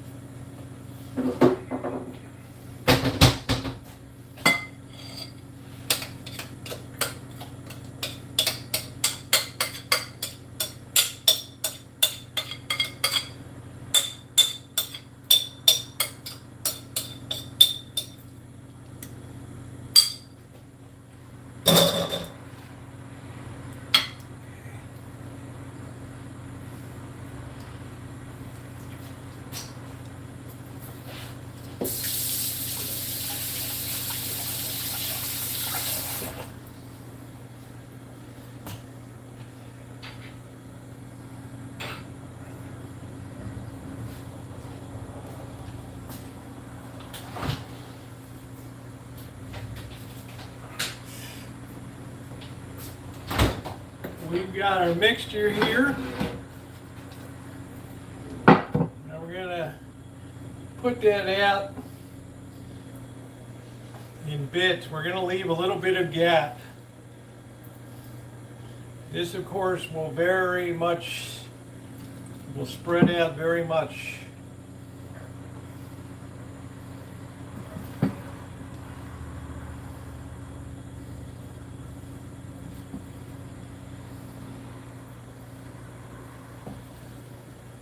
Somebody said, Rosie, you should have a show called Punk Ass Cooking.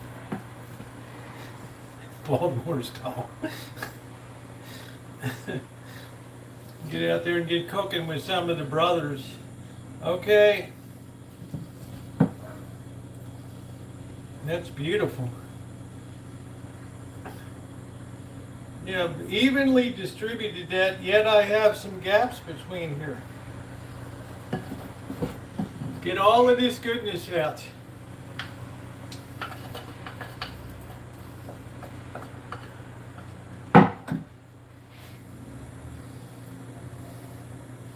No spoon left behind.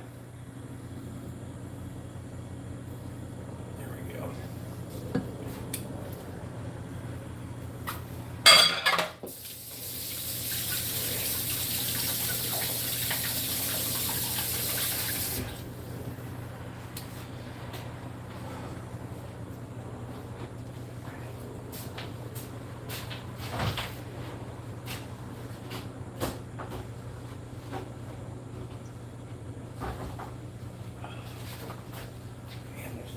Calm down.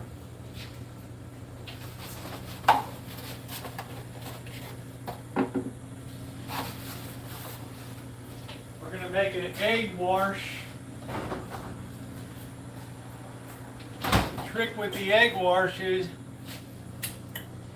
you want to bust the membrane.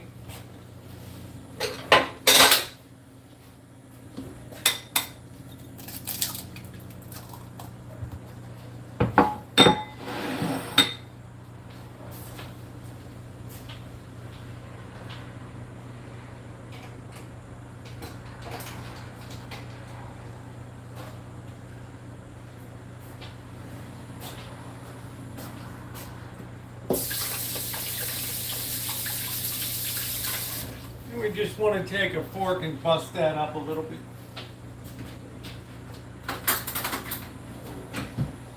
Put a tiny dash of, that was way too much water, just pour it off.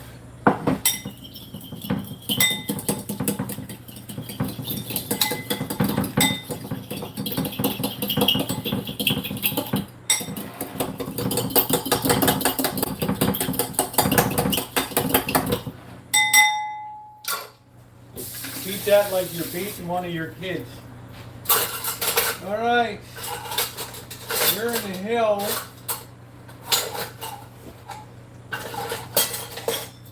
Darn pastry brush.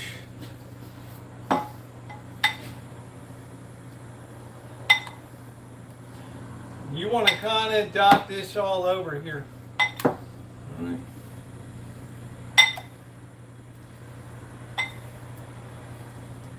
I don't have any turbinado sugar, unfortunately.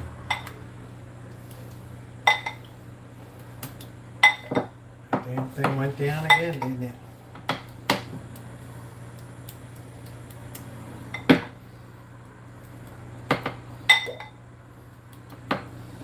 Okay, that's good enough.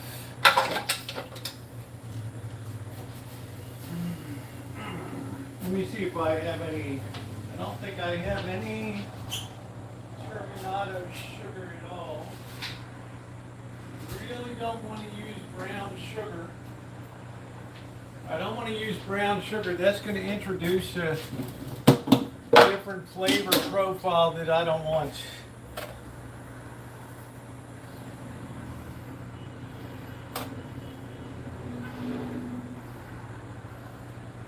Okay, there we go. I have a 475 degree oven, which on mine equates to 450 degrees. Right. In she goes. And I got a pan underneath just in case we overflow. And we're going to go an initial 20 minutes here. Okay. We're going to clean everything up.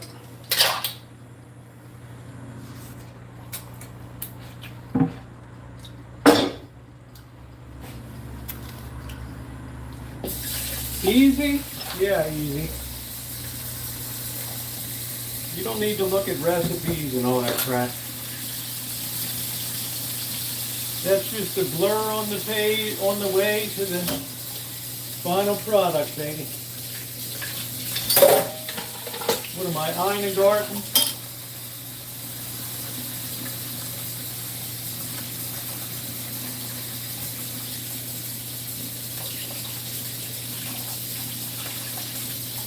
That's a real pastry brush.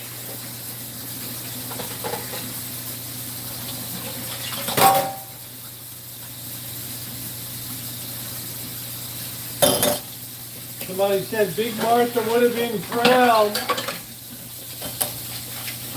of my canning.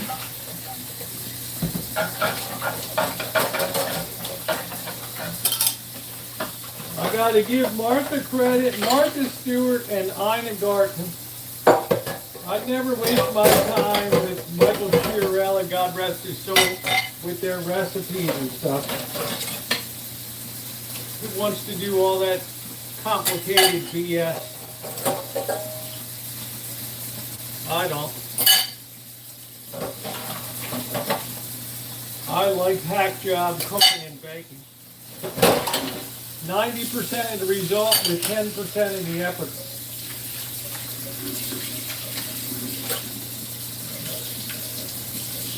Got all these people adding nutmeg and cinnamon, and you can do it with peaches, but not with blueberries. You have to think about what goes with what. I don't even want nutmeg in this thing.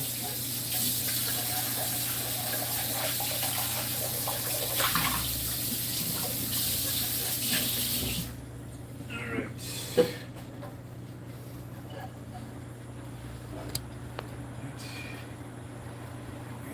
Well, you better do it right or you better do it a lot.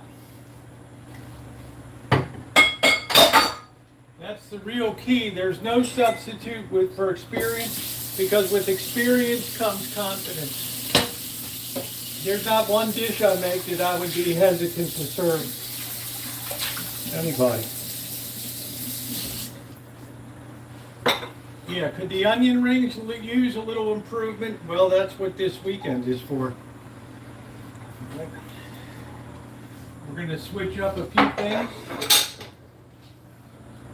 We're going to remember to get the cream so that we can make the depression ice cream. Hell, that might be better than the slop they make these days. $8 for a scoop of ice cream. Are you kidding me? $8?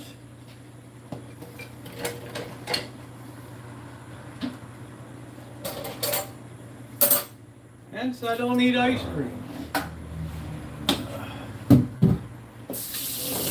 That was funny. Judy said, I never remember Rosie ever buying ice cream. All these years. You know what, Judy? You're right as rain, honey.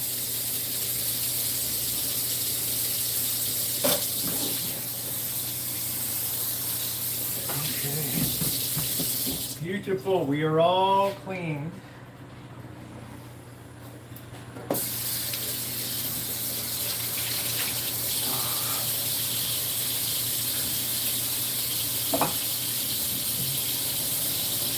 One thing I have is this doggone neat kitchen.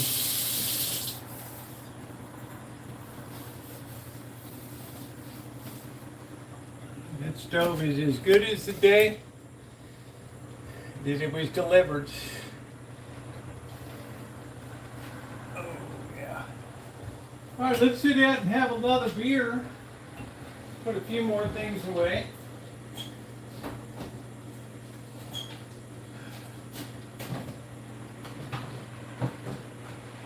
I was hoping Melody would come in, but I'm going to go ahead. Give me 1 minute. I'm going to send her a Gmail.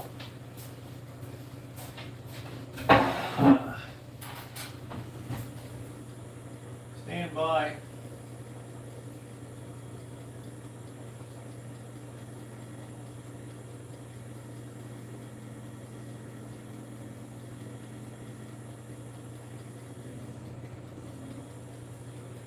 Gotta wake up the damn system first.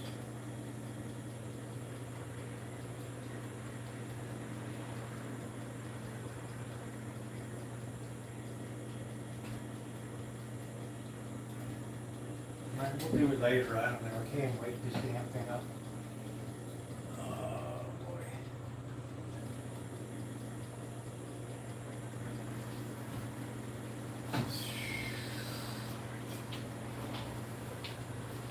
We'll send that later. I don't have any chips in this counter at all. So whatever you're seeing is a figment of your imagination.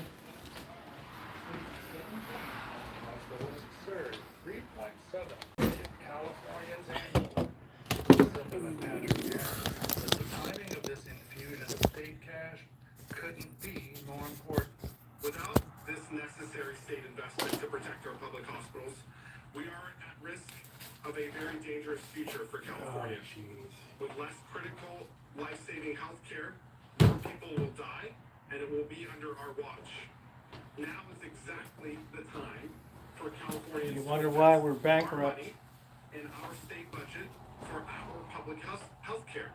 According to the California Association of Public Hospitals, the state public health system faced an estimated $3 billion in annual operational losses, driven by federal policy impacts and the rollout of H.R. 1, also known as the Big Beautiful Bill.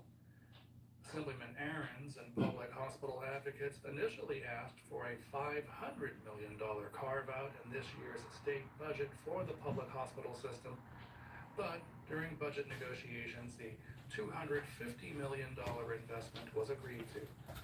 For WFA News. Okay. Oh, man. President Trump signed an executive order today calling for childhood vaccine schedule to 11 shots, while falsely claiming a link between vaccines and autism, a connection decades of scientific evidence has disproven. Oh, I don't know, Sean. How you doing tonight?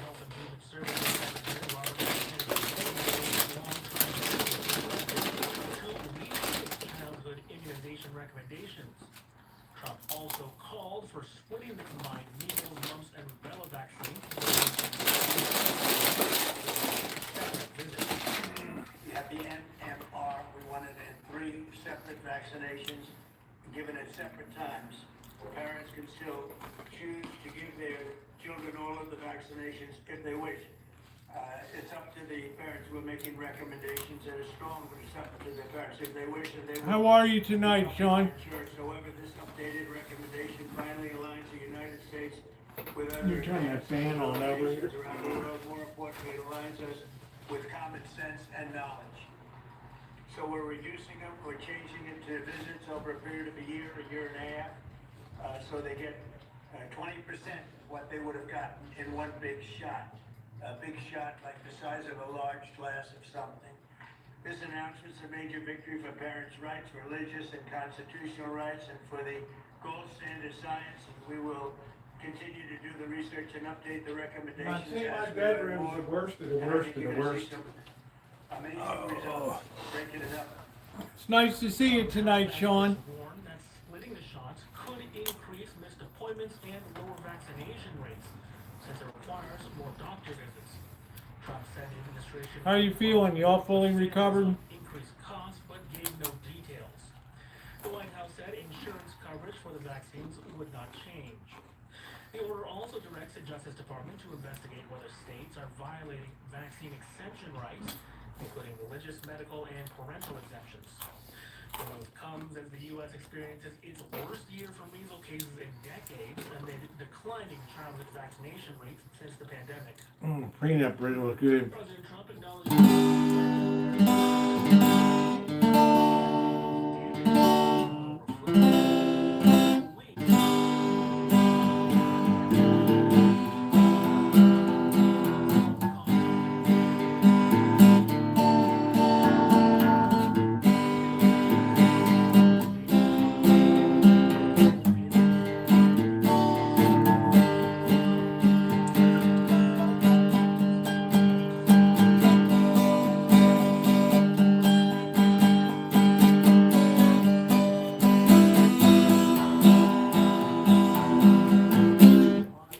Oh boy.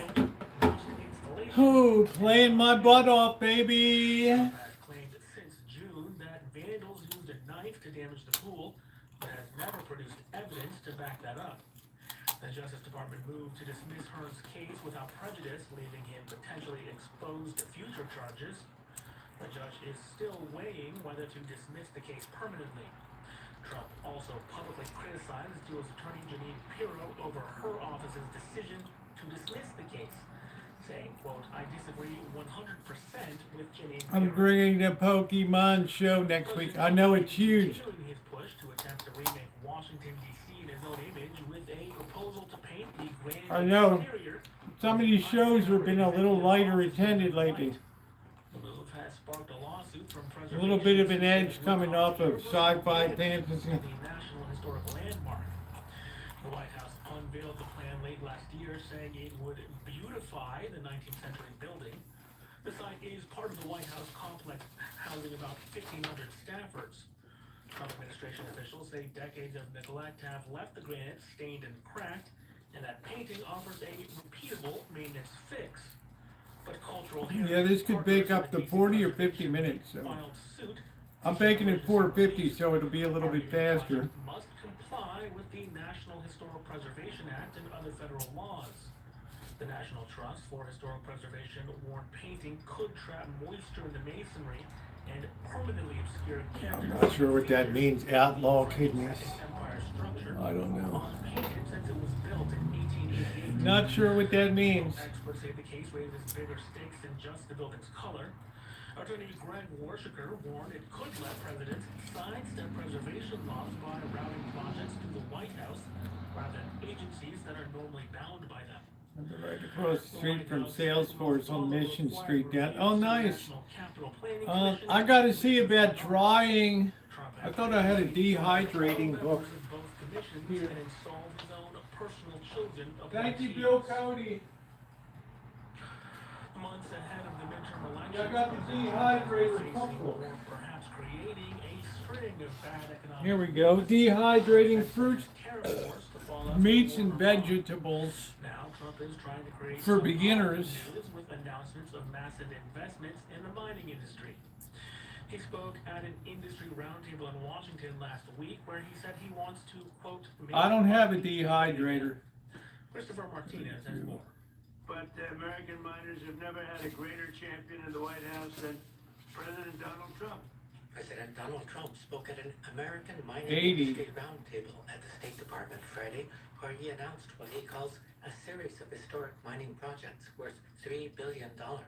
And today the United States is opening up new mines at the fastest pace since the 1950s. Sun-dried tomatoes are a must for Mediterranean cooking. All tomatoes can be dehydrated. Meaty aroma tomatoes dehydrate faster and offer a plumper tomato. $4 billion loan from San Marzano, which I grow, Sila Nanotechnologies built a new lithium battery are plant. traditionally used for Italian sun-ripened tomatoes. If you put that on the pizza, it's unbelievable. Magnets, you gotta go with magnets, that's a good one. Wash the tomatoes, slice the tomatoes, and arrange the slices in a single layer on the dehydrators. Oklahoma. No, I just put them outside, babe. Australia. There's also $180 million for schools that train miners. Trump framed the investment in terms of national I security. put those babies on the cutting board outside and baking sheets.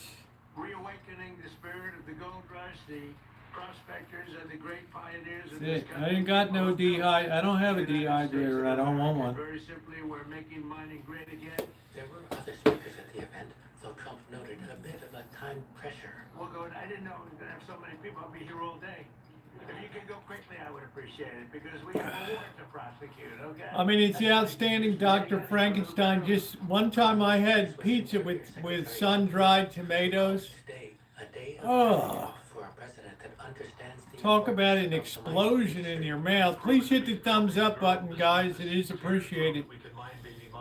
Unbelievable. The flavor becomes so intense. Trump described the new So spending as intense. a creator of jobs and economic security. But many Americans are not feeling much security with a recent dismal jobs report and rising gas and other let me costs take another triggered look by in here. that war Trump is prosecuting. But Trump and his administration continue to keep up a happy face. Reporting for Pacifica Radio News KPFA, I'm Christopher Martinez. Federal lawmakers are trying to regulate the growing use of artificial intelligence in political campaigns, as deceptive AI-generated content takes the campaign trail into uncharted territory. From San Francisco's congressional race to a Kentucky primary where it may have helped unseat a Trump critic. KPFA's Lauren Schmidt reports. Targeted and mean-spirited campaign ads are nothing new during election season. But the You just get some parchment paper, you put them on the trays with some wax paper and let them dry out. You got 4 minutes. I'm going to add 20 more minutes here. Alright. Protein bar, basically. Yeah, I don't have a dehydrator, dude. And I don't want one. I don't have room to store all this crap all You use a lot of electricity. Created a chatbot of his opponent, San Francisco Supervisor Connie Chan. Weiner posted an image of an advertisement billboard on social media, reading, quote, "Let's do nothing together, ConnieChan.ai." Paid for by Scott Weiner for Congress. Raw eggs and milk products do not dehydrate well. Backfired, with several commenters, including some who said they had previously supported the state senator, described the chatbot as Yeah, I'm going to just cover Supervisor Chan baking sheets. on social media. Well, my opponent just launched an AI chatbot to mock me and make up stories about me. But here's the truth. AI companies are spending millions through Super PAC in this election. They're trying to buy influence in our government. Washing They're fruit also before dehydrated removes bacteria, dirt, and some pesticides. 3 cups cold water, 1 cup distilled white vinegar, 1/2 teaspoon liquid soap or detergent. Not corporate profits. Speaker Emerita Nancy Pelosi, whose congressional seat Chan and Weiner are seeking to fill, also criticized the chatbot. Pelosi wrote, quote, "Women have spent generations fighting to have our own voices heard in the halls of power. We should not have to now fight against artificial intelligence putting words in our mouths." Close quote. The criticism was Mandolin, you better be damn careful using a mandolin. As well as the Harvey Milk LGBTQ. Lose a lot of damn skin on a mandolin. KPFA News reached out to Weiner's campaign for comment. A lot of skin on a mandolin. What's up, Vern? How you doing? That characterized Pelosi's criticism as baseless.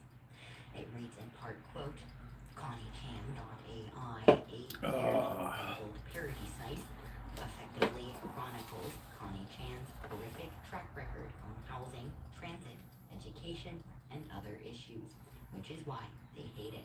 You bake for 40 to 50 minutes. Till the biscuit chopping is golden brown. Bogus accusations to deflect from that fact. KPFA News visited the website and asked the chatbot how it felt about the site. It responded, quote, "I'm afraid I don't have much to say on this particular topic, but I do have a whole range of other matters I'm quite knowledgeable about." Buttermilk. I didn't use buttermilk. It offered 8 suggested topics it called favorites, including, quote, blocking housing, being weak on crime, and failing education. I put the F in SFUSD, close quote. Wiener's campaign said it reviewed all 5,058 questions submitted to the chat. Fixing some good Thrifty's ice cream. Yeah, Rite Aid up the way before Rite Aid's closed down. They featured Thrifty ice cream in there. But the people that worked there hated to leave the post to go scoop ice cream. So they would say like, oh yeah, something's going on with, we can't scoop today. It's like when you go to McDonald's, still 3 hours to closing, they tell you the shake machine is down. His record of pursuing regulations on artificial intelligence companies and described Pelosi's criticism. The shake machine is out of order. Remember that old saw? But Supervisor Chan says I'm sure Adam hears that all the time. that created and published an AI impersonation of her. All the time. Built a chatbot with his AI daughter. I built a plan that made AI work for the working people. Speaking to the San Francisco Chronicle, Chan. That's Mexico, baby. That's an authentic 1930s Mexico tourism poster. Senator Scott Wiener is blaming everyone else. That's easier than explaining why some. That's my girl up there, and down below is Frida Kahlo. Chose to use this technology as a political weapon of deception and misinformation. Close quote. In Kentucky, Republican Congressman Thomas Massey was targeted by an AI-generated during his unsuccessful primary campaign. He warned that older voters. That girl looks like she wants to go on a date with me. I'm sure, yes. Adam, you would be first in the flock to be picked. You would be at the top of the. You'd be at the top of the roll call. How you doing, Cindy? Onions. Thomas Massey caught in a throuple in Washington. Excuse me. Speaking to Tucker Carlson, Massey said the depictions were hyper-realistic and convincing. Massey says some constituents later told him they voted against him because they believed the images were real. There's a disclaimer at the beginning in font that nobody over the age of 65 could Talk about possibly see on the dehydrating potatoes. I mean, what's the point? Because chocolate chip mint is the best. Yeah, we're going to be trying to make some, I'm going to try to do a video making some 1932 Depression ice cream. In a statement announcing the reversal, Wiener said the tool had been meant to be a, quote, parody to draw attention to my opponent's record. But it clearly missed the mark. Candied salmon jerky.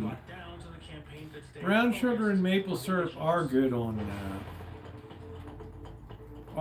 salmon. Bay Area weather this evening, mostly clear before becoming partly cloudy, lows around 60. Partly cloudy tomorrow morning, then becoming sunny, highs in the 70s to mid-80s. In the Central Valley, mostly clear tonight with lows in the low 70s. Ham Tomorrow, cubes. sunny and hot with a high a bit over 100. In Los Angeles tonight, patchy fog nearing midnight. Otherwise, mostly Yeah, mint chocolate chip. I want to find the ice cream that has the little green and red peppermint bits in it. Well, we're going to see how the homemade, this is Depression 1932. Transitions on Traditions, a soul sonic rhapsody of words, sound, and power, where yesterday meets today. So I'm going to commit this to a video. I'm Greg Bridges, your host. And then when we go to taste it, We explore all that comes under the umbrella called jazz. we'll give it a whirl. What's the battery? What the hell is wrong with my battery? Shit. Hold on, boys. Transitions on Traditions. What the hell's going on? On listener-sponsored radio, KPFA. Wow, it was down to 4%. Are you shitting me?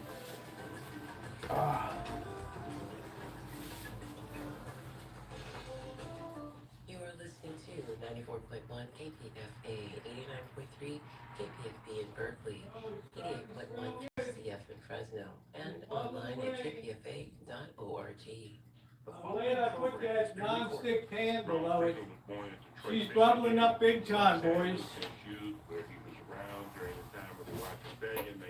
She is bubbling up big time in there. Woo! 67 or so.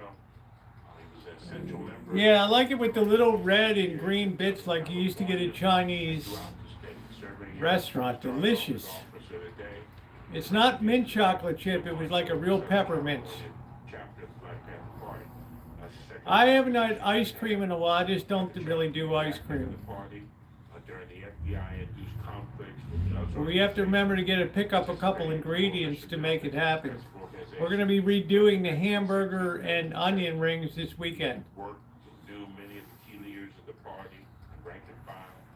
Now Prentice Bunchy Carter, Don Cox, Long John Washington, Malachi Hewitt. We're going to see if we can improve our technique on the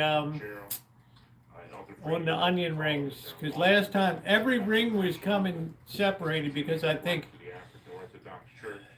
don't know if it was worth putting him in the. I think the ice bath hurt him. I think that ice bath hurt him. They're okay, Adam.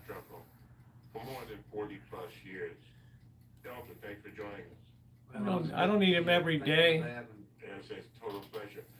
How long have you been in the movement? I mean, are you dating your time in the movement from when you joined the party, or how long have you been in the movement? Well, we say since 66, really. I'll call myself being in the movement because after the rebellion in LA in 65, it's like my whole thinking and changed, my mind shifted. And I wasn't just thinking. I don't know what the point would be of dehydrating citrus. What was happening in the community as far as not me just getting a job, but a job being available for other people. So the community would change if everybody had, well, it's simple, if everybody has some money, things would change in the community. So that was just basically my feeling at the time. And so I started working. I gotta harvest my pears. In the areas of cheeseburgers. Hey, Sawyer. In the beginning, because I looked at that's the most important thing we needed at the time. Well, so you're born in Detroit. Right. What part of Detroit? See if this is overflowing. Well, the part of Detroit that I lived in as a youth was they called it North Detroit. It was over there between Hamtramck and Highland Park, two little cities they have inside of Detroit. And basically, when I grew up there, Detroit was integrated. I mean, segregated. It was segregated. I mean, it wasn't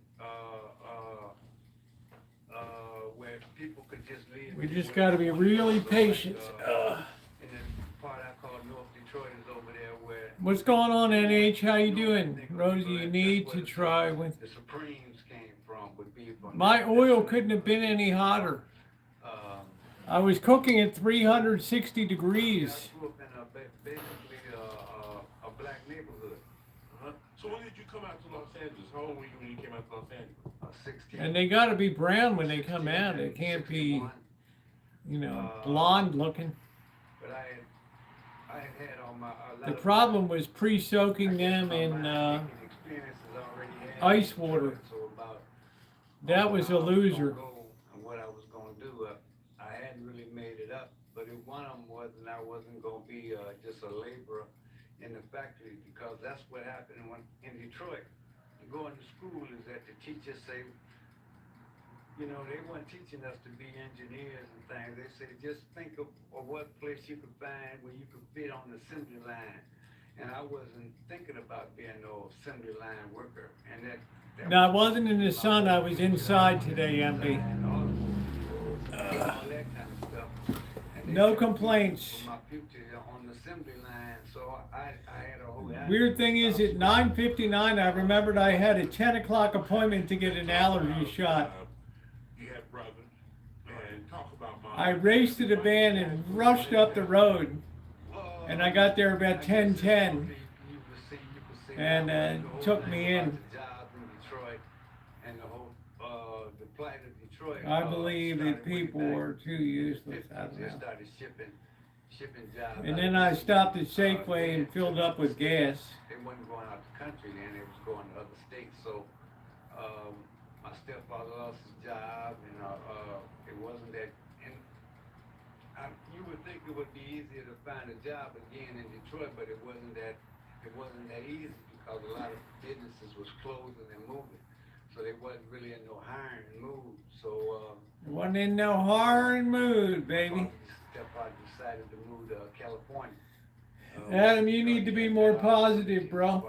And being able to have Wait, we almost lost the live stream tonight, Ronnie, for, I didn't even think the battery, I didn't know the battery was running down. Let's see. We're back up to 5%. Oh, I had it in the ice bath for at least a half an hour. So I'm going to skip the ice bath this time. We was eating chicken and sleeping in the car and all this stuff. My mother, well, she was an extraordinary person. I have to say that, I guess raising me. She was very outgoing lady. She had a good sense of humor. You know, she would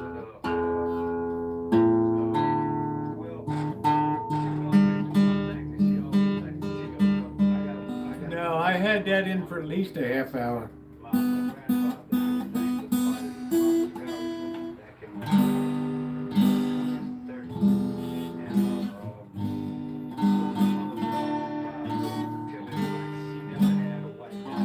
Yeah, I'm gonna learn. I'm gonna do it my way this weekend. Right into the batter, right into the cornmeal, boom, right into the oil. I got paprika. I got everything I need. I'm predicting the quality is going to be amazing. And maybe you'll learn. We shall see. Let's do another trip. No, the water, they've been in ice. That water temperature wasn't going any lower. Once you reach the 32 degrees, that's it. That was white, he would paint them black. Although Marcus Garvey did back in that time in the 20s and the early 30s, it did have a factory where they was making black dye. So it was a level of consciousness that was changing in America. My mother, she would always point out some of those changes that was occurring as far as with the black community that we had rights. Once that water reaches 33 degrees, it doesn't go any lower no matter how much ice you put in. It can only be as low as what an ice cube is. So that's just simple physics. It was wrong for all of the things that the injustices that were being put upon us as black people. Yeah, it's like saying the more ice we put in, the colder it's going to get. No, it only achieves a certain temperature and that's it. It doesn't go any lower. It doesn't refreeze when you put ice cubes in. Yeah, nobody said to add salt to it. We're probably going to take this up to the whole 50 minutes here. What's going on, Kelly? How you doing tonight? And so it was all protection, and it was like prevalent in the community. How are you doing tonight? Grew up in that. We're making a blueberry cobbler. Speaking out about a lot of things, because I can remember one time when the civil rights movement was going on in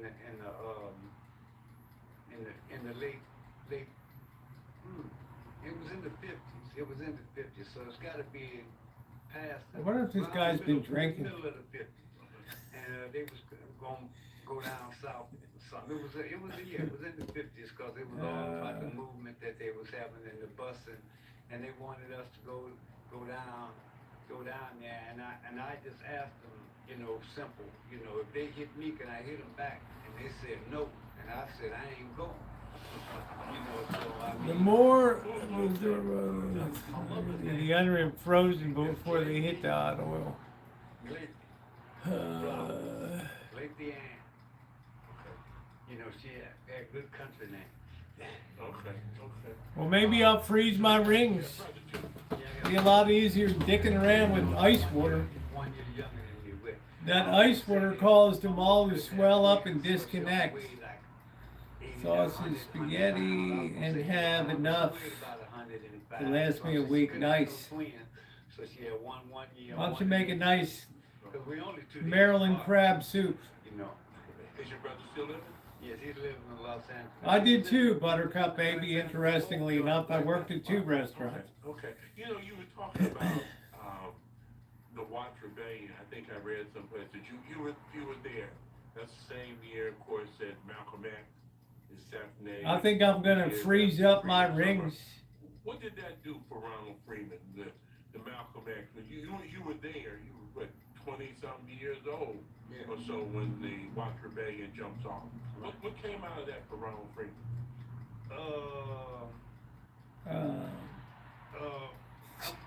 It may sound strange, but a sense of responsibility.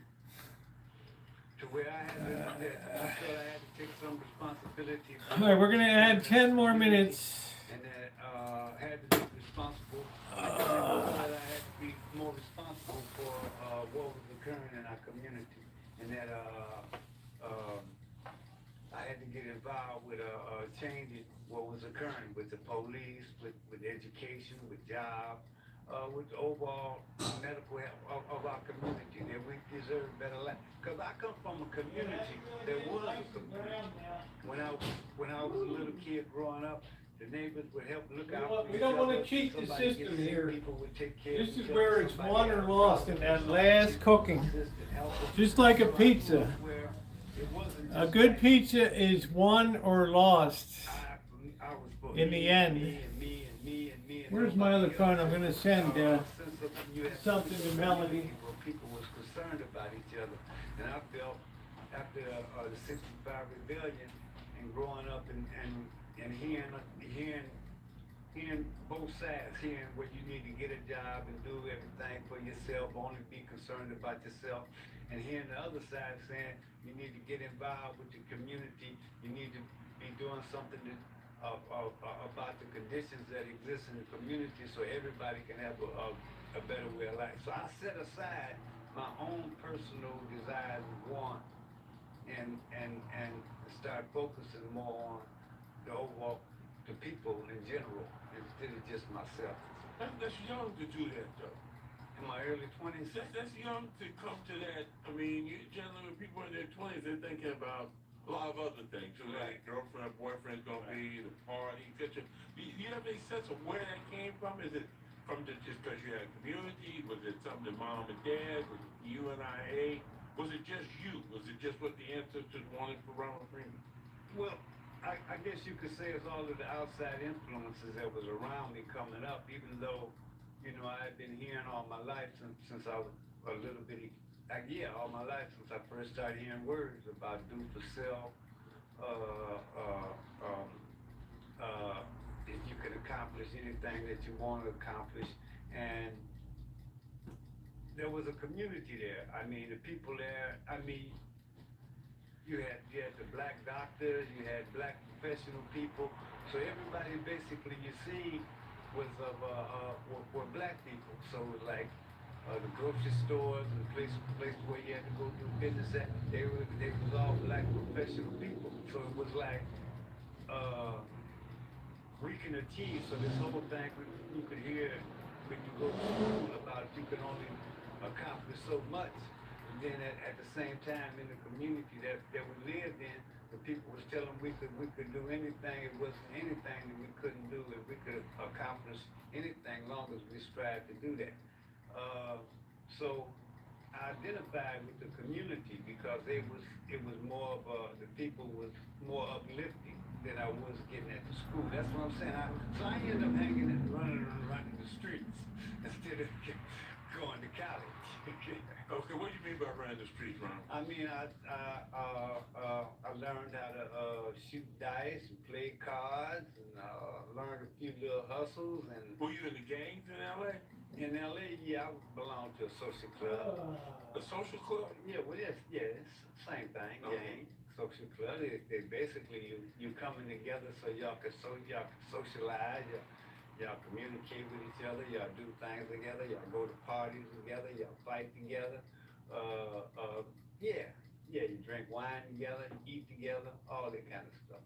Why did you join at some point the party? Because you joined the party when you were 23. It's not necessarily unusual because a lot of people join the party young, but what was it about you that said, okay, this is what I want to do? What was it about the party that attracted you? Because this has been your lifelong commitment. Well, I would say at the time it seemed the party had, and it did. It took a kind of a non-compromising position on as far as like with the civil rights movement and the whole and that whole era. It took like a non-compromising position because not Marcus Garvey, but Malcolm had interjected the whole thing and made it a real issue about our human rights. And it wasn't just about our civil rights it became, but also about our human rights. And that's where the party. A couple more minutes, bro. It took we want that baby to be good and brown. Even a little bit charred is good. Even a little bit charred. There's going to be some kind of action taken other than us just demonstrating and walking up. You know, y'all shooting us down and killing us. Well, there comes a point if you know anything about Yeah, I don't want to deal with battering my freezer and all that. I'm just going to freeze the damn onion rings and then stick the damn things into the batter. I'm going to just son of a bitch it. This is hack job. We need to absolutely understand what that's all about. The whole thing that there had to be radical change, you know, within inside the black community was something that I wanted to see happen. Because they was having poverty programs. I can't stand to look at this. Can't overflowing with bullshit.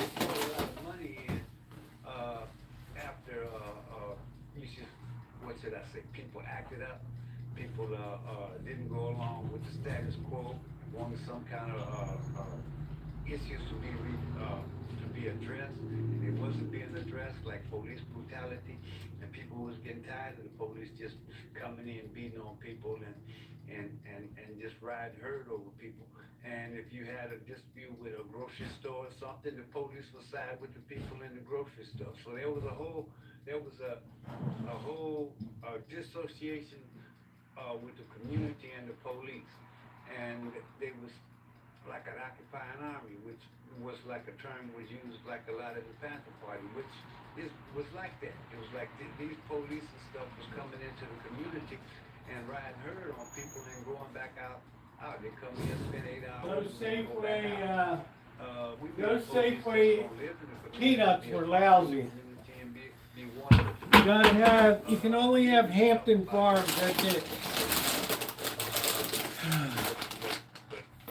I was just seeing murders, seeing people being railroaded in the courtrooms, and I had that experience. You know, when I was young, I had... Man, this guy's still babbling. Some that went to court, and the police, I never expected that.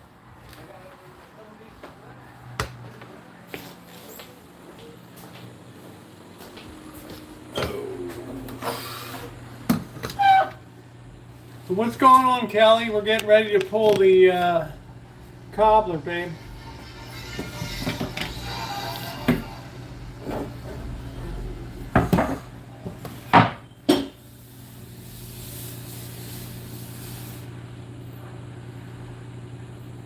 I can smell it now. Ooh, we're gonna let that get even browner. This is where we gotta exercise extreme patience.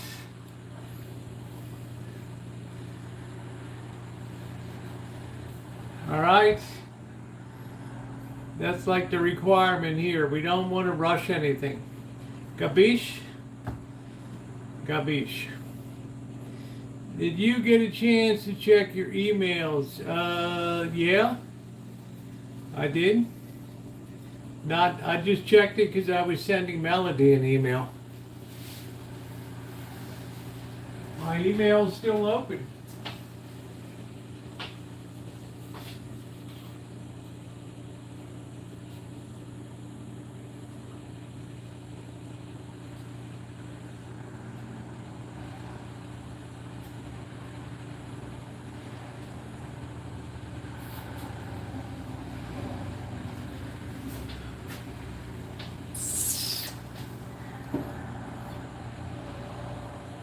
Hi Jessica, how are you? What's new? We're just getting ready to take a nice cobbler out here. Make sure we're charging. This has really been touch and go. We're up to 8%. We were down to 4%. I don't think you received mine. It says unsent. Well, you could try sending it again. It's entirely possible. Times being what they are.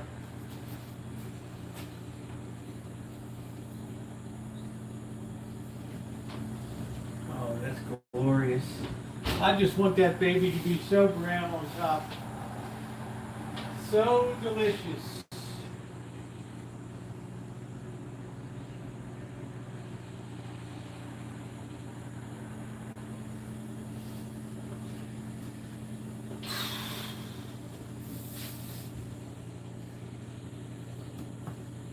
A blueberry cobbler tonight, and it's looking fantastic.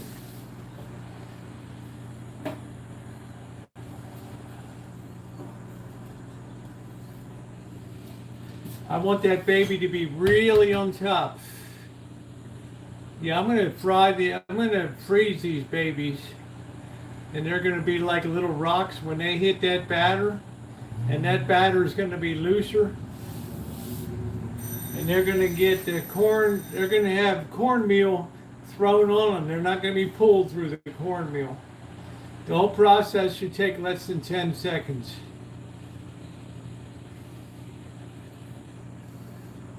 I've got so many onions.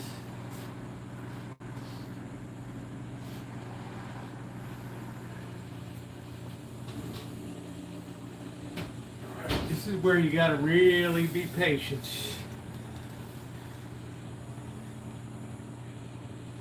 No, I don't have any ice cream, Jessica. I'm not an ice cream eater.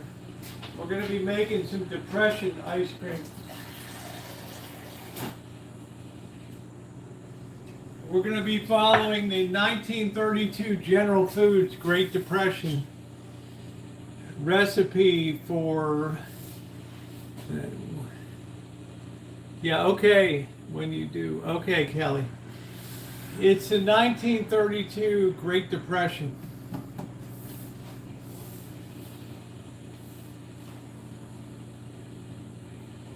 Ice cream.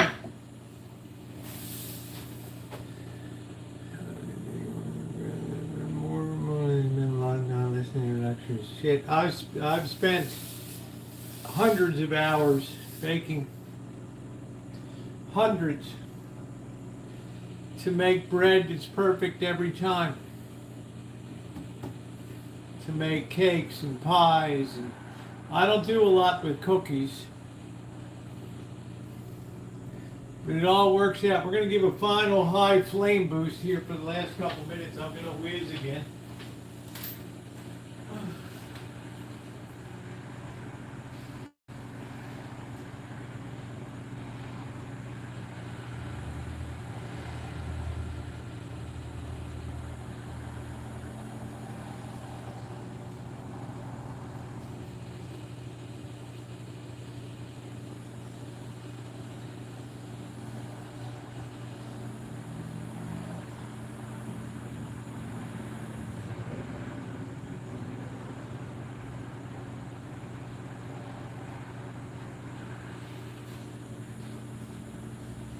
The hamburger was disappointing because the meat is so crappy.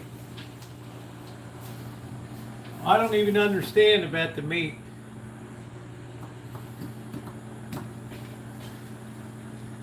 I don't even understand that.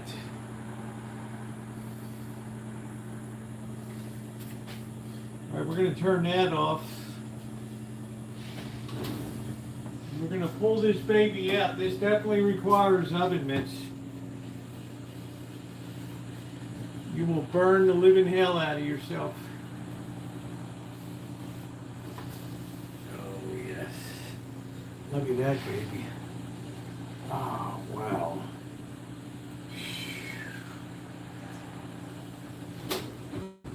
Holy smokes, boys.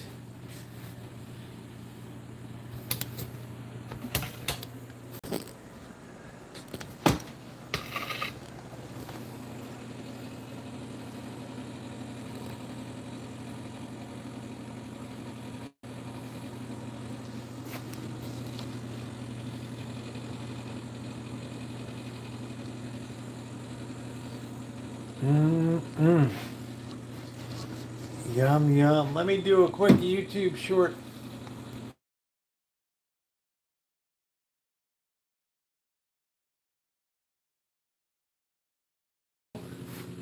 Be careful. That filling is going to be hot and it'll burn the hell out of you. You having the right. Also makes a beautiful presentation if you were to put this on a trivet and serve it up. That's just fantastic right there. Fantastic. So let's get those thumbs up, guys. I'm going to probably feature a tasting tomorrow because I'm sure as hell not going to eat it tonight. It's too doggone hot. Too hot, but the topping looks wonderful.